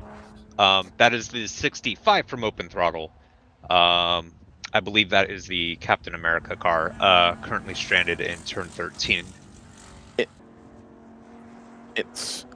Oh no, the gearbox. Gearbox on the Corvette won't go into neutral. That's no fun. Yeah, you can still see it there at the entrance to the pits, yeah. We don't have any Go-Jacks? What kind of racetrack is this? Got to work on it, man. Throw some Dawn on the ground. Let's go. Right, got to move it. I mean, that's good. They're getting it moved. Sidebar, not related to racing. Should you have a McLaren 7 Series car and the battery dies, when you put those in park, the brake calipers clamp down. Lock automatically. Lock up. So if you can't get that car powered on, you can't push it anywhere. And so, my car storage business, West Side Collector Car Storage, we had one of these cars die on us. Even though it's connected to the tender, the battery totally failed. We had to dump a bottle of Dawn on the floor. Oh, then we'll just slide around. Drag it on locked wheels. Yeah, crazy. It was one of the scariest things I've ever done in a car. So we've gotten the 112 moving here on the pit lane, and we're just following along with the Mercedes number 58 here. They had run pretty wide in the dirt through 6 and 7 there just a bit, so we'll keep an eye here. They have the hammer still firmly down, Craig, in the bins this afternoon. Yeah, obviously they ran that near perfect race yesterday in terms of the drivers, in terms of the pit execution, and then got DQ'd for that wastegate issue. And I think they're looking to maybe make a point here. And they, as a result, started at the very back of the class, and they had to work extremely hard and were very aggressive about it to get up into play here. And once they got here, they have been able to run really, really strongly at the front. And right now, with all of the machinations with pits and everything, they're about 35 seconds up in that 410 ACP Tangerine car. But I don't know where we sit. Maybe JT's more on top of this in terms of the pit window for the Mercedes. The Mercedes had come in on lap 60. So that was 15 laps ago. Greg, I like that you referred to it as a wastegate issue. Is that what you tell the stewards when your car makes way too much power on the dyno? Oh, we're having a wastegate issue. Exactly. Knowing that team, I was the one who had reported that. Knowing that team, I believe. All right. I believe it. Yeah. I don't think they're going to fly that car all the way out here from across the ocean and then the whole country to like cheat. I don't think that would be their move. I don't think If I it got was. caught, Let's that's what put I it would this tell That's way. what you would say. I don't think that was a 1960s AJ Foyt USAC wastegate. Right. No, I don't think so either. You know, you said earlier, it got me thinking just a second. You said, they're talking about the Mercedes keeping the hammer down. Legendary. I just learned this. Yep. 20 years I've been doing this job. I learned this 3 days ago. The AMG Hammer. Yep. Big right? sedan one. Sedan Old with one. the big fork, the big 6-liter V8 from the 90s. Made a big mark. It's very collectible. Do you know why it's called the Hammer? There's a very specific reason. I feel like I've been told and forgotten. Did they have to hammer out part of the firewall That with is the motor in or exactly something? why. Yeah. They had to sledgehammer the firewall to get it make open. the engine fit. It's a good bit of Mercedes trivia and a rare bit of whimsy and humor. Correct. From a very German serious company. Yeah. That 65 of Open Throttle is now being towed back to the paddock. They've just counted down the pit lane. A rough weekend for the boys in green. Open Throttle. I'm supposed to be driving one of their cars, which is not great. You've got cars down all over the place. Yeah. Which is usually rare. There's nobody who works harder. Exactly. There's nobody that works harder than Mike Gorman. Keep cars running. Dude, I love bust them. to get it done always. And it seems like this weekend has not been their weekend, unfortunately. With our car, the problem is that whatever the car is doing, it's not throwing any codes. So the computer isn't telling the guys what to fix. Right. So they're hunting and pecking and hunting and pecking and hunting and pecking. And it's like whack-a-mole. And they just cannot find the thing that's going to fix the thing. Right. So that's very frustrating. Yeah. Big time frustrating. And so too bad for Zach. This is his first semi-serious Were you looking at his lap times yesterday? He did great. I believe it. He did great. I can't tell, unfortunately, who's in the cars. It's tough. So Tato went out in the morning, and I mean, look, I don't know, other than youth, talent, and not being afraid to die. Right. He went out and he was running blistering time in the car that I cannot replicate. Right. And he showed me how he did it, and I choose to not replicate. Right. Not do that. I'm good on that one. That's yeah. I go, can you give me like the 44-year-old's guide to driving like you? Hey, there's a great story about that. Back in, it would have been 25, 30 years ago, the June sprints in the Formula Atlantic class and the Super Vs could run there in the Atlantic category as well. And the guy who had qualified on pole in the Atlantic class, on the opening lap, they got headed into the carousel, and a guy driving a Super V went right around the outside of him in the carousel. Oh, geez. And he told me after the race, he said, I knew right that moment I was not going to win this race. He said, because I was not willing to do that. 100%. 100%. Yeah. It's why I can be a good teammate on an endurance team, but I'll never be a star. I don't have the thing that makes you push it to, if this goes in the wall, it was worth it because I needed that. I don't have it. Need that. Yeah. And Tato's got it. He wants this to be his life. He wants to prove himself, and he's got the pace. He's got the commitment. And he's young enough that he is not a huge deal to him. He doesn't own a lot of stuff that he needs to live for. And our strategy, assuming the car works, is he goes out and sets us up front. I hold us there. Zach holds us there. We hope for some luck, and then Tommy can dial it up or down depending on what we need at the end. Yep. And he's seen everything. He knows everything. He can tell you what's going to happen before it happens. So it is a race winning strategy, right? If the car everything works, works correctly. But Zach was within a second of me. Perfect. Which I mean, for his first real race, he's done lemons, right? But his first real race in a fast car, that's fabulous. That's fantastic. We did see the 216 pit. That was the car that was briefly in the lead of GP2, now making, I believe, the corresponding pit stop that's going to put them roughly back where they are. Although I've had a text from Chris Davis, North Loop Motorsports, and they're still, it seems like, a little bit at a fuel disadvantage versus that car. They had made 2 and then now probably 1 more stop than they have. So Corvette's going back to grid. Okay, under its own perfect. Power, as is the number 65. And the 65, the 62 was also coming through here, so we're getting some cars returning here. My Nice. car was making an attempt. We'll see if it actually makes it around. And we're on board the 21, the leader here in GP2. Go ahead, JT. Then it was the 68 that just came to a stop just a few moments ago, turn 2, which I believe has now been recovered. Good, okay. Yeah, they've had Also an a open really throttle car. tough weekend. Yeah. The tough with weekend lots continues. of issues for that one. For Mike Gorman.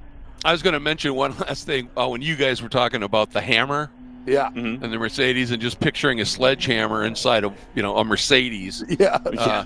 One of the other moments that I absolutely treasure from when I was announcing World Challenge, when the GT3 cars started to come in, and the Bentley Continental GT3 came in. Oh, yeah. And amazing, right?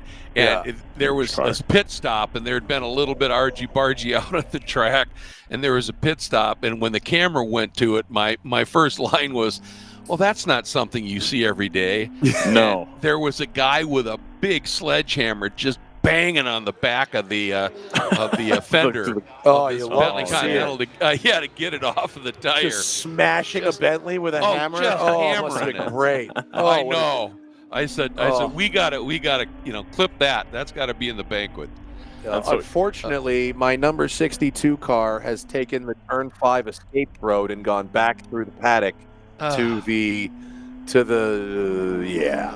not being turned on anymore. So looks like I'll just stay here with Ryan. Yeah, hey, absolutely. Hey, whatever it takes, whatever we need.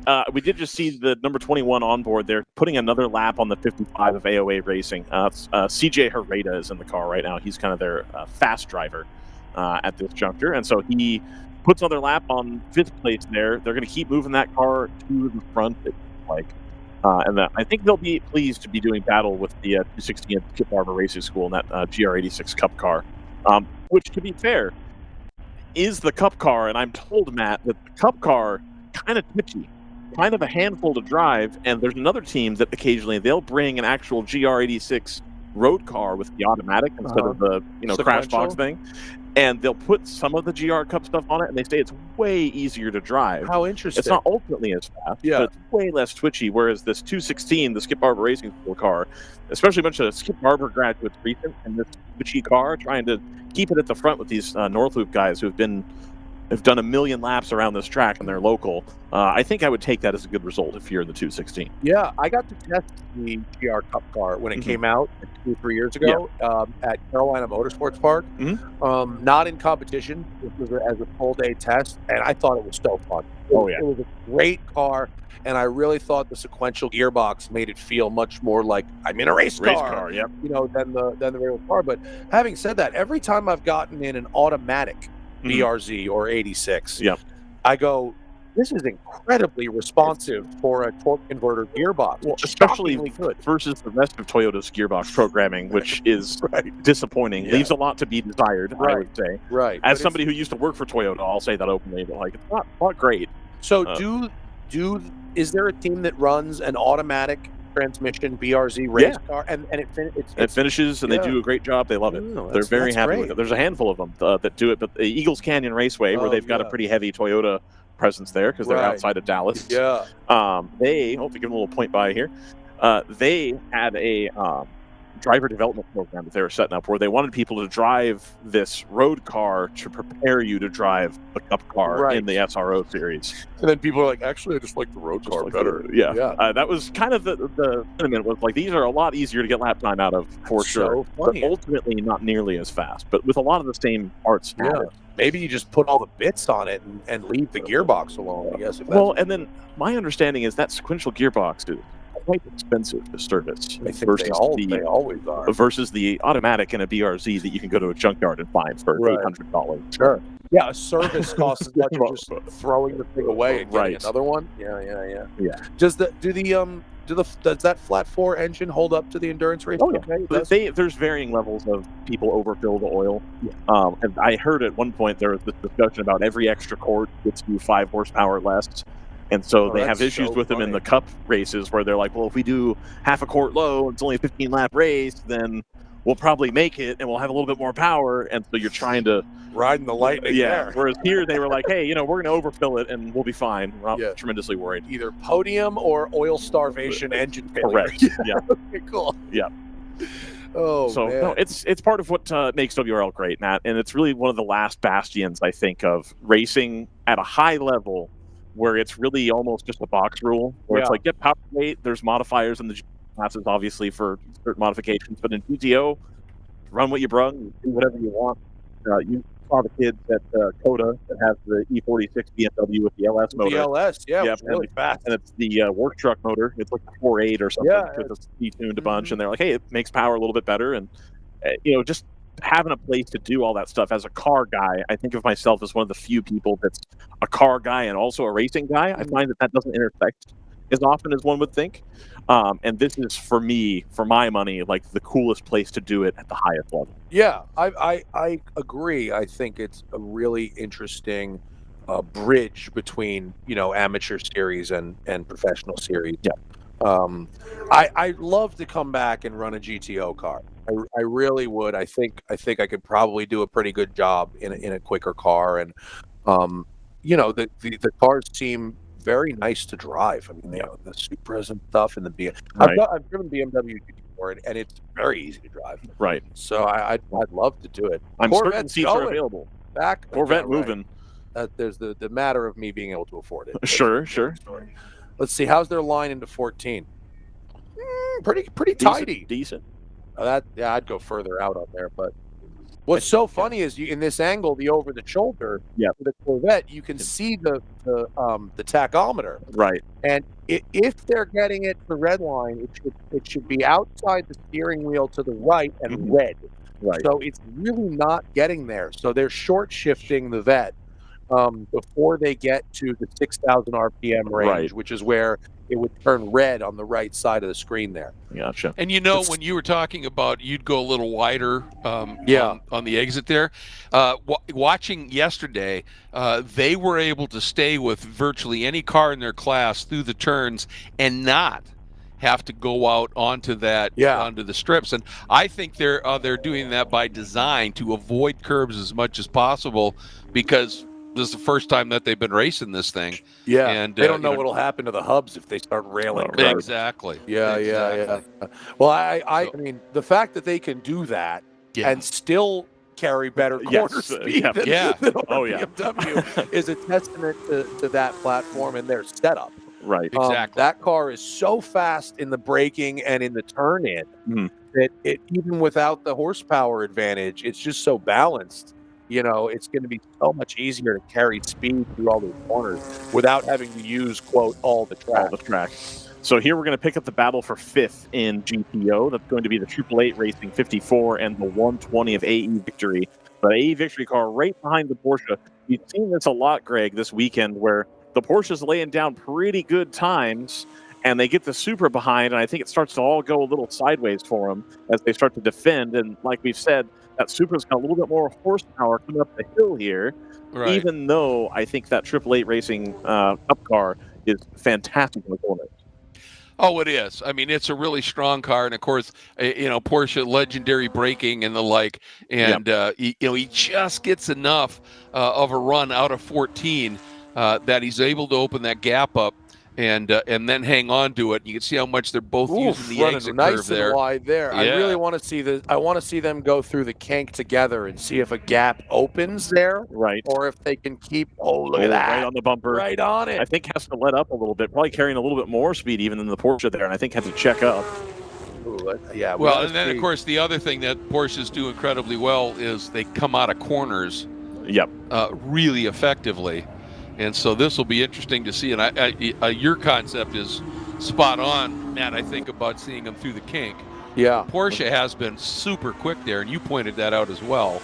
The two fastest cars I saw through the kink, I think, were the Porsche and, outside of the prototype. Right. And one of the Wheelhouse Mustangs was on it so hard through there. Yeah. And I think that was more driver than car. Yeah. But the commitment was unbelievable. Those cars have been rapid when they don't have problems. Right. At the beginning of the race, it's like, wow, that's pretty racy. They've got something going there, and they've just had all these little tiny issues here and there that have held them up a little bit and taken them out of contention. I'm happy to see what that car's going to do later as we're going through the carousel. So Porsche's not really opening up a gap in the carousel here. So let's see.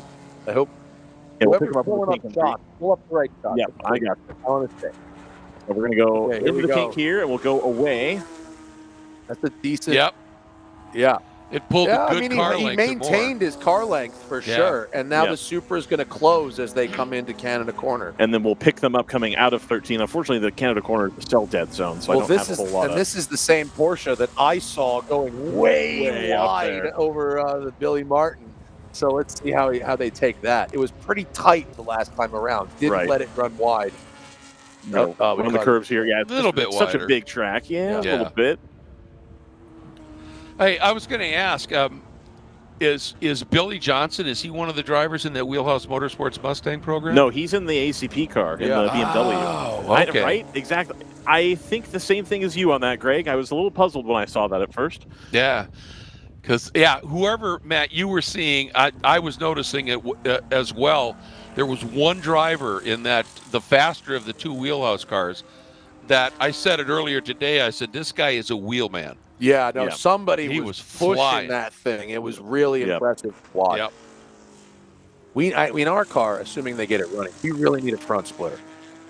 Yet you're sand front footer right now, and you like how the car's back. Oh, it's tough. It's those in the kink, the other cars with a front splitter are carrying 5-6 miles an hour on Oh, wow. there, Okay. and it gets a little hairy. Right. But man, that's the only place in the track where I go, please, right. please stick. Are you flat there, or do you just give it a little breathe to get the Not in nose, this- a little not in weight on this the car. nose? Yeah. Yeah, in this car, I'm doing a lift at about halfway down the left side curbing, Mhm. and then picking up the full throttle again just before the apex. That's where I've turned in. Okay. Yep. A better driver might lift later, or Right. or A little bit harder, different. but- or somebody that doesn't have anything to get home for. Right. So I think we're going to be able to see the Porsche and Supra battle through the kink from the onboard from the 21 here. Oh, let's see Just as that. we come to the kink, I think it's going to, unfortunately, the cars are going to go by rather quickly. If we could pull that onboard dust in. Oh, here's the There they there we go. Let's them both through. Did you see Polite. that Supra, though? The Yeah. angle that it had to take through there, Yeah, it hit that curb and the back end scooted. I'm sure that was a little bit of an eye-opener. it's a good Yep. move though. I mean, Yeah. got it, Yeah, got got it it done. Yeah. Got Made it done. work. Did what they needed to do. And they're going to come down through here, Canada corner, and cell service holding on this one. And they're going to How about stay that? nice and close. A little bit about a car length or so as they come through here. Man, that's a good battle. Yep. Yeah, they're really evenly There, matched. now he Yeah, went real there we wide go. there. That's the Yeah. line. Yeah. That's the line you love to see. I think that was 911 turns in early too there. Yep. 4 wheels on the planter box. Yep. We're gonna stick with that. Planter box box? is I'll take working. it. Let's stick I with like that. it. I'll take it. Yeah, let's stick with that. Yeah, I remember you were talking about that wide line through Billy Mitchell. And I had mentioned earlier that Paul Tracy was the one who started doing that back with the Penske in the kart era. And I remember he did that and misjudged it a little bit Oh no. and ended up in the turn 14 spectator area. Ugh. And there was nobody, fortunately, there weren't any spectators where he ended up, My goodness. but he literally split a guardrail in half. Oh my Oh, geez. lord. Not Yeah. a lot of spectators at a kart event, you say? I'm Not shocked. in that corner, not in that Oh, okay, spot got it. at that point. And I think it was on a Friday Oh, okay, got it. as well. So they were, doing testing and qualifying and everything. You know, I've always And, found that North American motorsports are better when you've split off 2 series that are basically the same thing out of pity and spite. Yes. Most racing runs on spike. Yeah. This is a good battle here. Good battle. it No, is. all, This is for the Fun. lead? no, this is for 5th. For 5th. Okay. Yeah, I believe this is our closest battle on track here. If I just take a run through, yeah, they're still registering half a second here. Here, I can even do this. How many cars are on the lead lap in GTO? That is a great question. I'm glad you asked.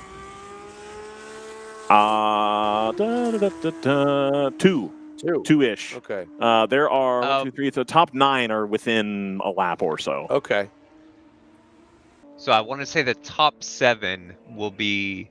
Okay, top 6 will be on the lead lap. Yeah, because we're waiting for them to cycle through. Yes. Yeah.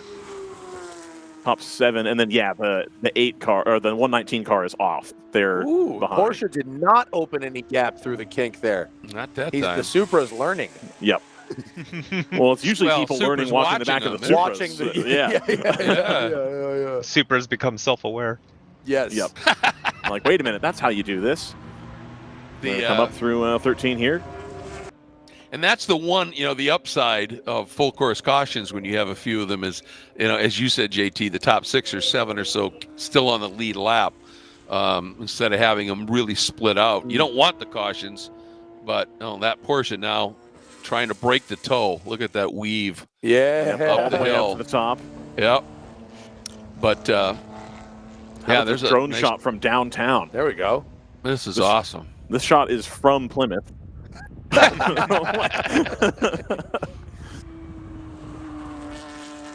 nice to have a live drone. Yeah, no, this is the first time we've had a sponsor step up and take care of us on the drone, so we're pretty pleased with that. Yeah. And then we've had the pit lane camera as well, which JT and I would alternate when both of us were here, trying to do that.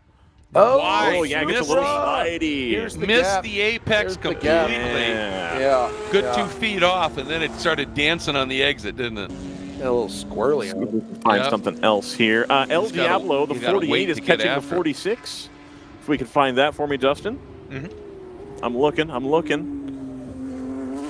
It's that highlighter yellow car. I believe it's coming up through. No, it's Cajun Canuck. Let's see. Yeah. While you're looking at that, for that, that El Diablo car. Going to there's 13 entry. That El Diablo car, its laps for some reason have been incredibly erratic. Yes.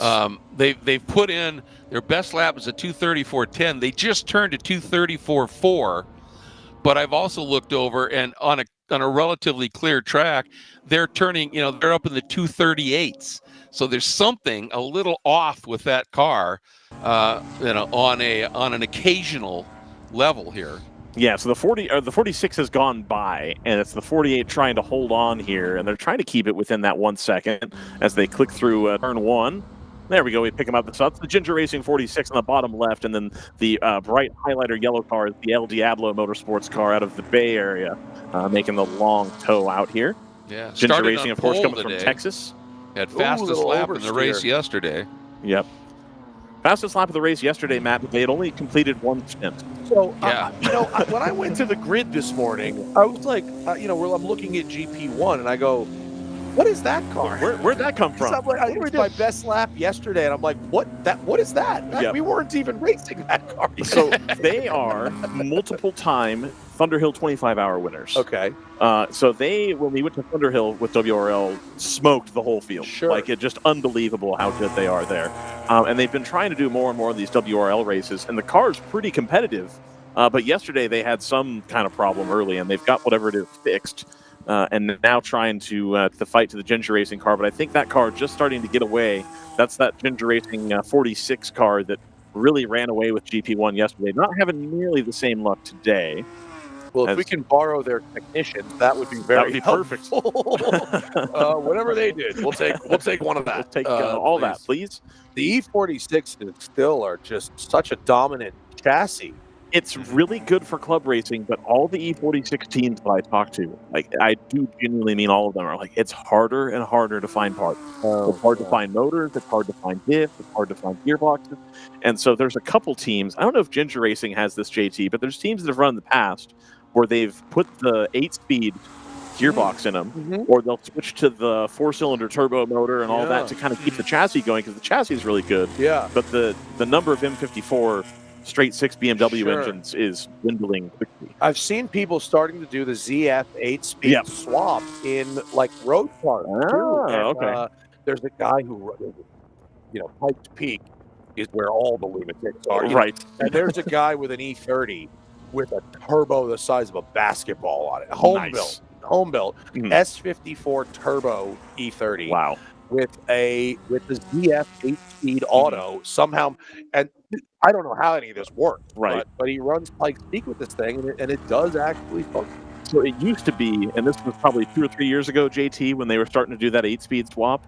I would talk to the team owners, and it was like a guy in Turkey or something was the guy that you sent your transmission control module to, and then he did all the whatever it is to get the transmission to talk to the engine computer correctly. And so they're like, well, I got to ship it out to Europe, and it'll be back in like 6 months. Right? Exactly.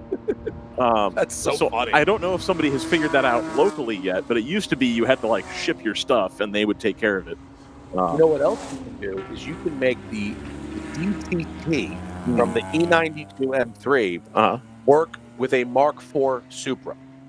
So there's guys who have an actual Toyota-powered Mark IV Supra that are running with that DTT in like a drag car setup. Isn't that? And it's pretty. If you're in a drag car, like, it's pretty quick. Like you get the gear you want. Yeah, it's pretty good. If you take the 77 on board, Dustin, I think we'll see the back of that El Diablo car, and the 77 will dice through this GP1 traffic.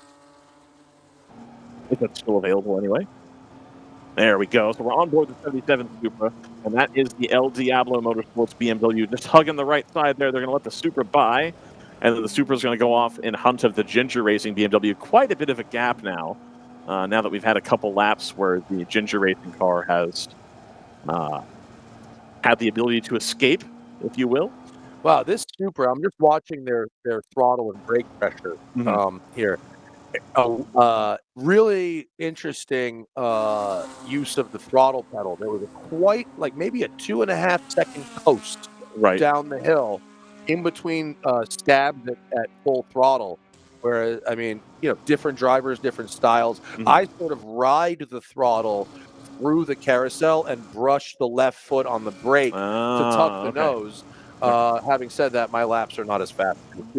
Yes, better. Similar motor, at least. Yeah, maybe they're doing it better. And they go by the Ginger Racing E46 here as well. Well, Matt, I don't want to keep my team. I just got a text from my team that says they think they might have it sorted, and I might get to go for a drive. Perfect. So I'm going to do that. Excellent. Thank you guys for having me. It's been a pleasure. Not a problem. Matt Farah, the Smoking Tire, Westside Collective Car Storage, etc. The whole nine. I got you. I know why you're here. Thank you, Ryan. I'm here to plug the things that I do to make money.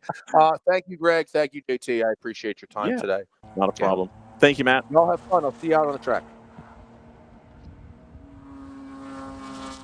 Yeah, hopefully we'll see that 62 BMW, what was it, a 235 IR, I believe, nicknamed Raptor.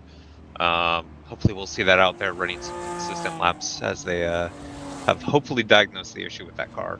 Absolutely. I think now is a good time for a ad, gentlemen, as we're just seeing the 58 come in for another pit stop, I believe. I think we're at the beginning of another pit cycle here for the GTO class, which should, of course, reshuffle everything as we enter the 3 hours to go realm. This does mean that you can make your pit stop here and put your fast driver into the end if that's how you've chosen to do your planning around driver changes. So we'll be right back here after some quick words from Continental Tire here from Elkhart Lake. It's the World Race. You can feel confident Continental is the smart choice in tires. Can they handle extremes? Yep. Tested from the Texas desert to near the Arctic Circle. Really? Really. Anything for the guy who finds that one pothole? Yeah, road hazard coverage has your back. For real? Absolutely. Were they made by like a bajillion engineers? Well, closer to 100. Continental. Welcome to the smart choice in tires.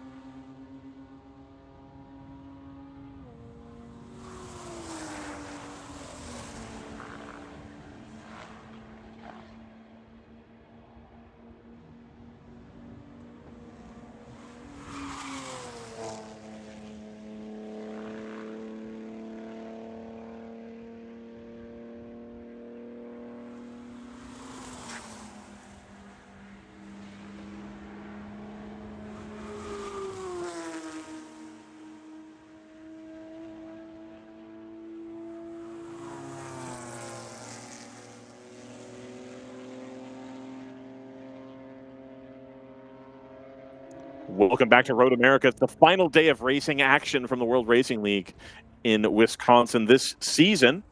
One of my favorite trips of the year is coming out here to Elkhart Lake. We've opined about it substantially, but it is just a lovely, lovely place to go racing. I just had Matt Farah from the Smoking Tire podcast on it. You can rewind and listen to that bit. I think one of the, if not the biggest car podcasters out there. Has his YouTube channel, etc. Also writer for Road and Track. The one thing I like talking to Matt about, if I could pick one, JT, is that he is incredible at detailing and communicating how a car feels to drive. I haven't gotten that level of detail out of a guest recently about how and where you're placing the car and on what part of the track and where the tires are and such. And I think that's a really interesting thing to talk about. Unfortunately, not a lot of people have a lot of people to compare that to because they're having driven on a racetrack is, kind of a rare thing, I think, among the general population. But listening to him talk about how to place the car is really one of my favorite things to do because he's just so good at communicating that. Yeah, definitely.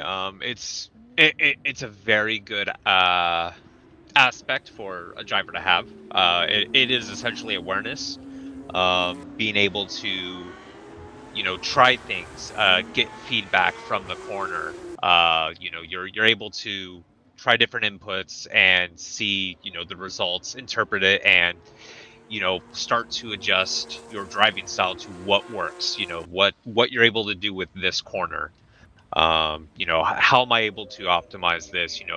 This type of curb is not good here. So if I go a little bit wider, I can use this part of the curb and the car's much better grip, that sort of thing. That's really helpful, not only for the driver to get faster, but if the team wants to make any sort of setup changes, especially going from like Saturday's race to Sunday's race, be like, hey, we can try tightening up the car a bit more. We might be able to get a little bit more speed out of it, or it might be safer going through the kink or whatever. So it is great to see that kind of awareness and detailed feedback that a driver can provide. Yeah. And even, he was very forthright about, I'm not willing to take risks and, do stuff to the car to make it have the ultimate pace. He's very aware that he's not the fastest driver here, but still you can feel genuinely takes it seriously and is trying to find ways that make sense for him to get the car faster and be a good teammate, which is really all you can ask for in semi-amateur endurance racing. Mm-hmm. JT, do you want to do the rundown? I'm told that when I do the rundown, the connection drops, and it's a problem. Yeah, no worries. I'll go ahead and start with GP2 at the moment. GP2 is currently being led by the 21 BMW of Northwood Motorsport. No big surprise, they are hometown favorites, essentially. They are normally very Don't tell quick. someone in Wisconsin that Minneapolis is a hometown favorite. Well, that's all I got to say about that. All right. But it's a home track for them, I should say. That might be more correct. Porsche running a bit wide turn 3 here. But yeah, they have lots of experience at this track. They've done very well here. They've got that car very well sorted. So it's not a surprise to see them out leading. The 216 from Skip Barber Racing School. It's a Toyota GR86 Cup car. They're running second. Just a bit over about a lap and a half back at the moment. They had really good fights earlier in the day with the 455 BMW from HC Autosport, who currently sits third. I believe they unfortunately had some minor issues earlier in the day. They were a bit slow, I believe, during the full course yellow, but they've got that car back out, just a couple laps off there, but still looking at a solid podium run. A little bit further down in GP2, we've seen reliability start to impact the cars. The 65 from Open Throttle Racing currently running fourth. That car, I believe we saw come to a stop. Can't remember the corner earlier today, as well as the sister car, the 68, sitting sixth, which I believe is in the paddock being worked on at the moment. The 55 from AOA Racing sits 5th. They were running 2nd earlier in the early stages of the race. Unfortunately, they ran into some issues. I remember seeing them on pit lane with the hood up, diagnosing that. The 385 Culture Racing, that Porsche Boxster, unfortunately also having issues as well. Yeah, that's 7th. Tough weekend for them. Yeah, they elected to work on the car during the red flag. So they're currently being shown as negative 23 laps complete. Hopefully we can see that car come back out. Yep. You know, not just because it's great seeing, you know, that bright orange Boxster out there on track, but it's also, you know, okay, we've been able to fix this issue. The car's running good again, and that's always a positive to end the weekend on. And then, yeah, unfortunately, we talked about the 83 at Palomar at the start of yesterday's race, getting an incident and not coming out today. That team has packed up and left. Yep. GP1, it is the KG Connect Racing BMW over the 45 Cabrix Racing BMW. They're currently at about a 46-second gap between those two cars. The only two GP1 cars on the lead lap. Ginger Racing currently sits 3rd. I believe they're about 10 seconds behind the Cajun Canuck car out on track. So possible that they could get a lap back. Last time through, they were 1.5 seconds quicker. So that's something we can keep an eye on for, you know, the last, you know, 2 hours, 50 minutes or so. El Diablo, about 7 seconds behind the Ginger Racing, currently sitting 4th, and at number 48. Couple laps back, the 946 Flying Fur Motorsports with their E90 M3, relatively new car to them, I believe. Yeah, sitting 5th. We did see the Corvette, we believe, ran out of fuel. Pit entry, come to a stop. Took a while to get that going. They're further 5 laps back. They are since back out there. We have an onboard from them that we did see earlier. They are back up to speed. Last time through was a 2:32.4, which is quite competitive in GP1. In fact, they come across the line now doing their best lap of the day at a 2:32.1. So yeah, just a bit of fuel in that Corvette, and it's back out flying. It looked like they changed drivers as well. Oh, that can help too. That'll help. Yeah. 7th place is the 64 from Open Throttle. I believe that is Cherry. Unfortunately, that car also having some issues. They haven't been out in a while. Hopefully, that can also be sorted out, as well as problems continue to plague Open Throttle today. 8th place, also having problems, the 424 Blitzkrieg Racing. They had a slow start to the day. Unfortunately, only able to do 17 laps. And then 9th in GP1 is the 62 Open Throttle. You know, we talked to Tommy Kendall, we talked to Matt Farah. That car, unfortunately, has had an unknown issue that hopefully they can get figured out before the end of the day, because those drivers would love to go out and do some laps. Well, it sounded like they were getting close. So the hope is that they would be able to get that squared away. Yeah, hopefully, you know, we're keeping an eye on it. A bit distinctive of a car once it gets out there. Yeah, easy to find. Oh yeah, 235i with big flag pattern on there. About 2 hours 45 to go here, which, as we talked about, puts you in the window to make it one more driver change at the end, and potentially some tires if you're really interested in that, or you have a set left. Got the option there too.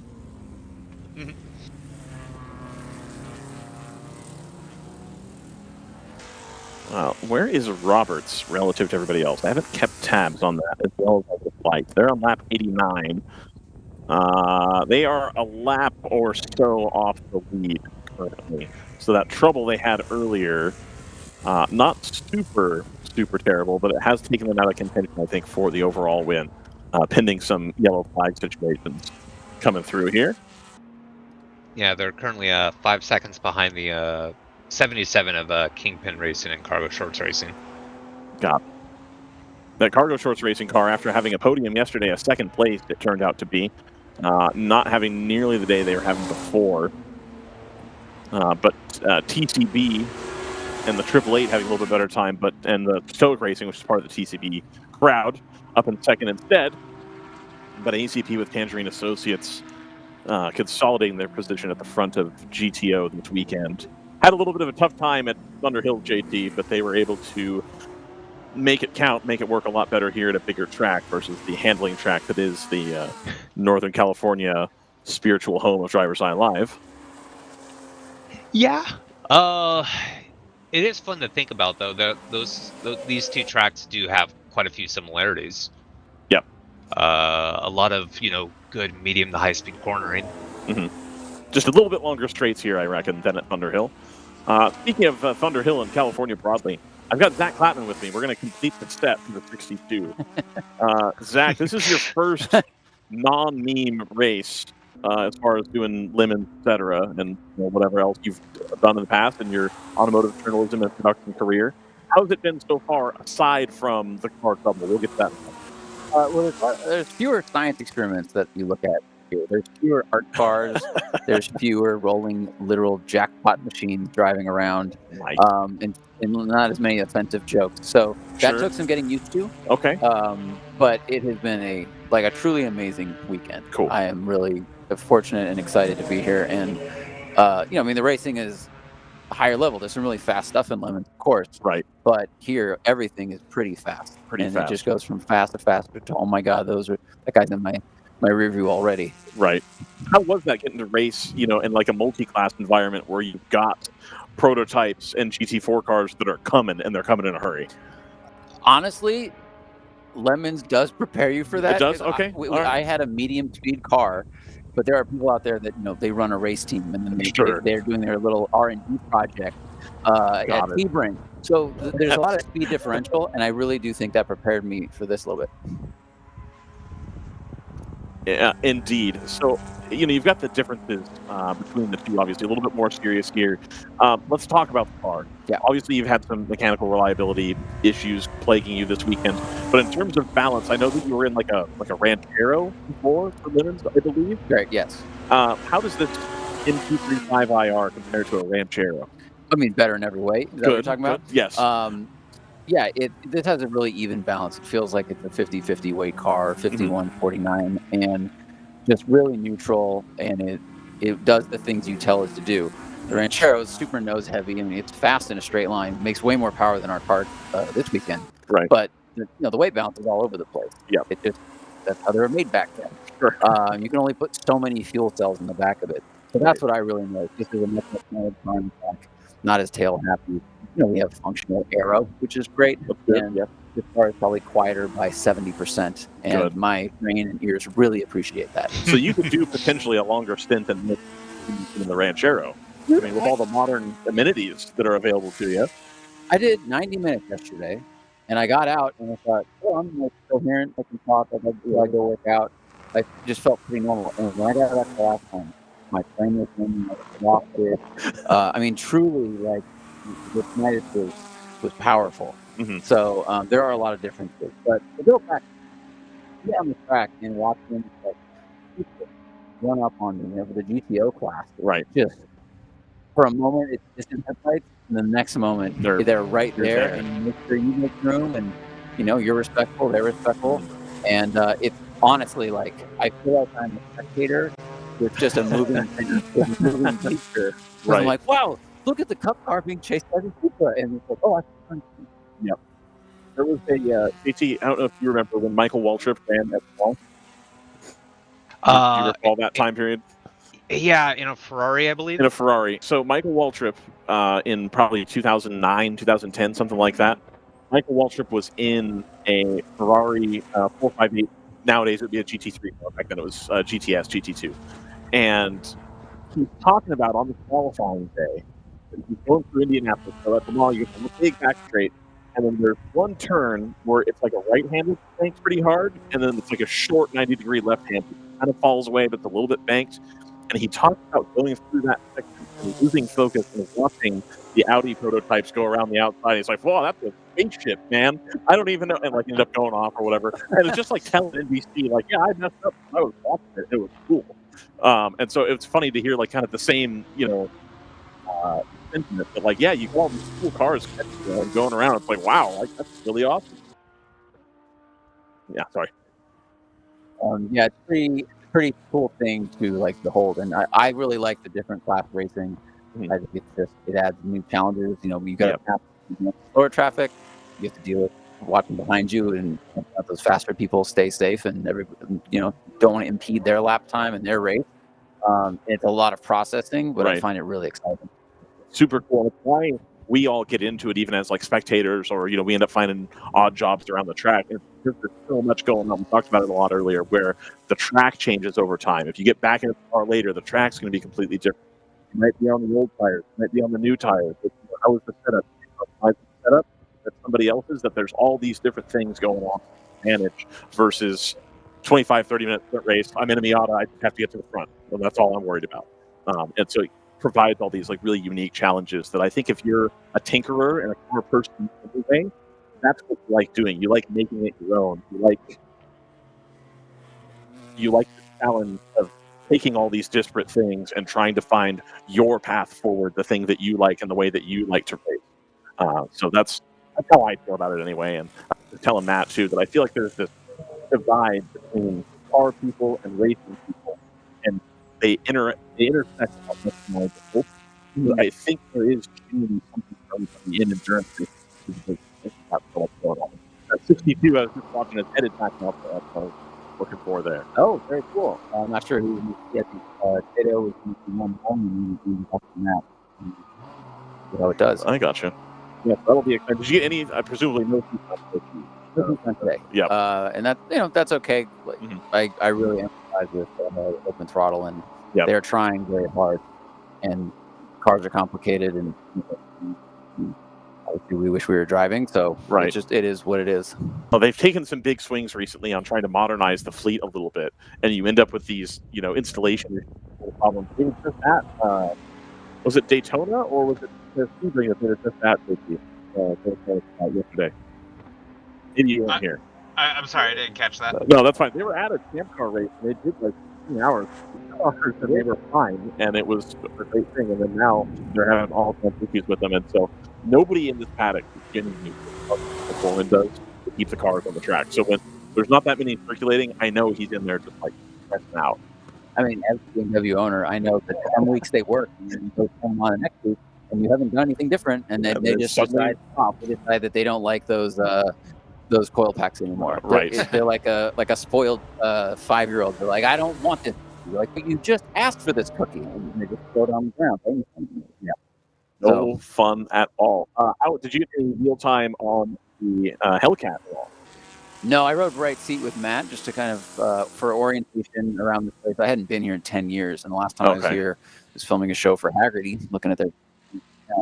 So it was very different from a caravan. Filming cars instead of driving. So rode with Matt, and that Durango is so fast and straight line. Right. I mean, I think the top speed is close to maybe some of the above. And then the brakes are insufficient. They are what they are, as are every brake for a 700 horsepower vehicle. Indeed. But it was a great way to just see things again and see what the landscape looks like compared to the sim. I did 3 or 4 sim training sessions, and that's helpful. I mean, that's essential. Without that and air guidance and guidance, I would have been 5-minute laps or crashed. So that was helpful. But to see all the here's how the land actually curves, and this thing that are in our different. That's so even in it was important. I gotcha. No, Mateo was very complimentary about your skills and understanding your willingness to use that. He was pretty excited that you were so receptive to it, which, as an avid listener of the Smoking Fire, I understand is in contrast to your counterpart there. I think I played a lot more video games than Matt when I was a kid, and that's why he's much more successful than I am as an adult. True. That is a very real thing. But I also, Matt now with the road and track job gets to do 6 to 10 track days a year probably. Right. And I don't, I don't have that kind of access. So I needed to catch up to him literally and figuratively in terms of track driving, and it's a steep learning curve. And, I wanted to be hopeful with the team and, not be the boat anchor for us. So I was just like, it felt like I was under a lot of pressure from myself to not be the anchor in a bad way. And I went, all right, let's do as much homework as I can. And sure, I'll drive to north of the valley on a Wednesday afternoon and do 3 hours of traffic because it's worth it for training with Mateo. And he's truly a great teacher, really good coach. Made it pretty easy to understand things. And it all really, really translated. Like training on sims, and we all know this now with Max and everybody else, like anybody coming up. Right. It's that muscle memory you can train. It's like any other, it's like batting cage, whatever analogy you want to use. It's totally important just to build those good muscle habits. Absolutely. 21 of North Loop Motorsport is just in the pit lane. That's your leader in GP2. They are making that stop here. Barber, I believe, is a lap behind, give or take. But they're going to draw a little closer here as they come by. They're still not halfway through their lap. So it'll look a little bit closer, but indeed they'll be now behind some stop. I think North Loop is running out of fuel a little bit quicker than the Barber car is, but they certainly have the pace right now to maintain that level of speed and probably make an extra stop if they have to. We'll get the dub here. Derek Wagner is going to get in the car. I think CJ Herrera getting out, so Derek will close the car out for 2 hours. Another big sim guy, Derek Wagner. Does a lot of work on iRacing, etc. Hey, Zach.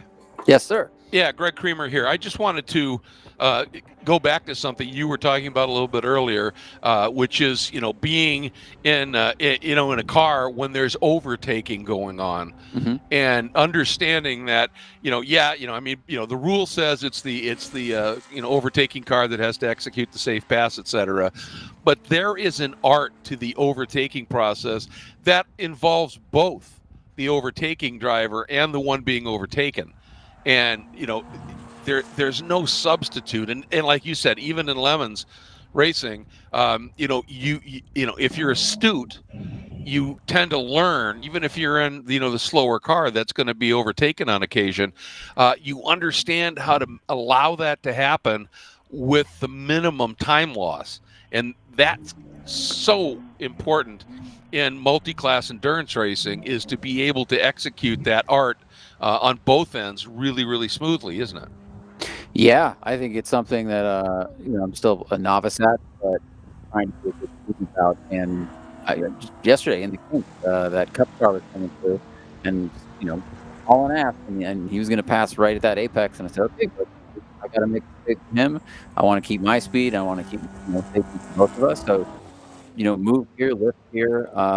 It's a really difficult skill, and I think it's really impressive when people can lose that quarter second to hand that pass to someone else, and then you both can kind of keep the pace you have immediately. And learning that you need to let off less, or maybe brake less than I thought initially. To let that person go by and keep my speed. It's just it's a skill that probably takes a long time to master. I'm very much right. I mean, everybody's got to start somewhere, right, Greg? Everybody starts at, being a novice at it. Everybody's been to an autocross, for their first time, and looks around and is like, what the hell am I doing here? What am I meant to be doing? I don't know. Like, if there's cones, like, trying to go. And it just takes trying to get to where you've done it enough time to feel better about what you're doing. And Absolutely. Stop working from behind and try not to make mistakes, and trying to analyze, okay, what is it that I need to be doing? How can I be proactive and make sure that this works the way I want to, as opposed to, oh, don't do that, don't do that, don't do that. Well, and the other side of it substantially. is be open, ask questions, and then listen. Yes. 100%. so many people have that mindset, like, okay, I've driven a couple of video games, I know what I'm doing. And it's like, no, you don't. This is very, very different. And if you're out there and you're struggling and you can't figure out why, I've had top level pro drivers come out and on a corner when I'm just working an off weekend, and they'll come out to the corner and they'll just say, "How do I look through here?" You know, Right. because they want that information. You know, do I look quick? Am I over slow? You know, whatever it is, you know, and so be a sponge when you're starting off. But make sure that you are confident that the person you're listening to the advice knows what they're talking about. Well, fortunately, Zach's in a position where he doesn't have to question it too much. Yeah, that's very true. It's very true. But that's now. You know, I've been driving cars for what, 25 years or something like that. 15 years, and I've gotten some bad advice at times. And I was not a sponge for a long time. I was more of a brick, and like many a young man and probably some young women. I was like, oh, I know how this works. I'm very fast. And then I rode with a pro once, and I saw how fast we were going and how little they were doing with their feet and hands. And I realized that it's always humbling for your first or second trip around that somebody takes you on that. It's like, okay, I still have a lot more to do here. Yeah, there's a big gap that I'm not even close to. Yeah, if anyone wants to get into racing, driving, or any activity, sport, hobby, the sooner you can realize that you are not perfect at it, better you can be a sponge. Talk to people who have all the knowledge and just absorb it, and you will accelerate your learning curve. That's why I hadn't gone to a driving school until a few years ago. And now you've done them all. And now I get around and I just get Barbara, and I go, oh, I should probably ask the experts how to do this, and now I won't be such a dumb. Yeah. I remember, and I spoke to Zach about this offline a couple days ago. The first time I was ever on the air seriously, before I was doing WRL regularly, doing the commentary, I was actually on a podcast Zach produced. And one of the questions that came in from the listeners or whatever was, I've got XYZ amount of money and I want to start going to the track. What mods should I do? And I took the angle at, I think I was like 21 or 22 at the time, and put my head up on a car podcast and said, like, what you probably should be doing is spending that time at the track and like change your brake pads or whatever you need to do. But you just need the track time. Genuinely just go to the track more, pay an instructor, like whatever it is you have to do. Don't blow all this money on like, I need shots and an arrow and I need to do that. You know, just go get more seat time. And I guarantee that'll do better for your lap time than spending $5,000 in parking. Well, there was a really top tier coach. Ooh, big off there for the 410. Gathered it up though, but there was a really top level coach who wrote this article, and I'll never forget this line. It was brilliant. He said, just remember this. He said, you can, have a car. You can spend $50,000 on engine mods and pick up a second or two. And you can spend another $50,000 on suspension work and aero and pick up another second or two, or you can spend $3,000 at a driving school and pick up 8 seconds. Right. And it's so true. Until you understand the physics of driving a race car, you're never going to be ultimately that quick. It's simple. And that's where you learn it. I'm sorry, Greg. I'm just watching this battle here. Yeah. One of the GP1 cars with no wing is trying to go around this GP2 battle. And I believe we just watched live the Northwood car come around and put that lap back on the Skip Harbor Racing School 86. So now they are back to being firmly a lap ahead. They hopefully won't get caught out if there's a yellow flag there. That's HC Autosports on the outside there. Again, no wing. They were one of the fastest cars in a straight line in the general production field. I think Friday they were looking at it, and they had about a good 7 to 8 miles an hour on most field in GP1. Look at this. They had set that car up very specifically for that. But this North Loop car is a monster in the corners. And so even though they're way down on power, you'll see them catch up. I think Eric just a little wide there and lets the GTO car through. That's the 119 AE victory car going through there. So able to hold on to the back of that HC car purely on cornering speed here. But that HC car is a rocket. It is, but if you saw on exiting corner 3, they were real loose. They were wagging that tail a little bit because they don't have that downforce, or maybe something else was going on. Yeah. But I definitely tried to push that car yesterday in the straight line speed. Is superior to ours. Yes. Look at that. And you can see the wing mounts. Tapped him. Ooh, careful. Just a little nudge there.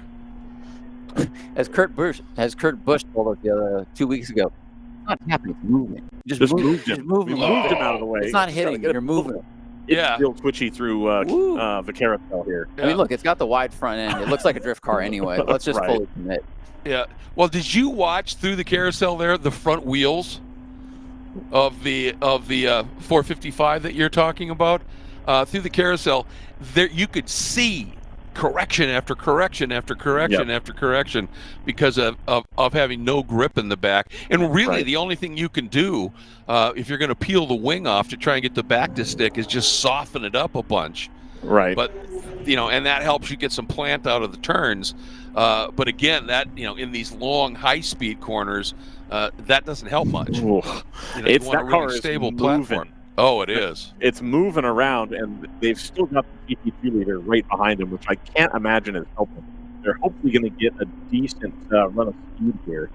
GP2 North Loop car does catch them on the exit, and as you'll see, as we come up the hill here, they've got more power and less aero, and so hopefully that HC car can draw away and quit looking in the rearview mirror at the car that is not a battle for position in any way, shape, or form. At GP2 North Loop car. Currently on lap 90. So indeed, let's see here. What is it? The GR86? No, this is on board another E46. Oh, okay. So this one's M54, and then the HC Auto Sport interior is by more of an M3 type build. Okay. Yeah. Let's see, and then they are they in the same? Oh, I'm sorry. The 455 is in the same class. My apologies. Yeah. I thought they were in the thing. So they're in third. They're 3 laps behind the leaders here. So this is trying not to go down another lap. What's so the it fun is the same class. BOP choice, right? They went with no wing, but they've got power. Right. And the other car behind them theoretically has less power, but has all the wing. Yep. And and freshly new wider tires. Yes. They've recently cut the fenders out of the E46. Ooh, but there's the problem. Yep. Runs a little bit Overshoot. wide here. They're going to keep it tidy up good. He's going to have to run up the hill again. He's got the power. Yep. Yeah. Oh, well, that's why the North Loop car decided not to make a move. Yep. Involved here, multiple different ways. So they're gonna head What were we through, just talking about? The art of the gentle. Letting someone through gently. Yeah, and there you go. He got in way too hot. Wow. Yep. There we are. And so I imagine here, and again, we're going back to the quick part of the track, but they're going to hold a lot more speed through the carousel, and that should give them enough of a gap in the way. Yep. And keep that lap pinned on the HC Autosport 455. So Derek Wagner now, I think, doing a good job keeping that car out there. 21 North Loop Motorsports, the favorite from yesterday, the favorite today, consolidating their position at the front. Couple of those E46s. I mean, all of them that are out there were real fast yesterday. Ginger's one of them. North Loop's one of them. They all had some really impressive speed. And, I thought we had a big wing on our car until the big wing blew up, as Matt would say. Yes, and indeed. I realized that we need to go harvest something from an airplane. Yep, something like that. I think that's what is it, 9 line JT that makes big wings that are not that expensive. I'm not sure. I think so. I think that's the name of the company. Anyway, see a lot of those around here. Yeah, that E46, it's such a good platform. It's been developed, as you talked about with your road car. It's harder and harder to care for them in the old age, as it were, and people are starting to make changes and put it in the platform, etc. But the teams that have them have been driving them for a long time, and so they know what you have to do to get the speed out of the car and what's available to you to make changes. So yeah, I just talked to the guy today, and he said that they just do fixed timing, they fix the power, it's right. I should do that. That's a good idea. Yeah, so if you can make it simpler, it's an impressive block of metal. And I mean, it's working well. It's power and good work. It's a great balance. And then you'll have to pick up one of Matt's ideas, and you can do that. And that way you can get it. Not you can register it. Yeah, no kidding. Well, Zach, Central Wisconsin, unfortunately, it sounds like you guys didn't get the full Elkhart Lake experience because you're out in Sheboygan. What do you think about traveling here? Fine. Fine? Yeah, but, fine. No, I'm just curious. Usually lots of people love it here, and so I wasn't sure if there's a favorite spot. Oh, sorry. I didn't know if you meant like getting here. I mean, this is gorgeous. No, getting here. It is a gorgeous place. You have green grass. I rode the Grom around and was really taken in by the beauty of the place. Last time I was here was in the fall. Also stunning. Driving through toward Canada and the leaves are falling, like it is a memory etched in my brain. But it's a stunning landscape, and I think, yeah, great. I can definitely recommend it.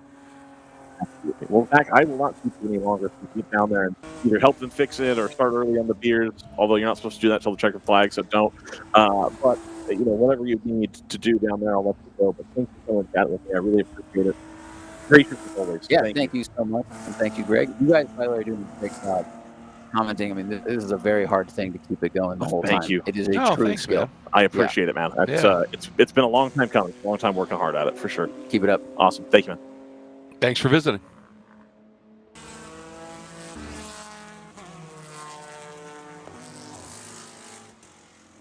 So as things stand right now, taking a look in the overall battle, it's still the Go-Karts Go Australia entry, up by about 40 seconds. The Mercedes is over the number 410 ACP Tangerine Blue BMW, then the 87 Stoic Racing.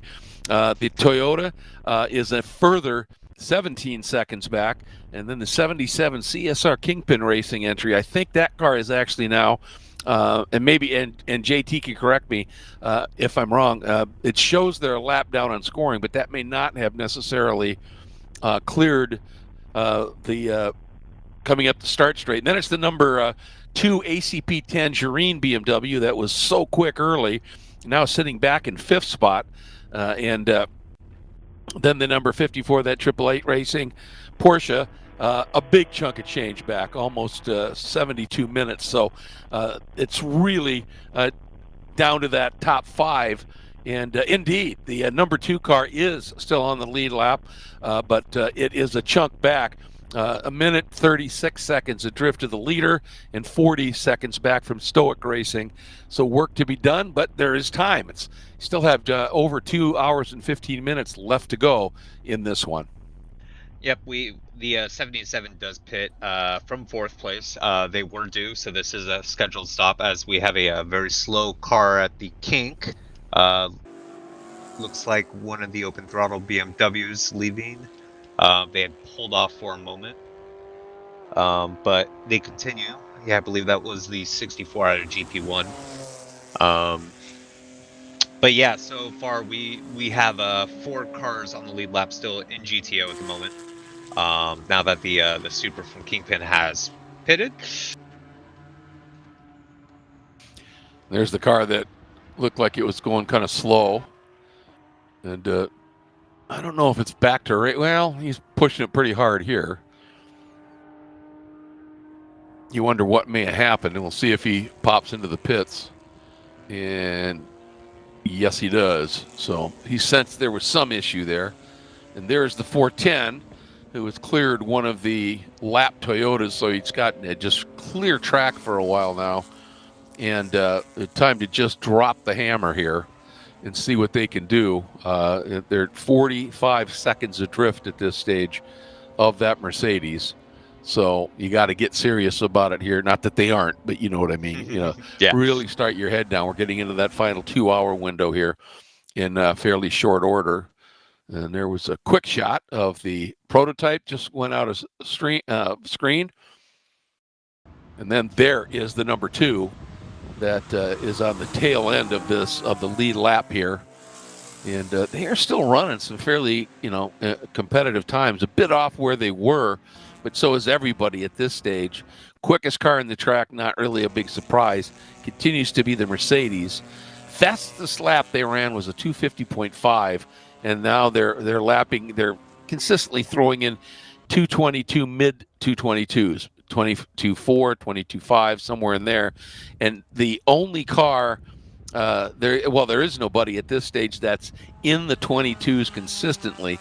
Most everybody's in the 24s. So they're just continuing to stretch that lead. And I'm not sure at this point, JT, that anybody has an answer for their pace. I mean, not currently. It's going to be interesting to see how this plays out as we get closer to the final stop, because it does seem like that Mercedes is off sequence to the other cars.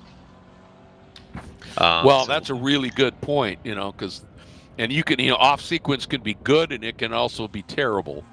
So hopefully they've got a knowledgeable brain trust there that is in working those sums right now.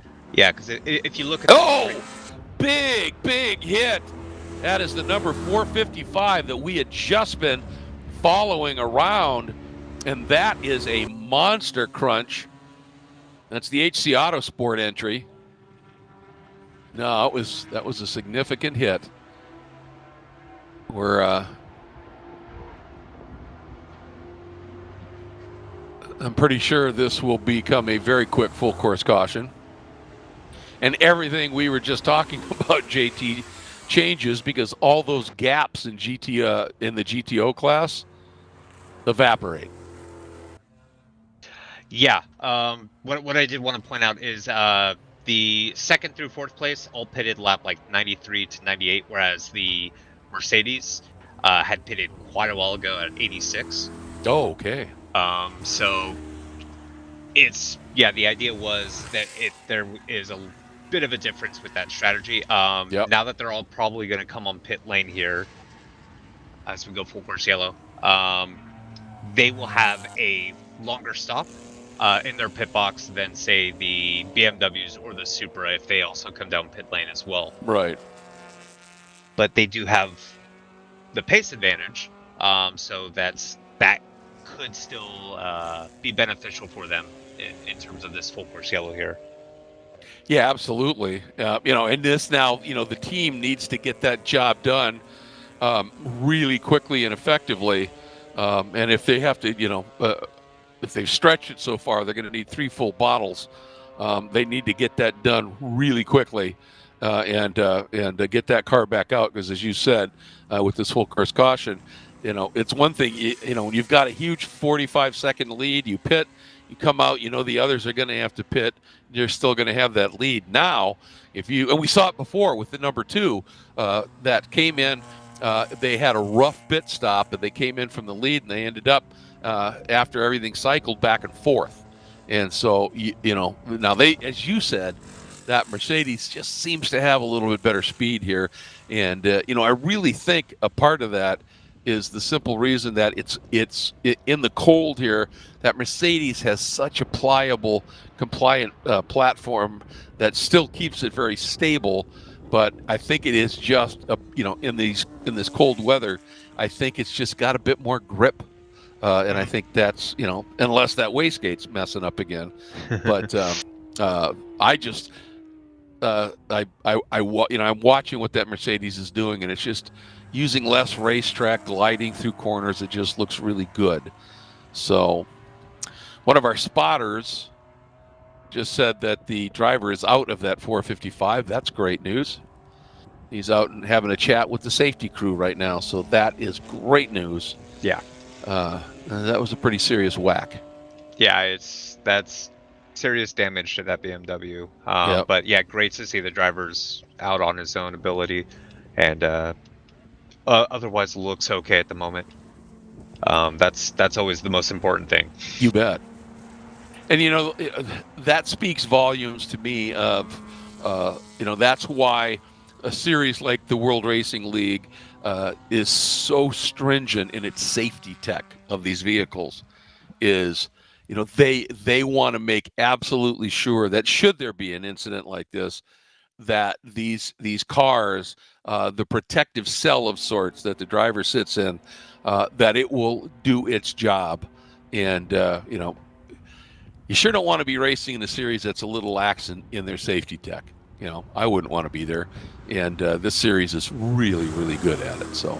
Mm-hmm. But, and that Roberts Motorsports car has worked its way back up to 5th in the overall order. And it depends on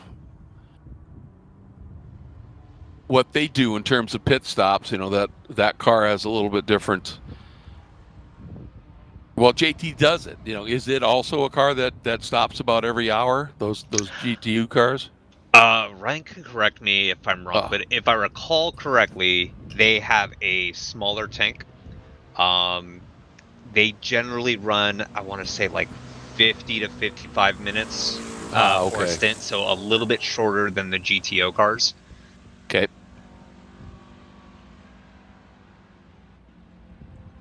So, We understand that the minute that this caution became pretty obvious, it immediately ducked into the pits. Mm-hmm. So that was a great plan. And that's where you want a crew that's really good, or if you go by and you see an incident like that where it's certainly going to be a yellow, you want to be on the radio to your team right away going, it's going yellow. Do you want me in? And if you're not in that area, you hope your crew is paying attention, notices it, and says, hey, we're sure it's going to go yellow, come in this lap. Mm-hmm. Something along those lines. It's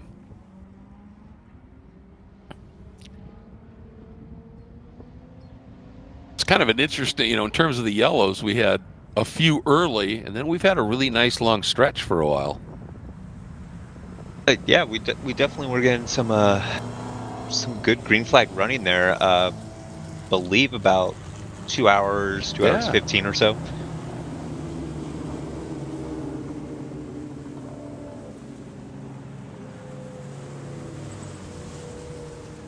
Something I did mention in YouTube a little bit ago here is before we went under full course yellow, the top 4 in GP1 were all within about a minute 50 of each other. So that's good to see. That's gonna possibly compress for the most part. It's gonna depend where the safety car comes out as well. Correct.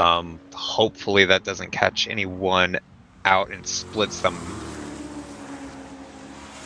Yeah, exactly. And that's exactly what I was just starting to look at when you started talking about it. Is I hadn't realized that group was still on the lead lap, and the El Diablo Motorsports car, if it, I don't know what the inconsistency is in the lap times, and I'm not talking about after a driver change when you have maybe a different driver in, same driver in that car, and I'm watching, and it's not it isn't traffic.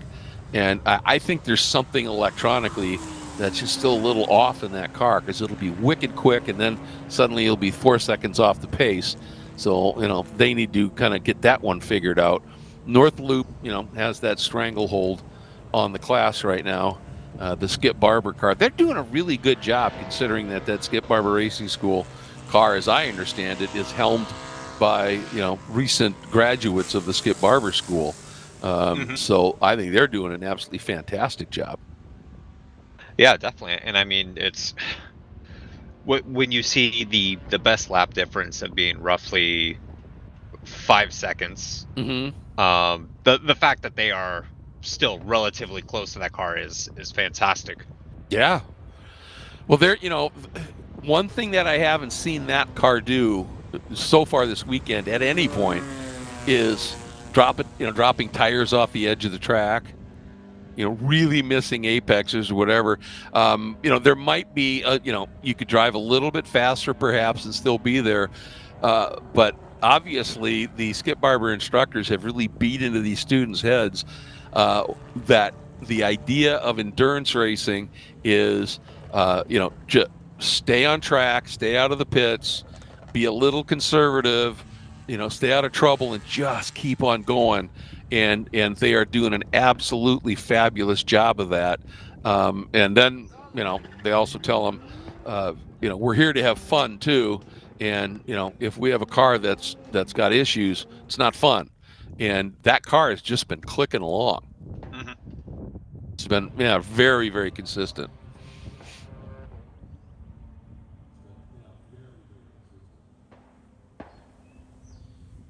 Yeah, I'm waiting to see. I want to see the car come across start-finish line one more time. I think the way that the yellow flag and the safety car came out, I believe that actually benefited that Toyota.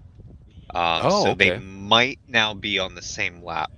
I need to see them cross the line one more time, because North Loop, I believe, already came in immediately. And I believe this is the out lap for the Toyota. Oh, so they gained the lap and then pitted and are at the back of the queue, but at least back on the lead lap in case anything should happen for the North Loop car. Yeah, that's what I suspect. Yeah. And you got to always play that. I mean, with endurance racing, I mean, I've been, watching it and announcing it long enough that, I know that things can happen in that last half hour even. And here they are doing a nice job and got the refueling done. That little tray that you see a lot of them put down, that's just to catch any gas overspill.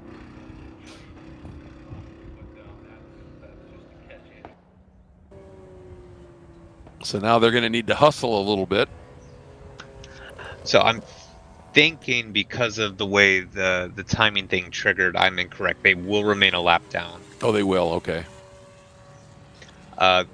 Can see that the top 4 in GP1 should still be all together on the same lap now. Okay. That's going to compress, so that's going to be everybody within 10 seconds when we go back to green.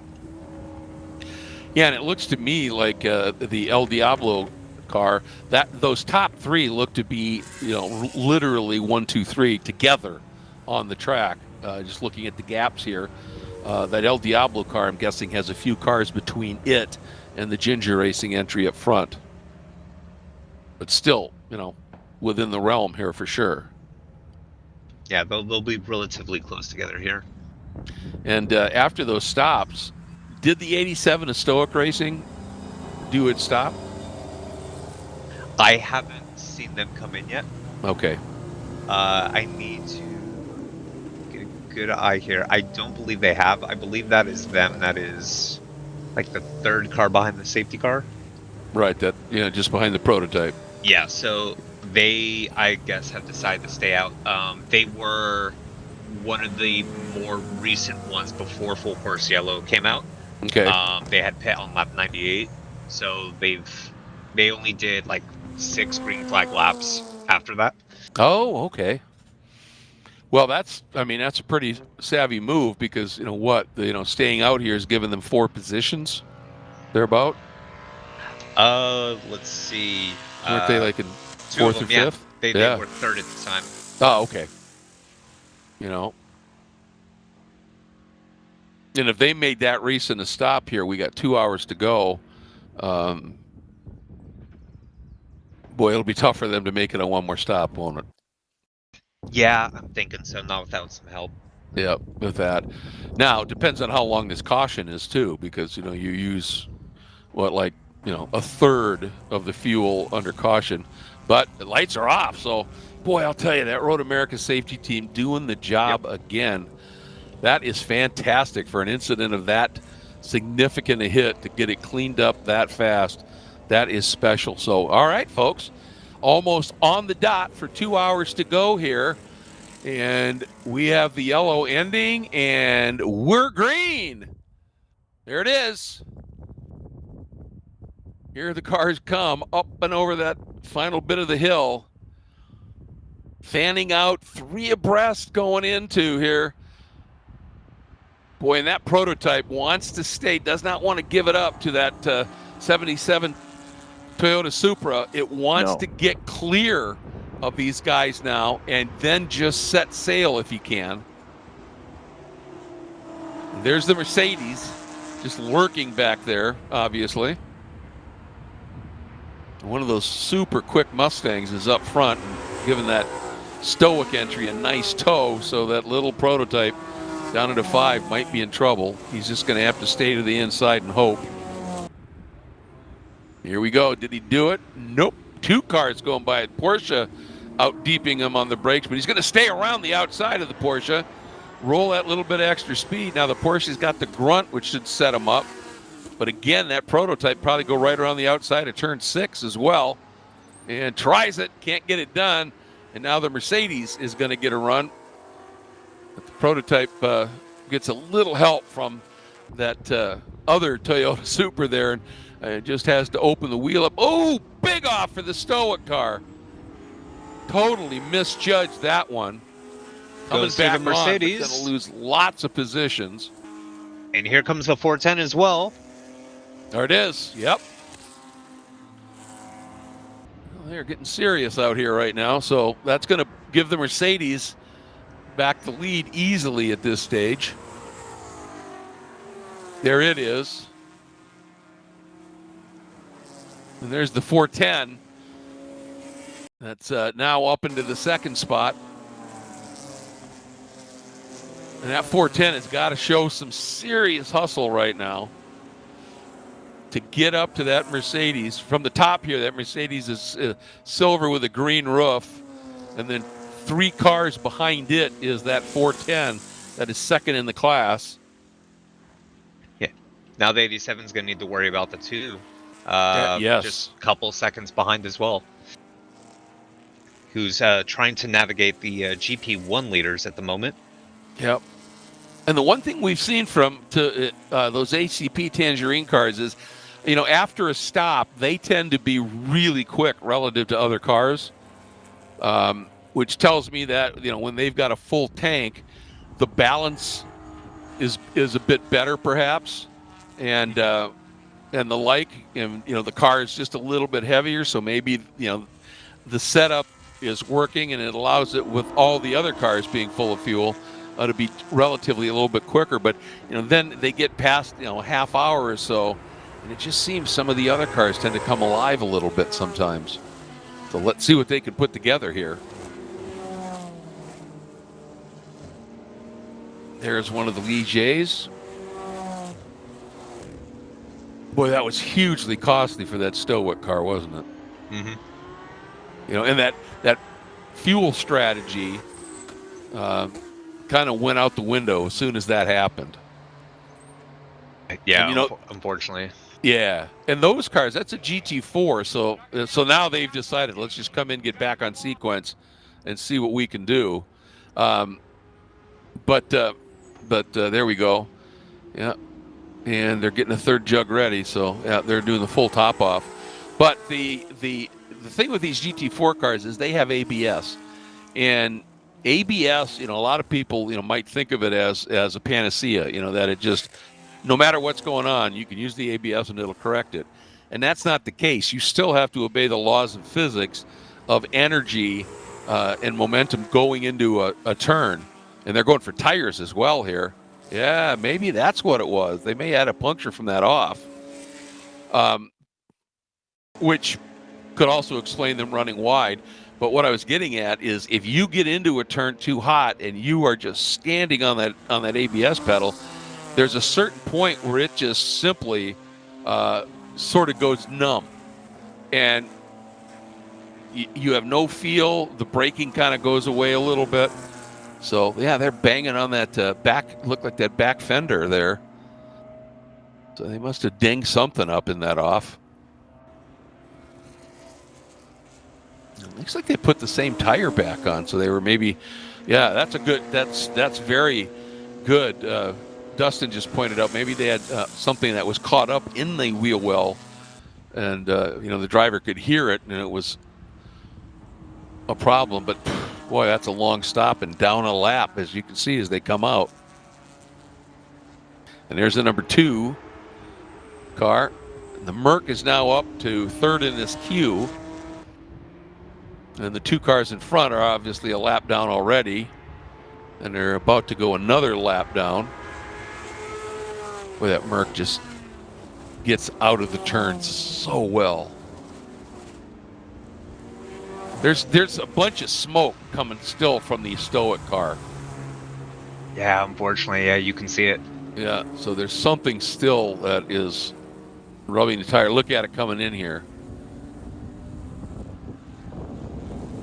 Well, you want to be careful with that, And if it's some sort of rub that's putting up that much smoke, the driver is certainly going to hear it. I'm sure he'll be chatting with the team. You see right there, just started to backpedal it, didn't he? Meanwhile, our prototype is continuing. Cleared that group of cars, so it's got our overall race leader to get to.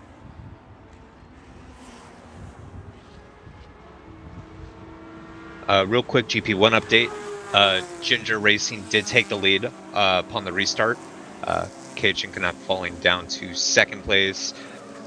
Cabrix third, and just directly behind them, El Diablo Motorsports just being past this previous lap, I believe. GP2 North Loop Motorsports does have a lap and change over the 216 from Skip Barber. They're roughly 3 minutes up the road. Both cars have a nice safety margin back to the 65 from open throttle for their six laps back. Oh, okay.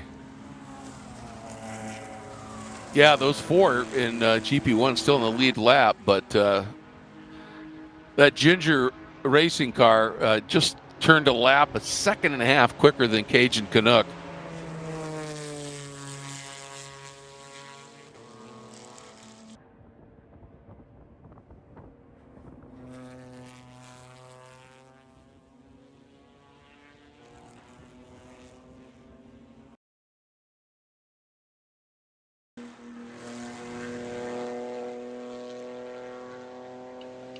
Yes, Yes, that's looking good this here. Is showing the 4th car in line is El Diablo.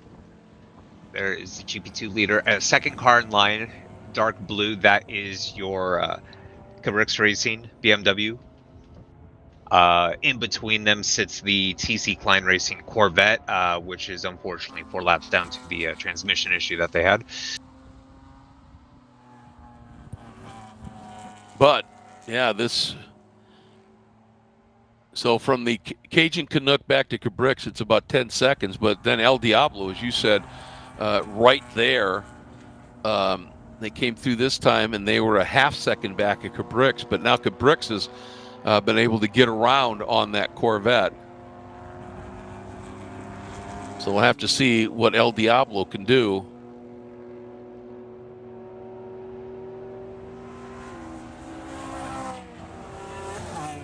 Boy, it just doesn't seem to have quite the punch, does it? So we go on board here with the Corvette, and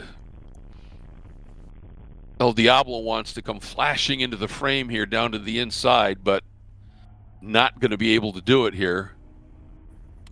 El Diablo got exactly all they needed, it looks like, here in 4th position now. El Diablo's last lap was a tad quicker than the Cabrix car. Of course, some of that was probably the Cabrix car working its way around the 112.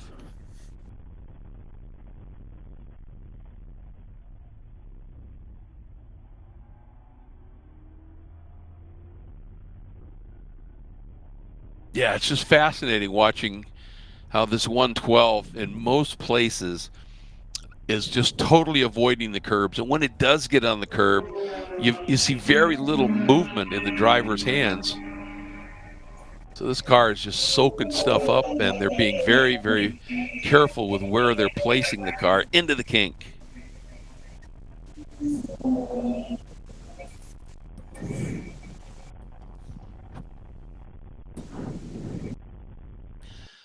Now into the heavy braking zone down here, and an El Diablo car right there, just not quick enough.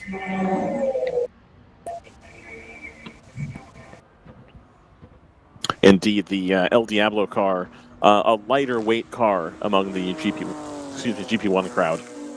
I wouldn't think a natural fit for Road America, but again, they had set the fastest lap yesterday. Yeah. In their short time on track. It does not surprise me that the North Loop car is holding on to the end of this GP1 battle here, especially since that also is a handling car at this point. Yep, exactly. But I'll tell you, Cabrix worked so hard to get through on this 112, and now the 112 is coming right back at them. And the interesting thing with that lighter car, you know, we talked about that too, Ryan, that, you know, everybody thinks straights, that, you know, long, fast sections here, it's all about power. But if you have a light car that can really corner well, you know, you think about turn 1, turn 3, carousel, kink, 14, all really crucial and really fast long duration corners where a lightweight car can really fly, and it can make a difference, you know. So that El Diablo car, it's just the consistency and the inconsistency in the lap times that we've been seeing from it that you know, is a little bit baffling, you know. Ooh, nice move. Yeah, they come right down the inside. They overcook it. No. Looking in the mirror, and the Diablo car couldn't follow him through. El Diablo, though, still looks like right on the rear bumper of the Cabrix car as the 112 slides on through. I was a little concerned, Greg, that car had gone too deep on the brakes, but that mid-engine Corvette able to just eat it all up and gets a good launch off the corner. A little bit of a slide as they went on the rumble strips, but able to make the pass, do what they need to do.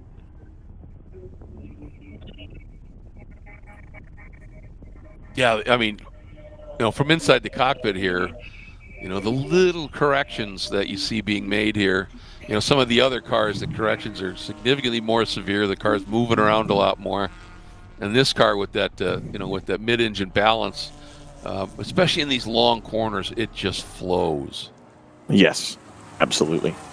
There's the Diablo car now. It's got a potential opportunity here. It got a really nice run through the kink there. Let's see what happens. And the Corvette might have a run as well on that other car in front of it. That's the Flying Fur car, which is a little way behind. And North Loop giving us a great view here. This is great. That's the GP2 class leader. Mm-hmm. Just hold on to this battle at the front of GP1. They're starting to drop backwards a little bit, but not as much as one would think, given that they're in the slower classes. One of the open throttle BMWs has gone wide. I think that was one of the GP2 cars. I'll tell you what, I mean, right now, Cabrix, El Diablo, Flying Fur, all of those, even the Corvette, are running high 237s or low 238s. North Loop just ran a 237.7. Yeah. So, it's running darn near GP1 lead car speeds here.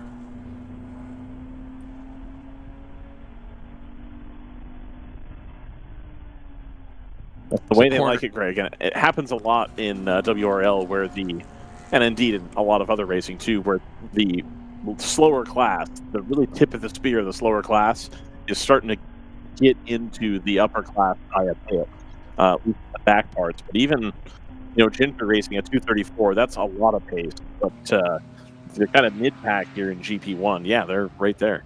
Yeah, exactly. Right in the mix. Here we go. They're...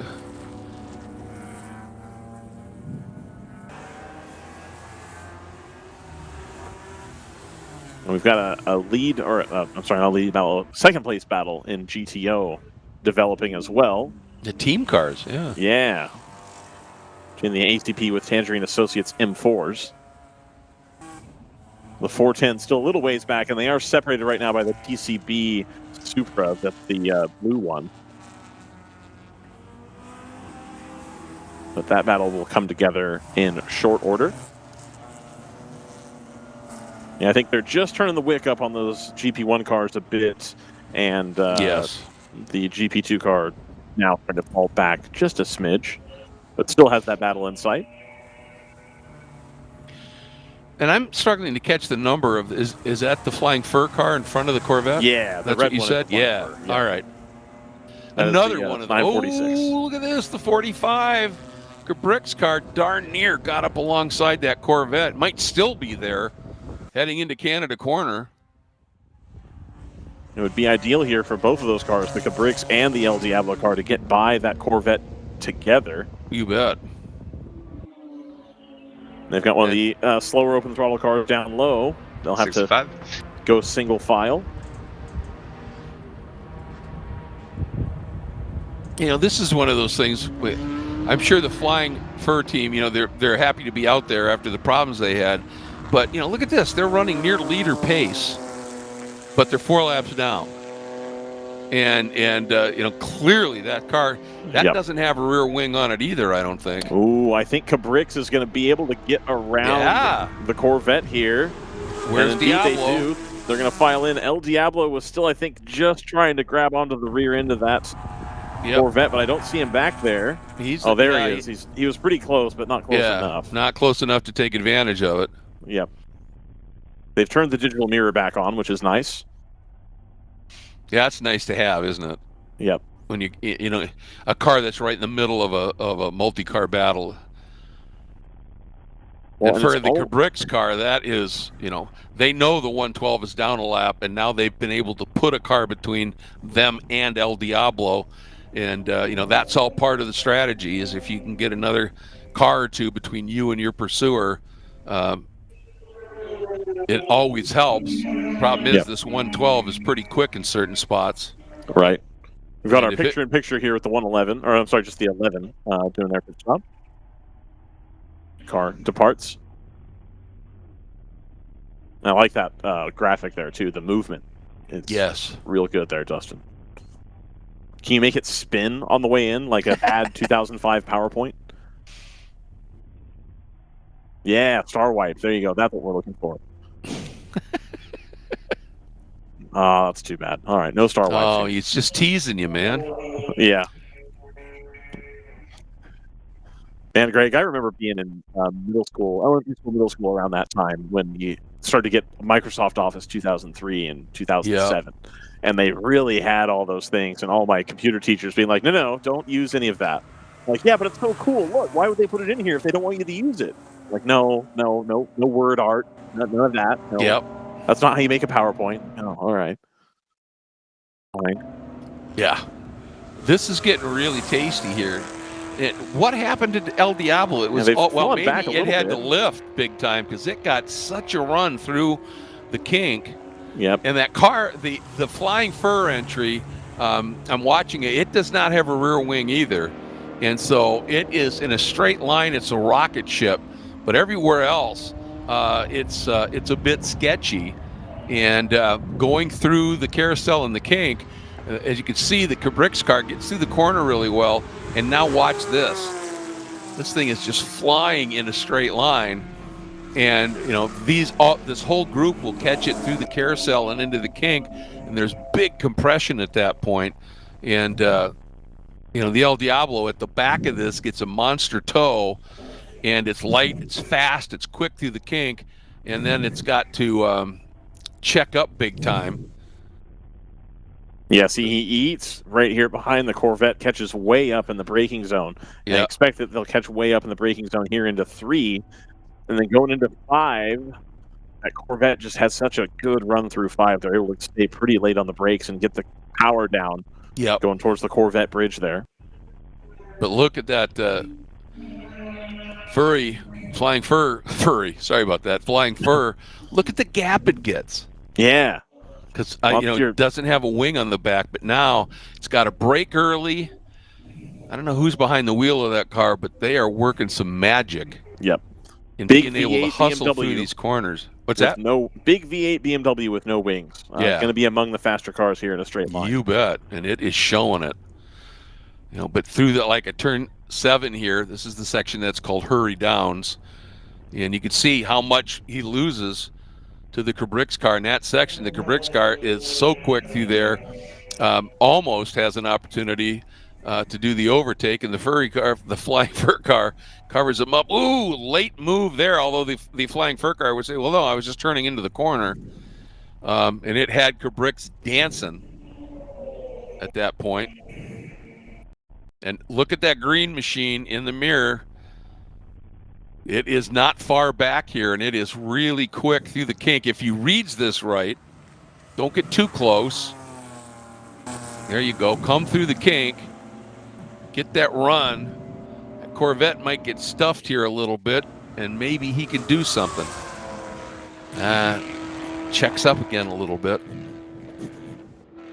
Well, this is just a study in different platforms, different aero. And again, you can see, the Flying Fur car has to wait so long to get, to be able to get back to throttle. And it just lets that Cabrix car, it's like, lets it feed.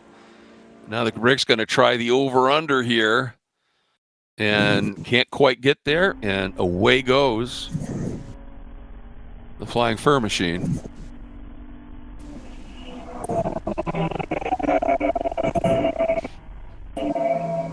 And this, that's the Cabrix. Yeah, that's the Cabrix entry, and the driver going, I can't figure out what to do. It's so fast in a straight line, and it's just fast enough in a straight line that when you get to a twisty bit where the 45 Kubrick's car is clearly quicker, he just can't quite get close enough.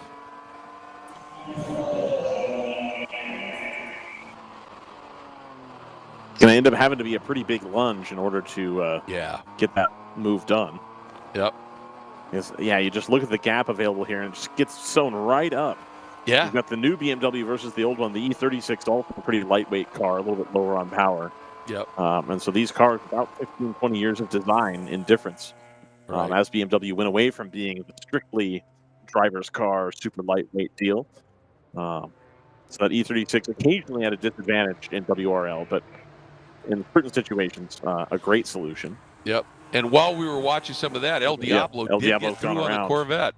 And has a pretty big gap there as well. I almost wonder if that's the 112 kind of let the car by. Or just ran a little wide somewhere or something. And that thing they're right back on the Kubrick's cars now that they're around the Corvette. And the thing to watch here is, when the Flying Fur car gets into, like Canada Corner will be the next thing. When you don't have any aero on the back of the car, you need to square that corner up a little bit. So it's going to go in a little deeper turn so that it can be straighter before you go to throttle. And you want to get to throttle as soon as you can. So you square the corner up. And here you can see, that was so close. That El Diablo car is so quick through the kink, and that Kubrick's car got right to the back of the Flying Fur car. It had to check up, and El Diablo, that was a massively amazing reaction. Yeah. That's what you practice for, folks. That's the you really need the fitness and the mental toughness of being a race car driver here. You can make mistakes in that sort of zone. Look at this, pretty Diablo easily. Taking advantage. They're going to go down the inside here, but the Flying Fur car's in the way. It looks like the Kubrick's car ran a little bit wide there. Yep. They're going to slot back in behind the El Diablo car, but look, neither car. I think Kubrick's is going to come back here on the straight. It sure looks like it. Got this replay here. Look at this. And there goes the El Diablo trying to get any kind of tow, but that Kubrick's car got a great exit. And it does have, it's got a little bit more top end over the lighter, less powerful El Diablo car. And just in front of this battle, Greg, we have the battle for the lead now. The ACP with Tangerine car has caught up to the 58. It might be on pit cycle, but the two ACP cars are now within 10 seconds of the 58 of Go Karts Go Australia in their Mercedes-Benz. So and here it is indeed. They're now, everybody's now on the correct pit cycle. Okay. It should be noted that the 2 is on a charge right now. The 2 got by the sister car, the 410 for second, and is caught up to the 58. That BMW is flying at the moment. And we didn't see, I don't think we saw one of their more recent stops, so they may have put some new tires on that car. Yeah, that car, missed. If you look here at the graphic, they caught up in a hurry. Yeah. Taking multiple seconds at a time at one point, catching that Mercedes-Benz. And as JT says, we're all on the same pit cycle now. Yeah. They turned to 2:21.9 this late in the race. So I think they've got their gun behind the wheel, and I think, here we go again, it's El Diablo this time, trying to get it done in the twistier bits, and he's going to get help from the Corvette. The Corvette right there was going to try and make a move, and now you get some of the GTO cars that are going to come into the mix here. That's your leaders. Yeah. Yes. And now, this is factoring in, how do you get through here? Everything we talked about a bit earlier about how we work traffic and play nice together all comes into position here. Wow. El Diablo on the outside of the carousel is able to clear themselves from the Flying Fur car, leaves the Flying Fur car in the dust. Now the GTO runners are going to have to make their way through that battle, but El Diablo finally gets the run they need through the carousel and through the kink, and so they're able to set off in pursuit of Ginger Racing. Yep. And did you just see there Canuck as well? Did you just see going into Canada? That prototype went by 4 cars. It went so deep before it started braking. It was unbelievable. Great pass. Right now, since he's obviously the only car in his class, he's all about overall. Oh, Greg, the 2 has a great run down the front stretch. They're going to have a chance at this coming down into turn 1. Very sorry Yeah, no, absolutely. They're going to have the 54 in front of them. It's going to make Got things a little bit difficult. They got him, though. Wow. Cleared him. Now they're going to have to get around the 54, which, again, has been a difficult car to pass. Not through any kind of malice, I think, but just because that Porsche is so good where it is good. Yes. That's going to allow the 410, which is a little ways back there, to catch up even more. You see that Porsche, it's trying right. It just does not want to go down another lap. It's one lap down, and he's going to do everything he can to try and stay on that lead lap and then hope for another caution. And, you know, that's going to be his strategy play, which is going to keep this racing really fascinating. But the pace that JT talked about, about how quick the number 2 car came up, I've got to think in one of their more recent stops they did tires. At least left sides, I would imagine. Yeah. It wouldn't surprise me. Yeah, exactly. Let's see, the TCB car back there as well. What was that? You got the TCB car back there as well. I don't think they're... that is the 282. Yeah. Are they part of this battle? No, I think they're a lap off. Yeah. They're trying to get the 54. The 54, that's just a little bit up the road ahead by 4 seconds. So that's a battle for 4th, basically, the 54 and the 282. What did I say at the beginning of the day? It's all going to come back together for the last 2 stints, and here we are. We're about 30 minutes away from the final pit stop window here. Prototype just let me go. Let me get through. And boy, El Diablo, they are absolutely flying. Yeah, they've cleared the traffic, but here we are back and forth. The 45 of Cabric Racing just trying to get there on the Flying Fur Motorsports V8 BMW and can't quite get it done. They're going to have to pull back in. They're going to have a hard time now making this pass until they get back around to this part of the track. That's the 86 Skip Barber Racing car going slowly. Very slowly. Not sure if they're just letting that battle through or if they've got a problem. They're pitting. They're going to pit. Okay. They had been noted for being slow in turn 11. Got it. The problems some for a sort car of that an was issue here. Trying to contend for GP2. May still have a podium opportunity. The 2 have gone around the 54 Porsche, so that's going to put a little bit of a gap between them and the Mercedes.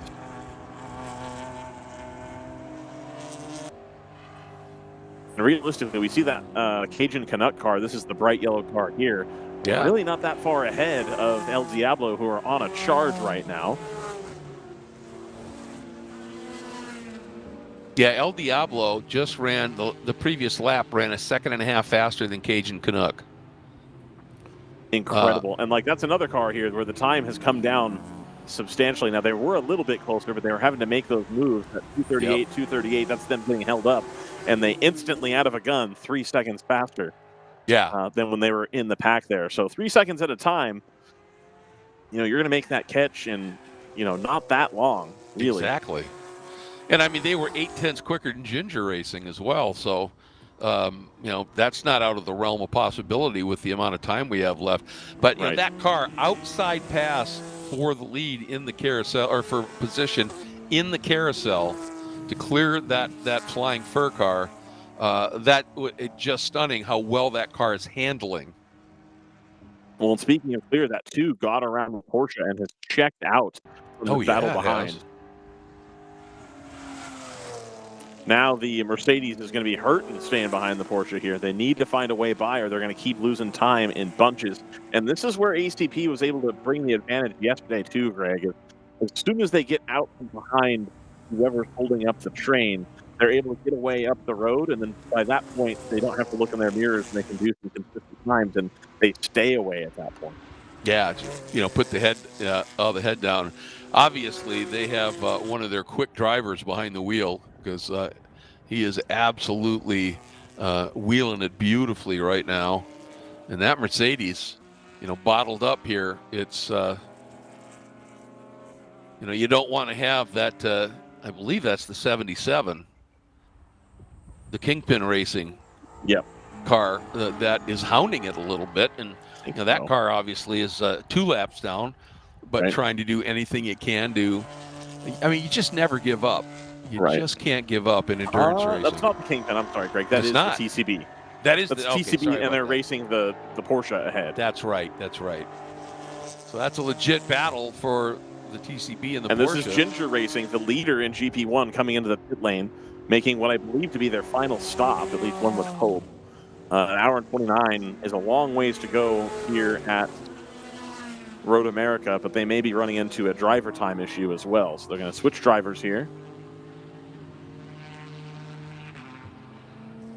They're going to get Well, their... that means this battle, Cajun Canuck and El Diablo are going to be duking it out for the lead. Yeah, it's going to be the battle for the lead, and then we'll have to see, on pit stop cycle, any time that El Diablo can stay out here and Cajun Canuck is less time in the pits, less time needed to fuel the car to get it to the end. So the longer they can go here and not give up any time, they're going to build themselves a little bit of advantage in pit stop time.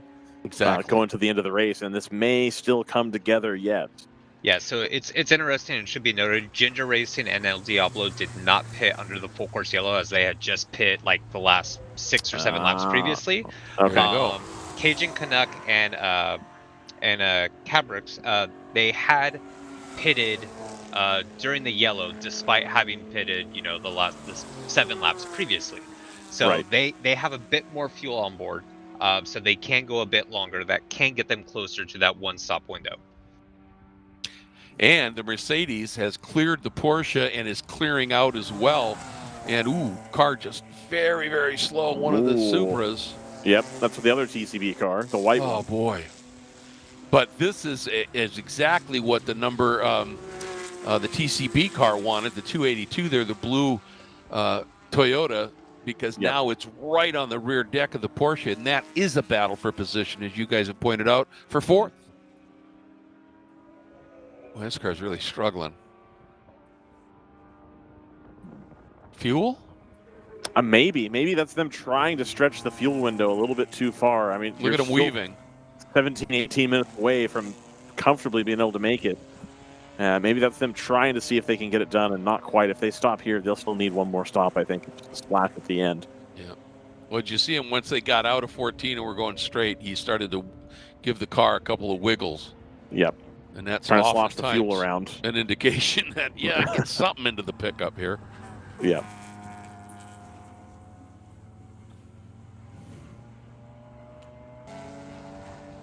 All right. Back to this. That's the 410 sitting That's in the 410, third. and then the 77. So that's the 77 right there, and they're just in front of the Cajun Canuck car, which is the current and temporary, I believe, leader. Now, they are off cycle, as we talked about, between El Diablo and Ginger Racing. Mm-hmm. Brendan's second favorite racing. Second favorite race, dude? Oh, wow. That's a big lockup for the 77 there. Yeah, it's slewed sideways. Watch this from the onboard. See this. Quick replay. Way to go. But watch this. Gets down, gets into the braking zone, and it all goes wrong. Look at that. That, folks. Oh, yep. That was, he was slewed sideways. Able to gather it up, though, doing all right. Yeah, nice save. Not sure the tires are in great shape, but nice save. Make sure everybody is past him and clear track before he rejoins. Yep. Smart move. Yeah. A courteous move. Absolutely. And, this is the thing, in a 7-hour, we had 8 hours yesterday, 7 hours today, late in these races, if you've been doing a long stint, and Ryan, you talked about it, how, the higher up the level of racing you do, the more fit you better be. Yep. Because you get it near the end of these long races and you've done long stints, and you get tired, and your breathing is wrong, and you can really start to make mistakes. And sometimes that's what happens. The other thing is that that car, it's been pushed hard for a while here, and it may have just the tires may be a little bit off, and you lock up. It happens, but that's why in endurance racing you never give up. That's absolutely right. Unless the car just completely detonates and there's nothing you can do about it. There's I've seen the it Merc. happen more than once, that you end up working your way back into a good position. You catch a couple good yellows, you get a little bit more trouble from other cars at the front, and then all of a sudden hey, we're top 5 with a couple hours to go. We're still in this thing. Absolutely. And you get Absolutely. the famous IMSA yellow with 1 hour to go. Yeah. And just for reference here, on that last lap, the Go-Karts Go Australia Mercedes did a lap that was 0.8 quicker than the ACP Tangerine car. So now that it's through, it seems to have speed. Yeah, they've turned the wick up on that, absolutely. They've decided they need to go down and hunt that car. Again, everybody's going to have one more pit stop here. We're just getting close to that window, about 10 minutes or so. And for that ACP Tangerine entry, the best friend that they may have on the track right now is that Ford Mustang. Yes. Just one car in between to make it that little bit more difficult for the 58 to make headway. Exactly.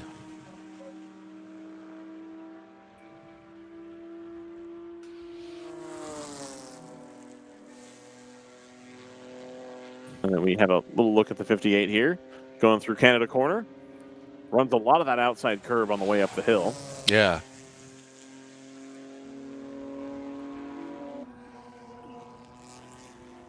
And that's what I mean about that car is, you watch other, cars, they're avoiding the curb, or when they get on it, you can see the car really starting to bounce.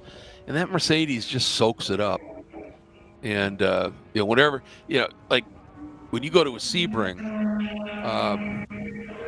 whether it's GT3 or GT4, to me, the immediate favorite becomes the Mercedes. Just because it is so good over the bumps and yet, has that platform stay quite stable.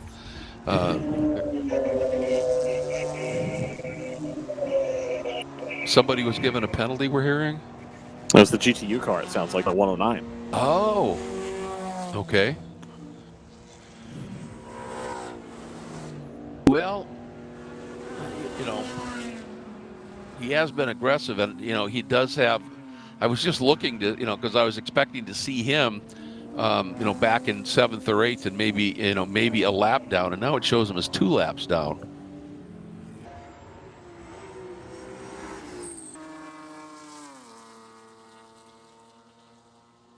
Oh, there's the Mercedes. Doing everything he can to get through on that Mustang.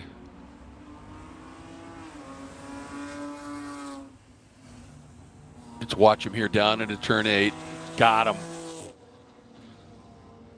It looked like the Merc was trying to give him a little room had the Mercedes had a better exit out of 6, because the Ford stayed over a little bit, and I think this time the Ford again made it very easy to pass, which you should.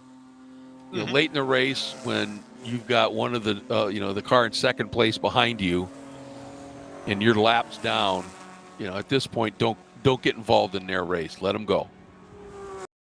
Let them go and chase. Exactly. And we talked about that before. The driver of the Mercedes right now will remember that, and should something happen down the road where they're not in the position they want to be, and that Mustang is chasing, they'll let them go nice and easy too. So.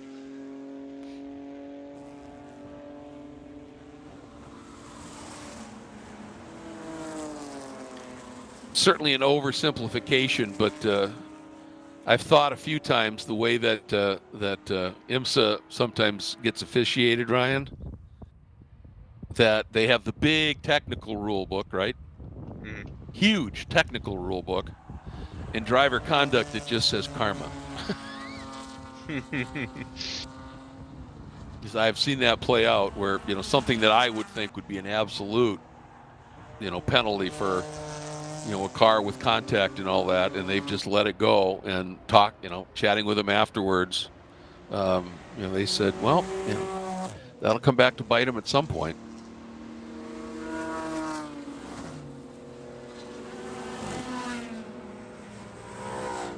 Here is that flying fur machine, sans wing.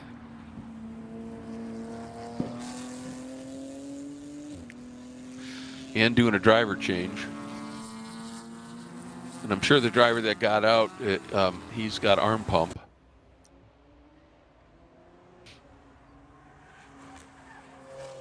Oh, that Merc uses up so much curb on the exit of 6, but he's just rolling speed right now. Hey, and the El Diablo Motorsports entry, guys, just set its fastest lap of the race. Yeah. At a 2:33.6, and has taken that margin to Cajun Canuck down to under 4 seconds. And that 2:33.6, Cajun Canuck just ran a 2:36. So that was 2.5 seconds quicker. It is flying out there. Yeah.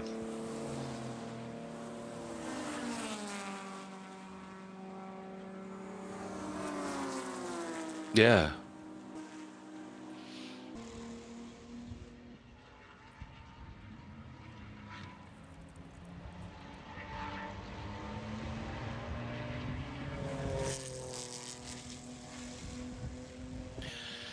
In the ACP Tangerine car, this one right here, after the Go-Karts Go Australia Mercedes there turned a couple of really quick laps, the number 2 got the memo and just ran a lap half a second quicker than the Go-Karts Go Australia car.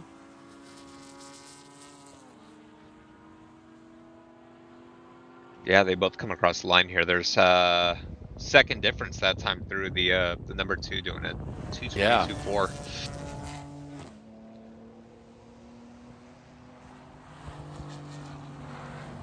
And that's something too. When you've got a lead, you got to the front, you were able to open this big gap. Then sometimes you'll just stabilize a little bit because you want in that last hour, last 45 minutes, whatever, you want to make sure you've got enough tire on the car, to still be a really effective weapon out there. And you don't want something that, all right, I've used the tires up and I've opened up this big lead, but now I can't get the car to slow, can't get it to turn, anything like that. So, it's sometimes referred to as driving the margin. So you'll back off for a couple of laps. And I'm not talking big chunks. You just ease a little bit so you're not taking quite as much out of the tire. And then you sort of set yourself a margin, right? The guy behind you gets to within 5 seconds, then you throw in a fast one. One, to build that margin up, and 2, to let them know that you've got lots in reserve. Yeah, you're essentially investing in a couple push laps to get around the car so that you're no longer losing time behind them. Yeah. And then build enough of a safety margin that you can then start to back off, save fuel, save tires. Yep. To the point where you're able to run a similar lap time as the car behind now, but you're being much more efficient in doing so. Exactly. I like that. I'm going to use that if you don't mind. Yeah. Right now, he's investing in a lap a couple laps he may have to run in a half hour.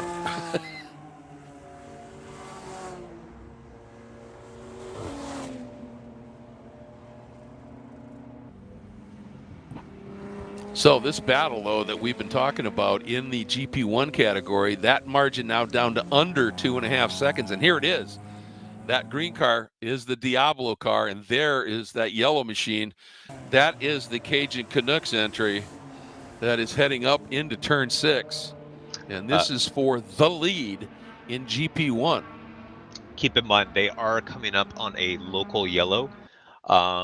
There is the 678 Ligier stopped. It's labeled as corner 11B.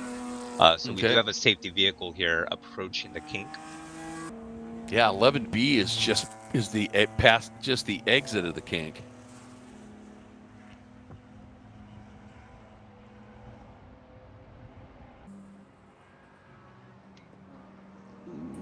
So we'll keep an eye out for that here. Here comes Cajun Canucks. Oh, right this there. is going to be interesting because the car's caught up to the safety vehicle, but is not passing. Oh, on and the I left. think this could be really bad for Cajun Canuck because they just did a pass under yellow. Oh, no. I shouldn't say they just did. They may have. Yeah, don't see if there's a waving yellow in that sector. There would be a flag for the safety vehicle. Yeah, that's a good point because it.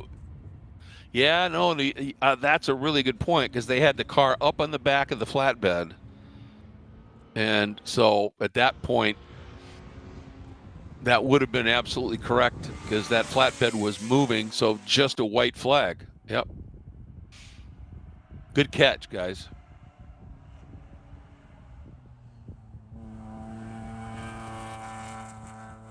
Yeah, we do not have the same visibility as the stewards will have. So true. They will know for sure what's happened. We can only interpret based on what we can see. Absolutely. Oh, El Diablo pitted. Yeah, so the 45. So both of those GP1 cars in. All right. And they should be able to get to the end at this point, shouldn't they? Or is it still a push?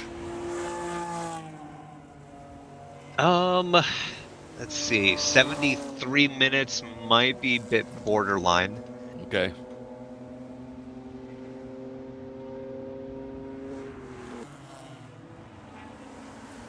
Oh, problem for the refueler. Yeah, a little trouble here. Yeah, missed the insert there. Hey, he's still having problems with it. There it goes.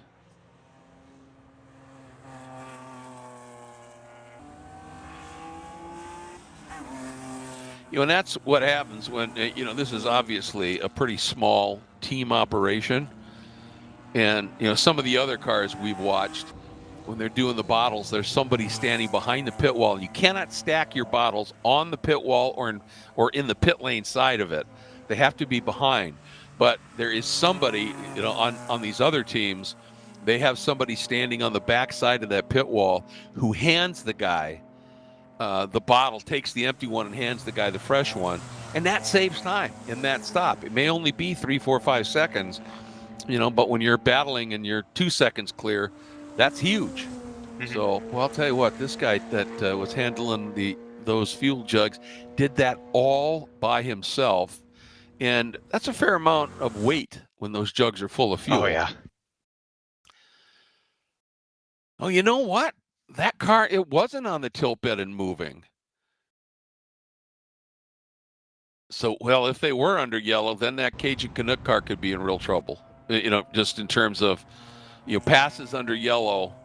And I was in my reading of the rule book, there was a line in there that said, a pass under yellow cannot be given back and avoid a penalty. If you pass under yellow, you're getting a penalty. Period. So we'll have to see what happens confusion here. These cars completely checked up. Here comes the leader.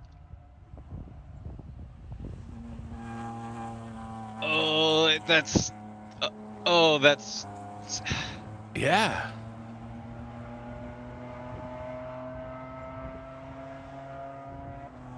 Yeah, one of the cars, one of the general production cars, just deciding to tuck in behind the safety vehicles and just do the 20 miles an hour for whatever reason.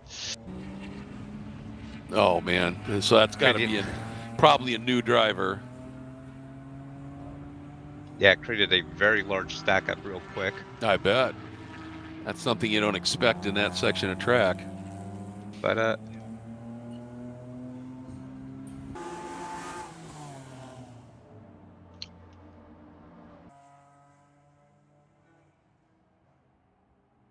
we move on. We wait for a couple of these GP1 cars to come through, get a better idea of the time gaps between them. Do you have any idea, JT? I mean, if you've seen something while I was taking a break or whatever, why Ginger Racing is suddenly running frequently 8 seconds or so off the pace of the cars in front? That could have been driver swap. We could have a different driver in the car. That could be. Not entirely sure. Didn't look like a overly slow pit stop.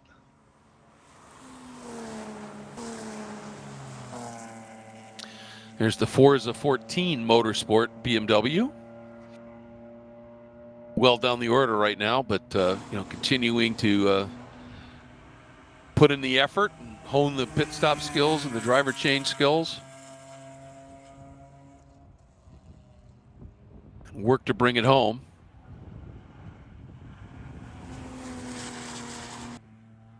There is the Cajun Canuck Racing car at this stage has himself a nice sized lead over Ginger Racing, but I believe both of them are yet due for a stop. So Ginger came in on lap 110. Okay. Oh, okay. So we are due to have Cajun come in soon. Yes. They had last pit during the full course yellow. Okay.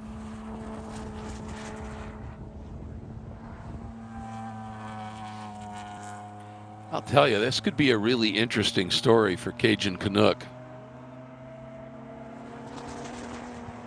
Because the, looking at it here, they finished in 7th yesterday. And they now have a shot at the win here. That would be a huge turnaround, wouldn't it? Sorry, I've been talking. Yes, it would be.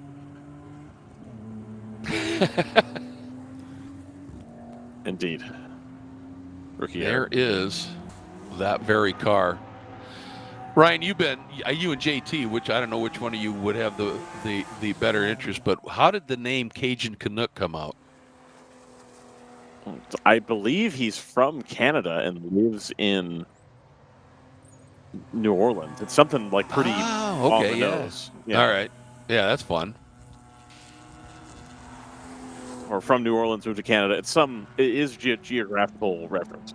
Some version of that combo. Yeah.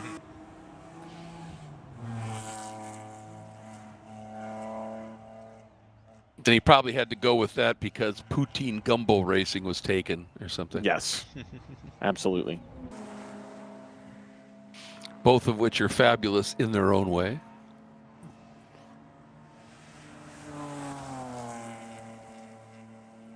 It's going to be interesting here once these last stops sort out. And I mean, we've got some really stout battles going on. You look at GTO. 3 cars at least on the lead lap, and then here in GP1 where we're watching Cajun Canuck out front right now, again 3 cars, and I think Cabrix might still be on that lead lap. They just haven't cycled through timing yet, and so this could turn out to be really intriguing.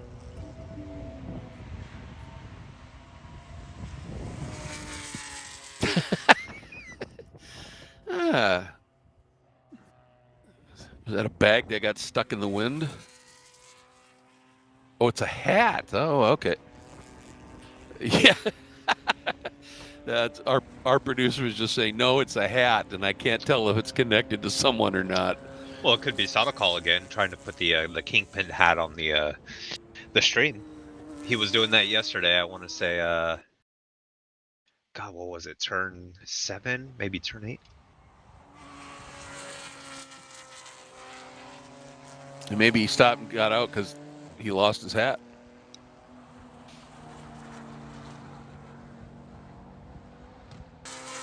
All right, is that Cajun Canuck that just came in? That is true. To the pits. All right, so leader in GP1 into the pit lane. There it is. And they too are doing a driver change.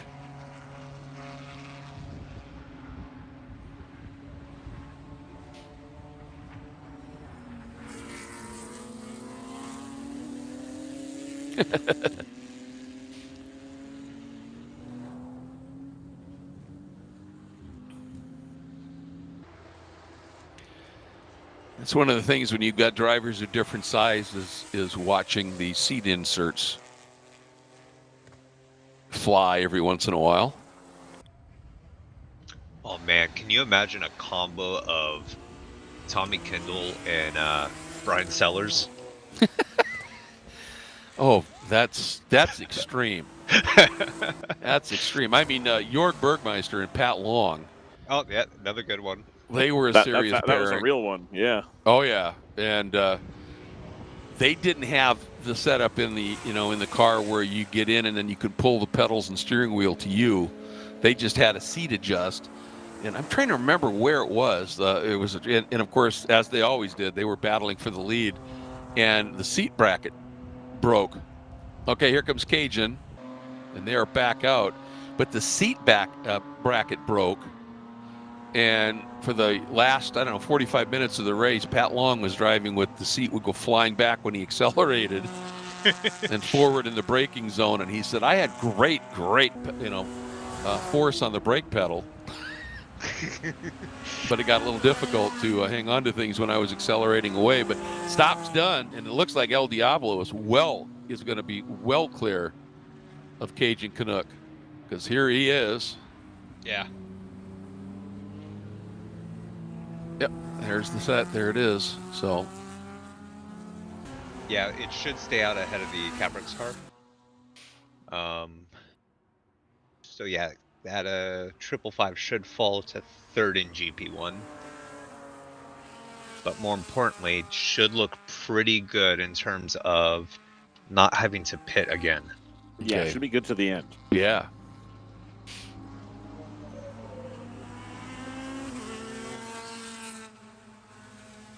And Cabrix is also still on the lead lap, but a long way Little back. bit of a overspill dump in.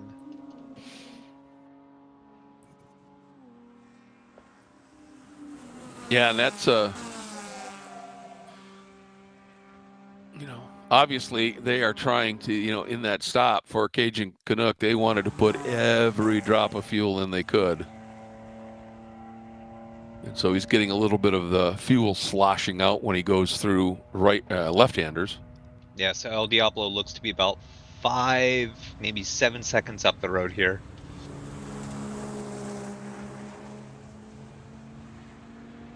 Yeah, it's not too bad, is it, guys? With 6 hours of a race gone, and a couple of classes have what can potentially still be really close battles. 410 is in. Yeah, they were third when they came in, long ways back of those two up front, but still on that same lap.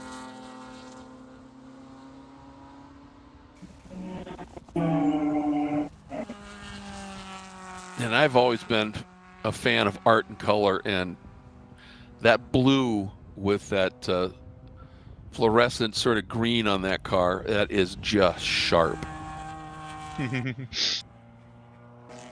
There are some things about aesthetics in this sport that are attractive. Oh, here we go. The 2 coming in as well. Leader into the pits. The 2 is in.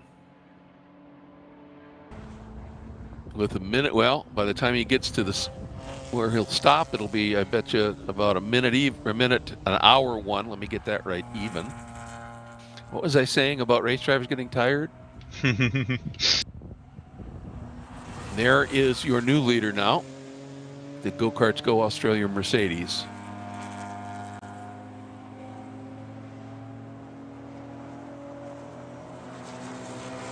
Here he goes down through turn 3. He's got one of the Ligiers.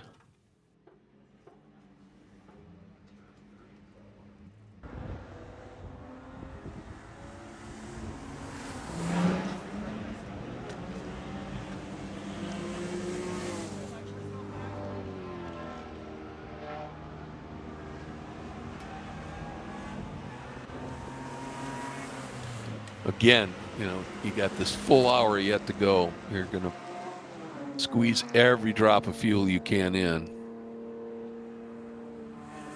Interesting. I hadn't noticed before, but on the 2 here on the pit stop, the wing plates are transparent. Oh yeah, they sure are. The splitter, I believe, is different as well. They've done some work on that car. Very cool. Artsy. Yeah. Yes. Just look at the graphics on the car and you know that they care about art. All right. Busy pit lane right now, the 120.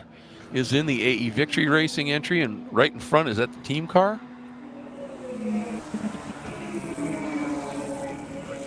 Yes, that's going to be both cars. It's going to be the 120 and the 119 there. Okay, so both in. Meanwhile, on our screen, you see the Mercedes working its way through the kink.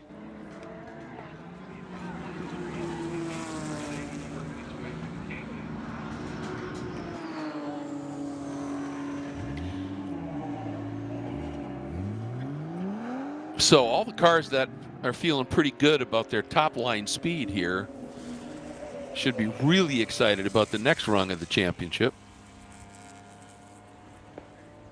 Absolutely. That's going to be at Daytona.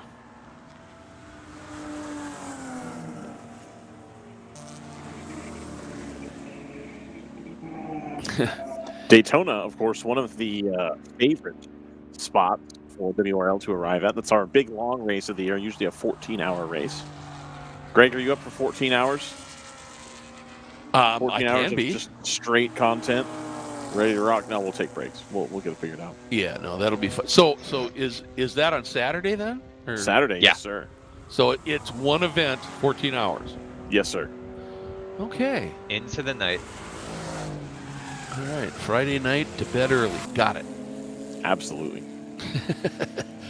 That's going to be fun. That, just watching, it doesn't matter what class of car it is, watching any kind of car up on the banking in draft battles. Pretty awesome. It's incredible, especially with you got the varied field here, as we've been talking about here. Cars that make speed in different ways, and the drafting becomes a much, much bigger deal because there's so much of that track that's wide open. And then, of course, you can make the call to have the quick cars, on the infield. If you optimize your car for that, you'll end up doing a lot better. Yep. Yeah, we've seen that a few times. Everybody thinks, and like we've seen the cars here that just take the rear wing off, and they'll be really quick up on the banking. There's no question. But if they get balked anywhere, they're sitting ducks sometimes in the infield, and because they just have no stick going through, some of those corners. And believe me, there's the leader, the Le Mans, what they call now the Le Mans chicane. There, you want some grip through there, you really do. There he is. And has the two cycled through yet? Because I show him as about 1:19 back right now. Yeah, that should be correct for the two. Okay. And the 410 is pitted, and they're another 50 seconds back. So once again, that Go-Karts Go Australia entry is looking pretty good late here. Here we go. But here we go. Boy, this is talk about putting the crew right into the picture, isn't it? It is a team sport. Now we get to see it play out.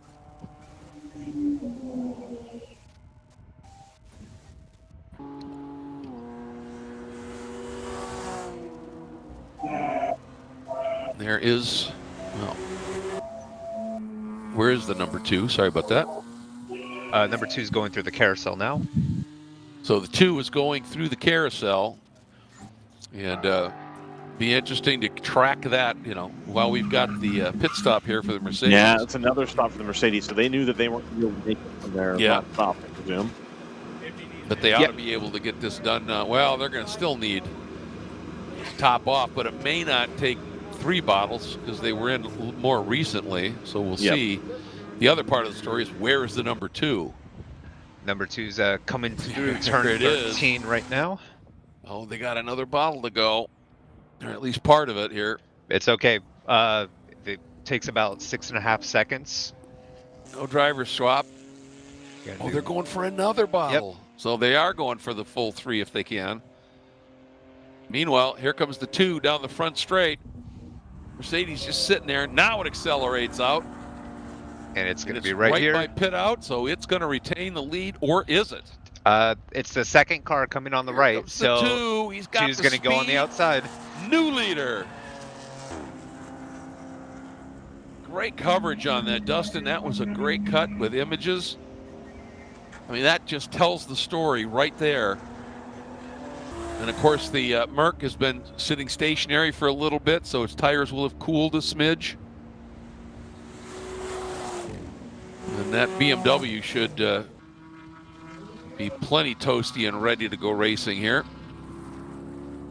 Yeah, well, we watched these two fight. Just quick note on GP1, El Diablo puts in their fastest time at 2:33.3.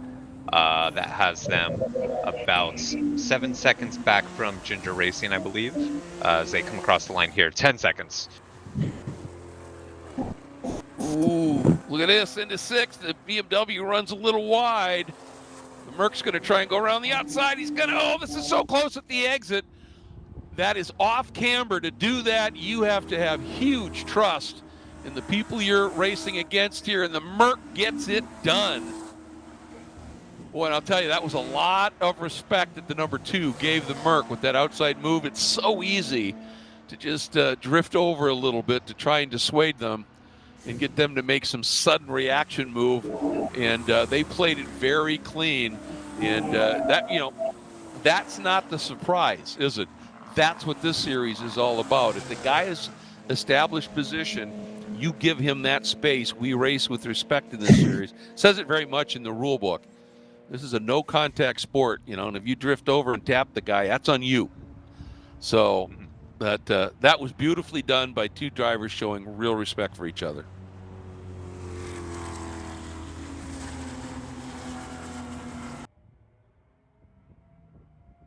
But boy, that, you know, to be able to come out of the pits after sitting there, and, you know, for a while, and, you know, the tires stay fairly warm, but, you know, to have that kind of pace on your outlap, it's pretty impressive, guys.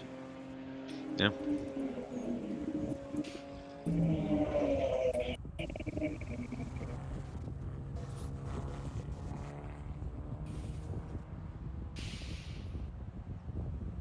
Boy, and Ginger Racing responded, JT, to that great lap from El Diablo. They just turned to 2:34.1 and pushed that margin back up a little bit. Yeah, and then 21 seconds behind them, KJ Canuck, 2:34 flat. Yeah. This is getting tasty. Mm-hmm. And Cabrix Racing, for some reason, they're a couple of seconds off the pace right now. And they were so fast early, but they've just been struggling a little bit here. But here we go, traffic now for our overall leaders, and that's just, you're going to be dealing with that right to the end of the race now.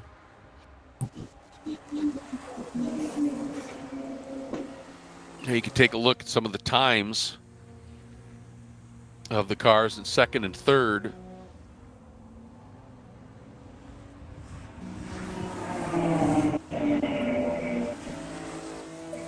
One thing I'm noticing is that, you know, that number 2 car is staying with the Mercedes, but he's using a lot less road to do it.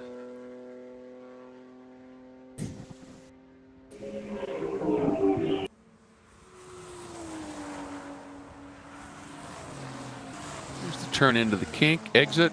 Mercedes way up over that curb, and the number 2 doesn't even touch it.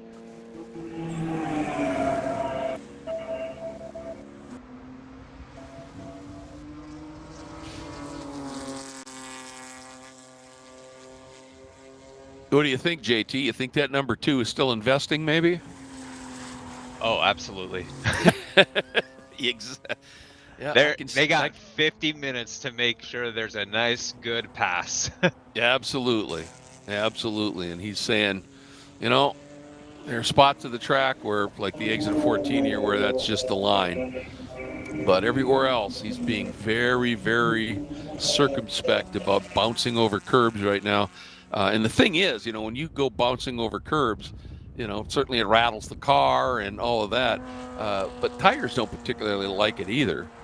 And so, you know, right now, if he can stay with that Mercedes and be super smooth, that's the game plan. And that looks to be what he's playing at here.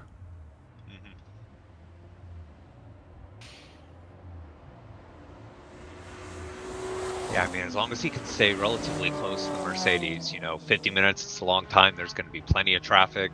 Yep. There should be plenty of opportunity.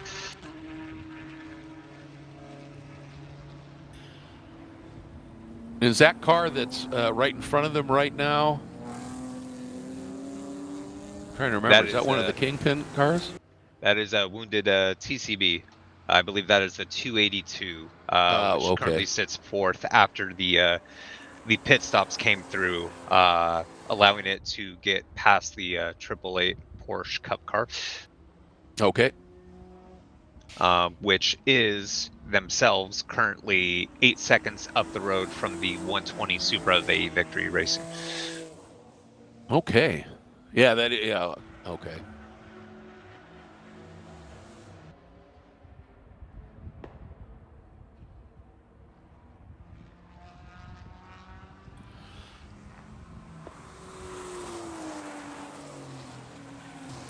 Boy, and this time now, El Diablo turns a 233.5 to a 234.2, and suddenly that margin, which had been up over 10 seconds, is down to 8. And, some of this fluctuation obviously can be traffic. They may be running through GP2 cars, or GTO cars may be coming through them and taking away the prime line. But this is just going to be an interesting study all the way to the end, I think, here. For these guys, there's El Diablo, and you just saw him go out of screen as the 46 of Ginger. Yep, right here. There it is.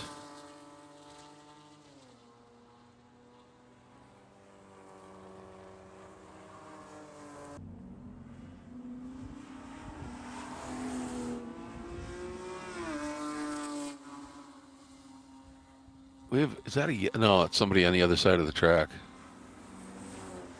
Jeez. I know, and I'm thinking, do we have yellow there?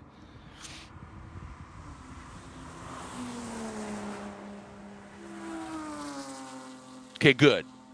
Well, not that I want, you know what I mean. So that's 8 seconds, at least this time, as we watch. There is El Diablo sitting in second. And down in Canada right now should be the Ginger Racing entry. And there it is. Hey. I haven't done that bid all weekend. I wanted to get it in at least one time. Black with blue. Well played.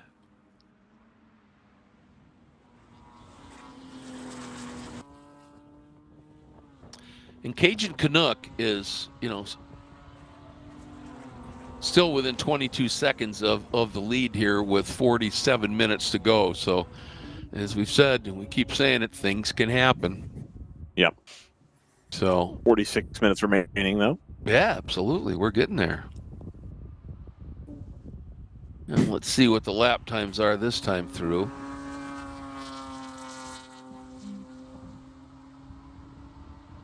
Oh boy, the El Diablo in that little bit of traffic lost a chunk. It was a 234.5 for Ginger, a 236.3, and that margin's back up to 9.8. Yeah. The joys and frustrations of traffic in endurance racing.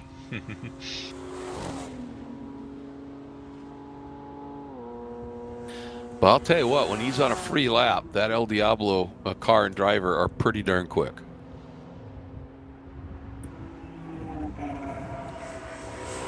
There is Cajun Canuck, and just told, oh yeah, they just turned a 233.7. So that was a very impressive lap here. They are starting to run out of time, though. Yes, they are. They might need just a little bit of help here. As is, I think we'll find El Diablo. They're a little bit closer, but still going to be a tough ask, I think. Yes. To have it all come together here right at the end. Perhaps if this was an 8-hour. Perhaps. But, you think about it, you have you overrun one corner, and even if you don't spin, you run wide, you got to gather it up and get going. Well, that can be 4 to 5 seconds, and suddenly this whole complexion changes. And I'm not wishing that on anybody, but I'm saying that's how it can happen. Oh, look at that move! Oh, the number 2 right there. The TCB 282. Fighting to stay on the lead lap relative to one of these cars, or not go down another lap, was fighting to get back through, and the number 2 car just absolutely slammed the door. And that was pretty firm, and it was a pretty solid message to say, yeah, you're not in this fight for the lead. Leave me alone.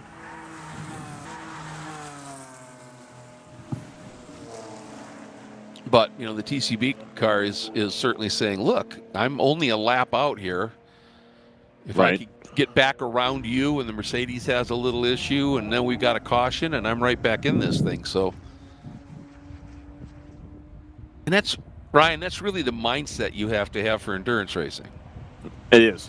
And you're not hoping for someone's misfortune, but I remember, I think it was Bart Hayden with Rebellion always talked about, I just want to have a chance. Yeah. I just want to have an opportunity. If something comes up, I want to be in position to take advantage of it. That's all I'm asking for. I'm not asking for more speed. I'm not asking for this. I'm not asking for that. I'm not complaining. Yeah. I just want to be in with a chance that if something occurs, I can still do it. Yep. That's exactly right. And in endurance racing, whether it's 24, 12, 8, 10, 8, 7, you really, as you enter that last 1 to 2 hours, you just want to be in that position, like he said, we're okay. We're in with a shout, and now it's just, let's see what happens. And so, and really, North Loop, they're the only ones that have really dominated their class today. Yeah. And oh boy, have they! It's been huge. And that was getting closer. It was closer than it was yesterday until the problems for the Skip Barber Racing School car. Yep, it seemed like that crew had finally figured it out and turned it on, and unfortunately ran into trouble. Yep. And the other one, the 455 HC Autosport entry, was in that hunt as well, and then had that big shunt. Yep. So that sort of parked them. Ooh.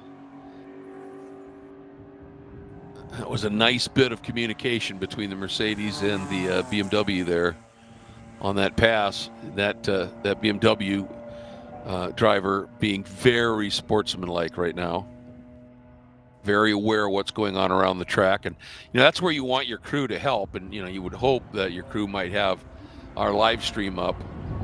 Yep. In their pit stall on a computer or whatever, and they can watch and say, okay, these 2 guys, different class, they're battling for the lead, don't mess it up. That kind of thing. Right.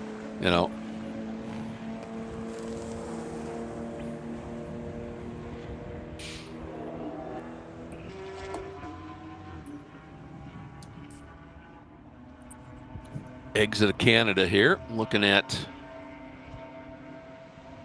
oh boy, that number 2 is closing back up again. It shook off the 282, and I think that kind of lit the fire a little bit.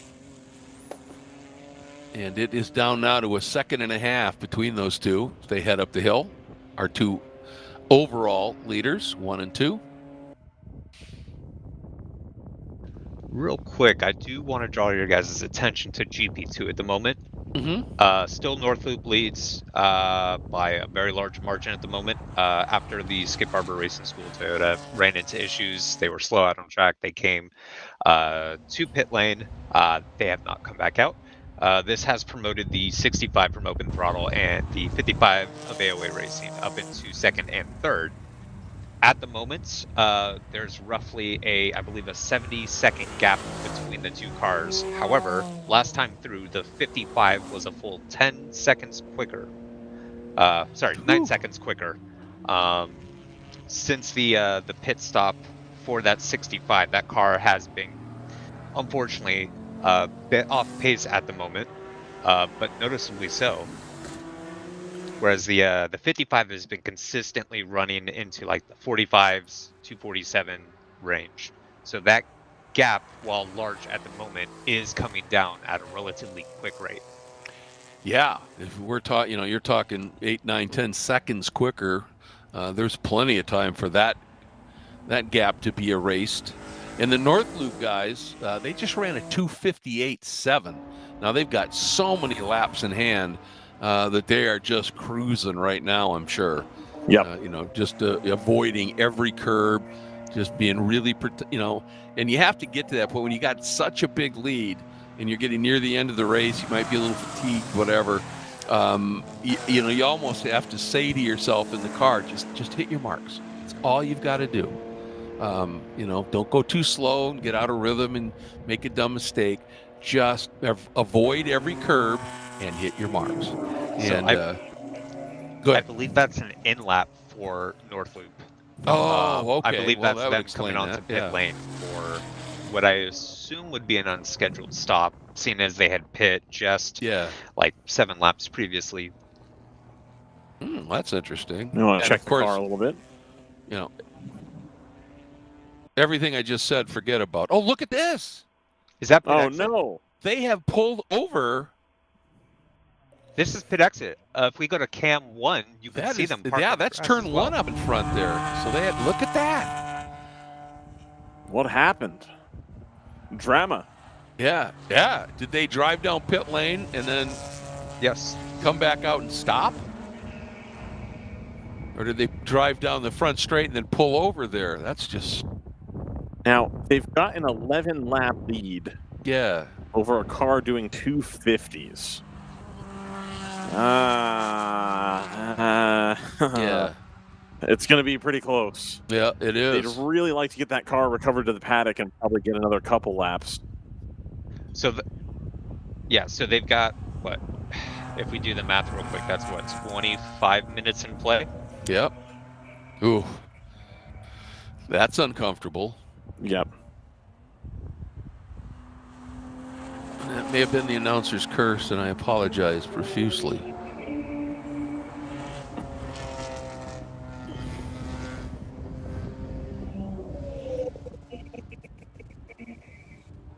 And on this last laps, open throttle racing in second, the 65 turning at 2:52.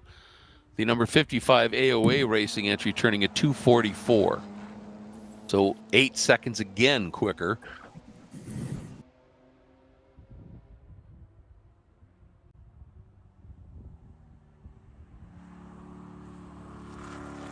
It's just stunning because that North Loop car has just been metronomic. It has. In its effectiveness, It's... There are trucks moving through the paddock right now, I think, to go recover that car. Fortunately, it should be a pretty quick trip back to the paddock for the guys. Yeah. You just told them back into pit lane. And Yep.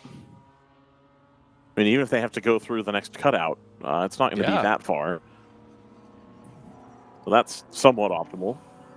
It's not optimal to have stopped, of course. Right. And just El Diablo just turned its fastest lap of the race at a 2:33 to a 2:35 for Ginger. They're like just trading fast laps here. It's really funny because El Diablo will turn a lap and the margin will be 8 seconds, and then Ginger responds and the margin's back up to 9.5. Yeah, it's been that seesaw. Yeah. Main thing now, they're starting to run out of time. If both cars can put in those kinds of paces, then I think it's going to end up standing pat there unless something big happens. Yep. And the Mercedes from Go Karts Go Australia has now been able to eke out a little bit more, for a number of laps. It was about 1.5 seconds over the number 2 ACP Tangerine BMW. It's now up to over 2 seconds at 2.2. So they found a little bit of breathing room. Here they are. Report from the North Loop guys is that they have a failed CV axle. Oh. On the right rear. Oh, no. That's not going to be... I don't think that's a 30-minute fix. Well... Maybe. I've seen people do it. They should have the part available, but that's a rush to get it back out and then get back in the game here. Exactly.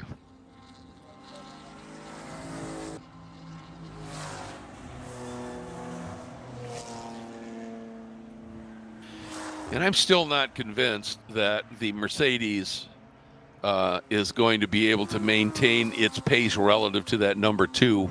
It just look, and I could be totally wrong, obviously, but it just looks to me like that number 2 is doing everything it can to preserve tire, and then make a lunge, a real lunge maybe later in the race. Now I could be totally wrong in that. Merc's so good up and over the curbs and all that. Maybe it just doesn't matter.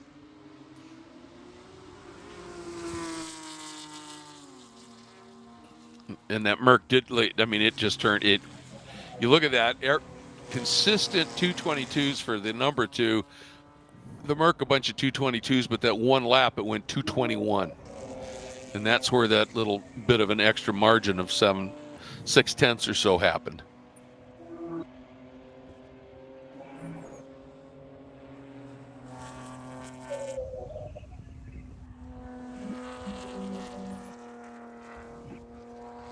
Far back is AOA. 55 seconds last time through. Well, they can hold on to the podium at least, because the Skip Barber car is not circulating. Yes. They're 20 laps behind, so they'll be on the podium still. That's too bad. Yeah, that's cruel. Most likely they will finish third if the 2 cars behind continue to run. You got to make it to the end, unfortunately. That's what we were talking about. Part of the deal. Yep. And JT, have you heard anything more about, was that Cajun Canuck, that potential pass under yellow as they went through the kink and down into Canada Corner? Have you heard anything more about that? No, at all? I have not. I haven't seen it listed, so. Okay. It could be that they hadn't come up to a waving yellow yet. Yeah, that's possible. Again, I'm just looking at it from where I would think there would have been a yellow flag with all of that happening, because it was on track where those vehicles were.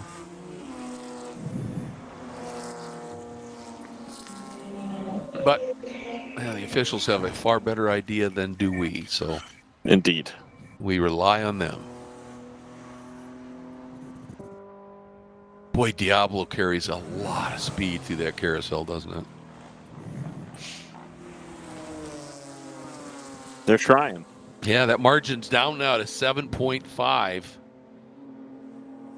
They, again, have run a lap about 7/10 quicker than Ginger Racing. So they're not giving up.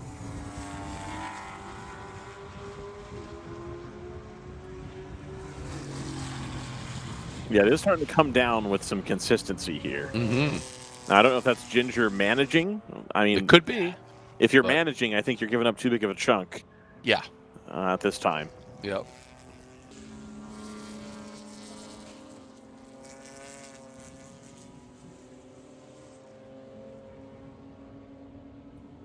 And of course, both Ginger Racing and Diablo, as they're burning off fuel, the car's getting a little lighter, a little more responsive. The tires are of course, just getting a little bit more wear to them. But from what we hear, or what I've heard about these tires, we've got a safety vehicle on track. So, oh yeah, they're just rotating that. There it is into turn 3, actually. Yeah, all right.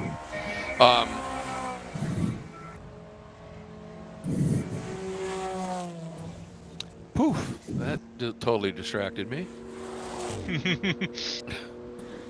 hate when that happens. Oh, the car's getting lighter, but the El Diablo car with, just being a lighter car, a little less power, but a little bit, more agile and really quick with good aero and working it here. That car might just be getting quicker and quicker relative to the Ginger car. And look at that Ginger car throwing the back end around, knowing that Diablo car is coming. Yeah, last time through 35-1 for Ginger versus 33-2 from El Diablo. Oh boy. So it's down to what, 5.5 now about? Roughly, yeah. Whew. That's getting out of hand. Yeah, and you can see that Ginger car, as it turns, as he tries to get on the throttle, the back end just comes out. So his rears might well be in a bit worse shape, obviously, than that of El Diablo here. Sure giving us some compelling stuff late in the going. What a great fight back it'll be for El Diablo if they're able Oh, to. yeah. Especially after yesterday, too. Yeah, absolutely. That's a great story. Incredible story indeed. Yeah. Even if they don't get the win, but, if they would, nothing but problems yesterday, but ran up, when they got a really good lap in, it was enough for pole. Right. And then struggle early and drop back at in 7th we had them at for a while. And then just keep working their way up. One of the pass of the race, perhaps, that outside pass through the carousel. They've just done it all today. It's been really impressive and fun to watch. So we have a bit of drama in every class right now. Oh, yeah. And that margin, the ace is the go-karts. Yeah, maybe my theory is totally out to lunch because that margin now is up to 4.3. And as you said, Ryan, that's giving away way too much time. A lot of time to be given up this close to the end of the race. I understand the idea of trying to manage something so you don't end up, with a problem like North Loop has had where, you don't want to break the car if it's about to break, but that's a lot of time to give up. If you give that car the opportunity to see you on the straights, that's going to motivate them to even come get you even harder. Yeah. So I also think they're just losing time. And how about this? El Diablo does it again. Fastest lap of the race, 2:32.5. That is flying. And the Ginger car at 2:33.6, so another second quicker. Absolutely turned on right now, the El Diablo car. I think they can taste it now. 27 minutes. Yeah. I think not only are they going to make the pass here, it seems like they're going to have some pace in hand to get there comfortably. It has. I mean, that car's come alive.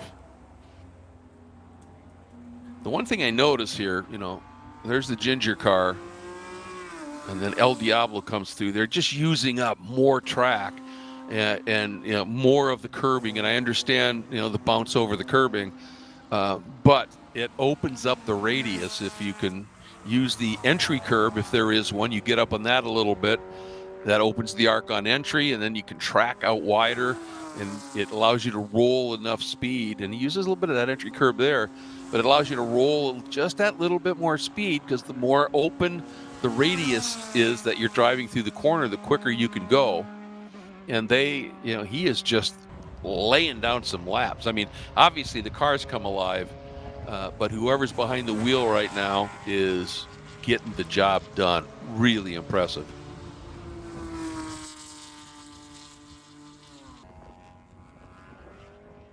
All right, here comes Ginger and El Diablo. Named after the mountain. Oh, that's where that came from, huh? Yep. Nice. Right, where did Ginger come from? There's a multi-layered bit there that I could do, Greg, that would take too long to explain. Gotcha. It's from JT and or Layla. Okay, got it. All right. They both have come through. And again, El Diablo at 2:32.8, Ginger at 2:33.7, the margin 3.7 seconds. That's coming right down. Yeah, it is. Yeah, it is. Then we'll take a look at the twos gap here. Back out a little bit, 5.8. Yeah.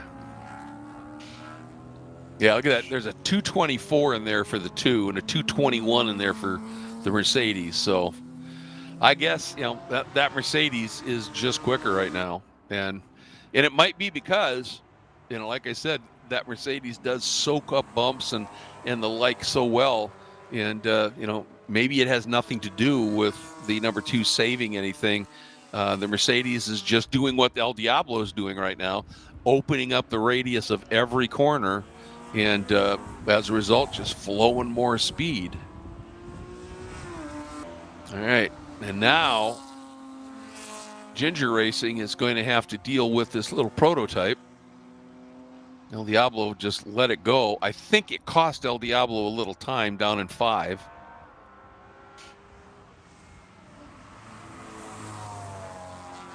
There's Ginger with the prototype right behind him as they come through the kink where the prototype's going to roll some ridiculous speed.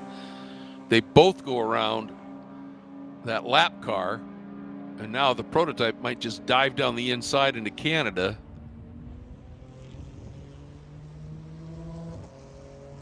You have to watch and see how this plays out in the exit. Here they come. Oh, prototype didn't get through. So that's, oh, and El Diablo got hung up here. And again, you know, it's one of those scenarios where that that car that the El Diablo machine's passing right now, it can't just hit the disappear button. You know, especially going up through 13 and Billy Mitchell, you know, that's going to happen. But I think this margin is going to balloon out pretty good right now, and that's traffic playing a key here. Let's see what we got.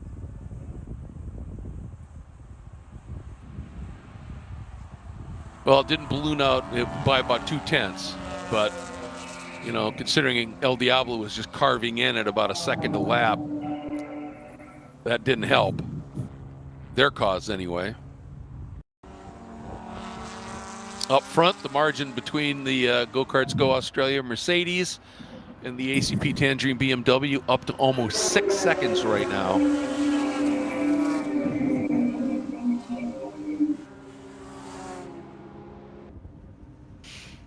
And just keeping an eye on GP2 here. 11 laps when they had when they pulled over and stopped for North Loop. It's now down to 5 laps. Now these are long laps. Even at a 3-minute lap, Greg, it's just happen. not there. Just not there. Yep. Could have a yellow. If there's a yellow that comes, then you're going to have.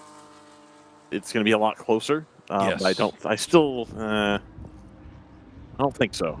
Yeah, it's tough to call, but, or I mean, it's tough to see how it works out. Let's put it that way.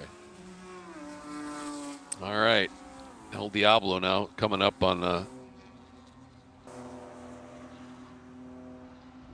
the red BMW here. Not going to be able to do the run around the outside. Is that the flying fur car again? I believe so. Yeah. But El Diablo got such a, they got, again, a great run through the carousel that he was able to make that pass before they even got to the kink. Pace right now is just incredible out of that car. Yeah, it really is.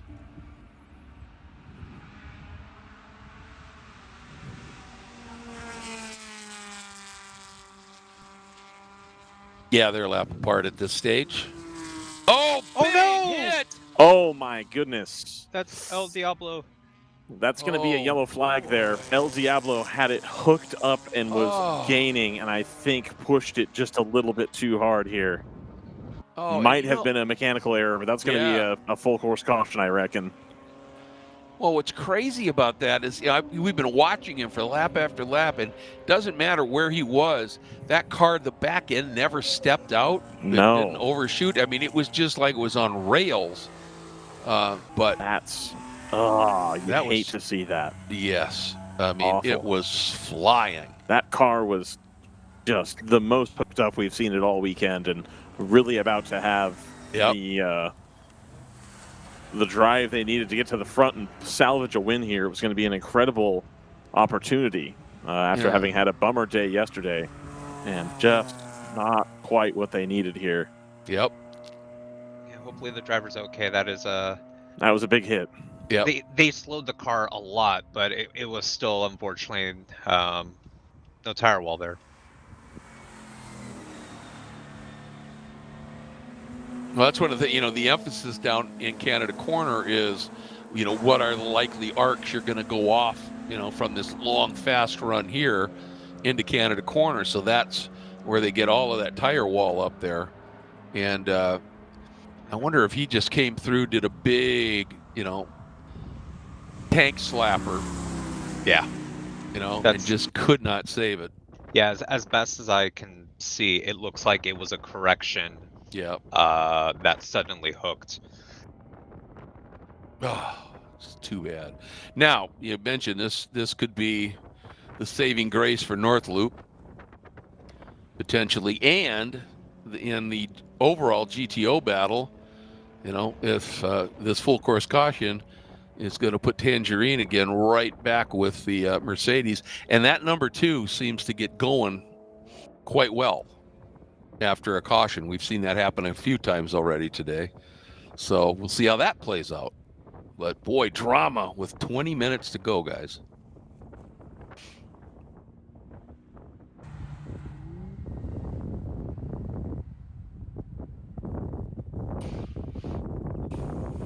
And again, I say we are very fortunate here to have the Road America safety crew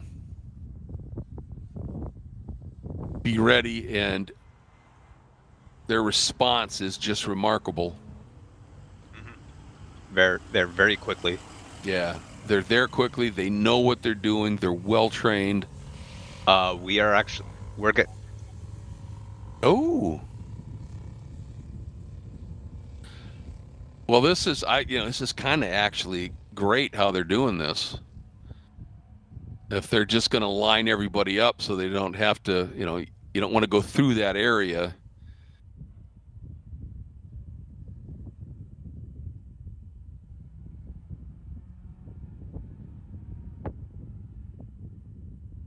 Now, the clock doesn't stop under a red flag here, folks, just to let you know.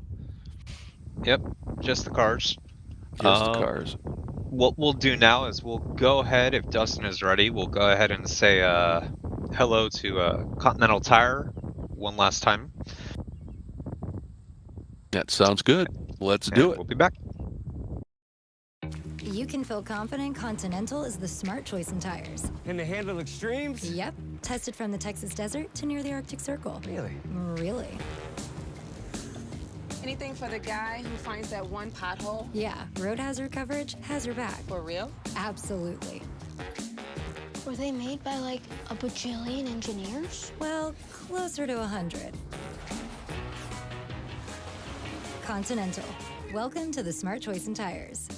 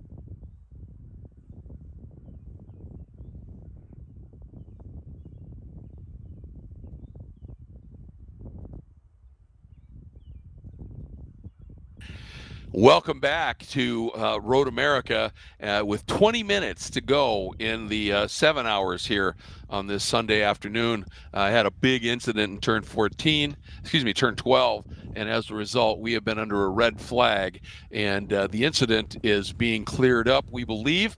The question is, are we going to get any racing going again? And we will find that out very soon. But we just wanted to remind everybody while we're waiting for the next development here, the next round of the championship will be June 5th and 6th at Daytona. And of course, on Friday, we will have practice, qualifying, testing, all of that.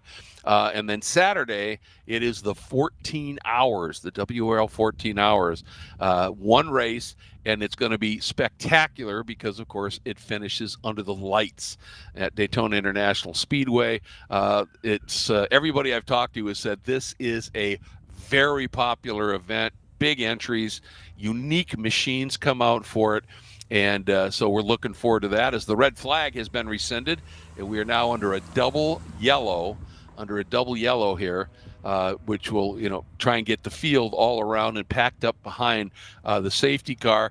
And it then depends on how much time we have left. But while we had that moment, we did want to remind you to please join us on Saturday and be ready to settle in, have the recliner set up with whatever you like to have around you when you're watching TV and you're watching a long endurance race, because it'll be 14 hours at Daytona. It should be a blast. So keep that one in mind, folks, as that one is coming up in early June, the 5th and 6th at Daytona.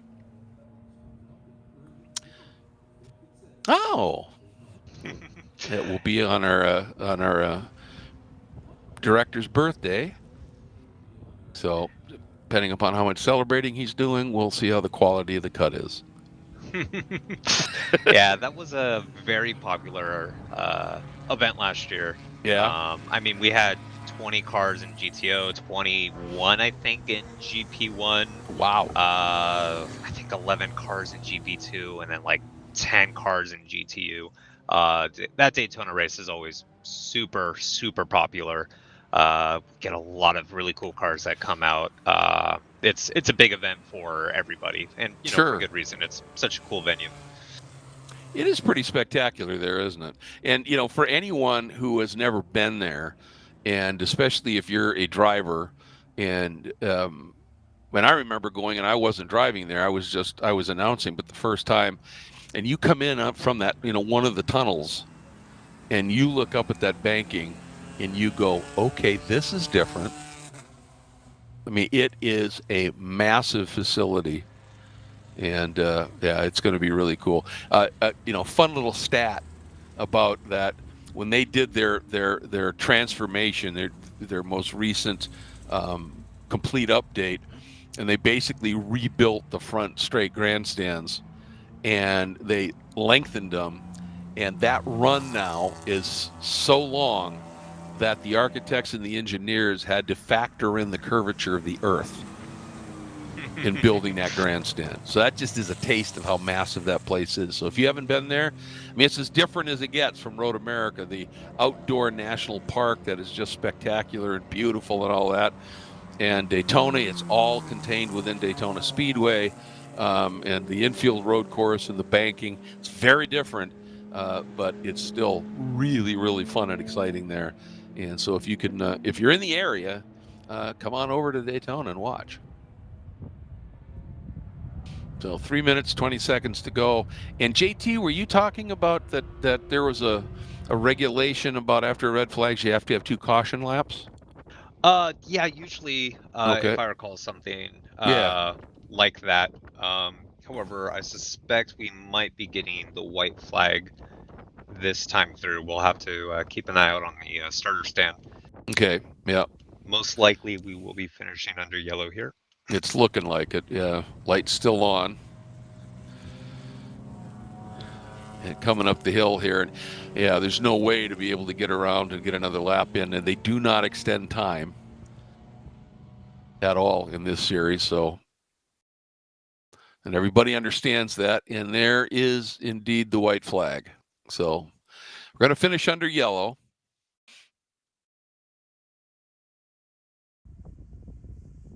And the one team that will be most happy about that is North Loop Motorsports. They won't be happy about how it happened. Yeah. You know, you don't like to see any competitor have a big incident like that, but, you know, it will likely preserve their win. Cajun Canuck Racing, we were talking about it during the red flag. They'd been pretty quick before the incident happened. And, you know, with the field, compacting, they may have been able to take a run at Ginger Racing for the GP1 category, but unfortunately that's not going to happen. And, of course, up front, the Go-Karts Go Australia entry was in front when that caution came out, and even as quick as at periods as the number 2 has been, that's not going to play out either. So, but it doesn't matter. I mean, after 7 hours of racing, everybody who wins, they have played the endurance racing program really well, and they are all to be absolutely congratulated for sure. So, as the field is going around and completing its final lap under caution here. Real quick, just wanted to check in. JT, some final thoughts about this weekend here at Road America? Yeah. Real quick though, we do want to mention we are told that the driver is okay. Best news super of all. important because safety is a absolute priority with WRL, and that's very comforting news for us. Nobody wants to end under yellow, but it's racing happens, and the most important thing is everybody's okay. But this weekend has been absolutely fantastic. We've had so much good racing up and down the field, a lot of very close competitive driving, and it's been entertaining to watch, in addition to seeing all these new updates that we've been able to bring to the broadcast for the first time, stuff we've been working on behind the scenes for a long time. These ideas we've had of how we can continuously improve this product that we bring to the viewers. And so now that we're given that opportunity, it's great to see basically the debut of so many cool things. And so this has been a great venue to bring that to the people, and I'm super happy to see it, and hopefully we'll be seeing a lot more of it for the rest of the season. Yeah, I mean, that drone coverage and the pit coverage, I mean, that added so much. And it's absolutely great to get that. From my perspective, this is what I consider really my home track. And this was a brisk early spring weekend, where the temperatures were, never got really on any day much above 60.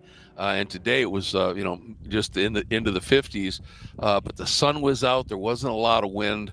And as you said, the cars were loving it. The drivers inside the cars generally loving it. And, my first experience calling an entire WRL event, loved every minute of it. Yeah, it helped it was at Road America, but working with you guys. And again, I want to give a big shout out to Nate, who's operating the drone, and Chris, who was doing the pit coverage. Just stellar work, guys. Fantastic stuff. And here we go, coming up the front straight to take the checkered flag. Again, under yellow. It's not ideal, but it is part of the game. It does happen, and everybody understands that. And so the checker flag flies, and your overall winner, repeating what they did yesterday, but of course they got DQ'd in post-race tech. Hopefully it'll stand today. Another great day for Go-Karts Go Australia. And there it is. Checker flag flies. They'll take the overall and in GTO. It will be Roberts Motorsports in GTU. It's going to be Ginger Racing the 46 in GP1 over the 555 Cajun Canuck and the 45 of Cabrix Racing. GP2, it will be North Loop Motorsport.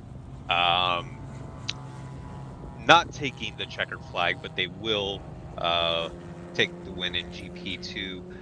The 65 from Open Throttle Racing finishing second, and just slightly behind the 55 of AOA Racing will be rounding out the podium in that class as well.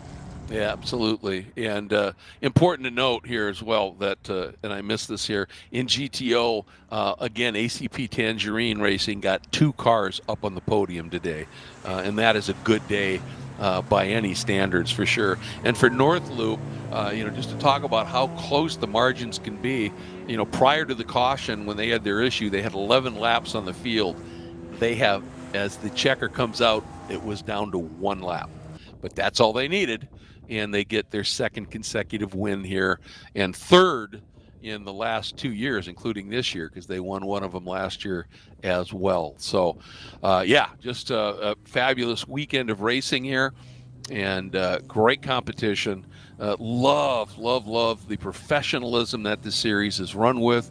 A very sensible, totally competent, but sensible rules package. And the conduct of the race is just fabulous. The teams are really good at what they do. They just created a rules package which is as cost effective as it can be to run at this level, and I think it's absolutely spectacular. So it has been a real treat to be a part of it. Ryan, are you back with us? I am, and I have to unmute the mic too. I know you've been busy chasing information, so. Indeed. Yeah, no, just wanted to make sure everything was good. That way, whenever we have a situation like that, I don't want to leave somebody hanging and have, family or whoever wonder. But it sounds like the driver is all right. So very pleased with that. Yeah, absolutely. In the El Diablo car. Unfortunately, that's a long tow home with a broken car for those guys. So shouts out to them. Hopefully that we will see them again here, but that's going to be quite a lick to repair. I think they've got a little bit of time. I don't think they were signed up for Daytona yet. So some time, I think, to repair that car and get her back on. But really unfortunate. That car was hauling the mail. Yes, to get back it to was. the front. Yeah, it was flying. I had asked JT. We both, gave us, some final thoughts about this weekend here. Obviously, JT talked about the new developments on the broadcast and the venue, of course. For me, my first full weekend doing a WRL event, I loved that it was at Road America, my home.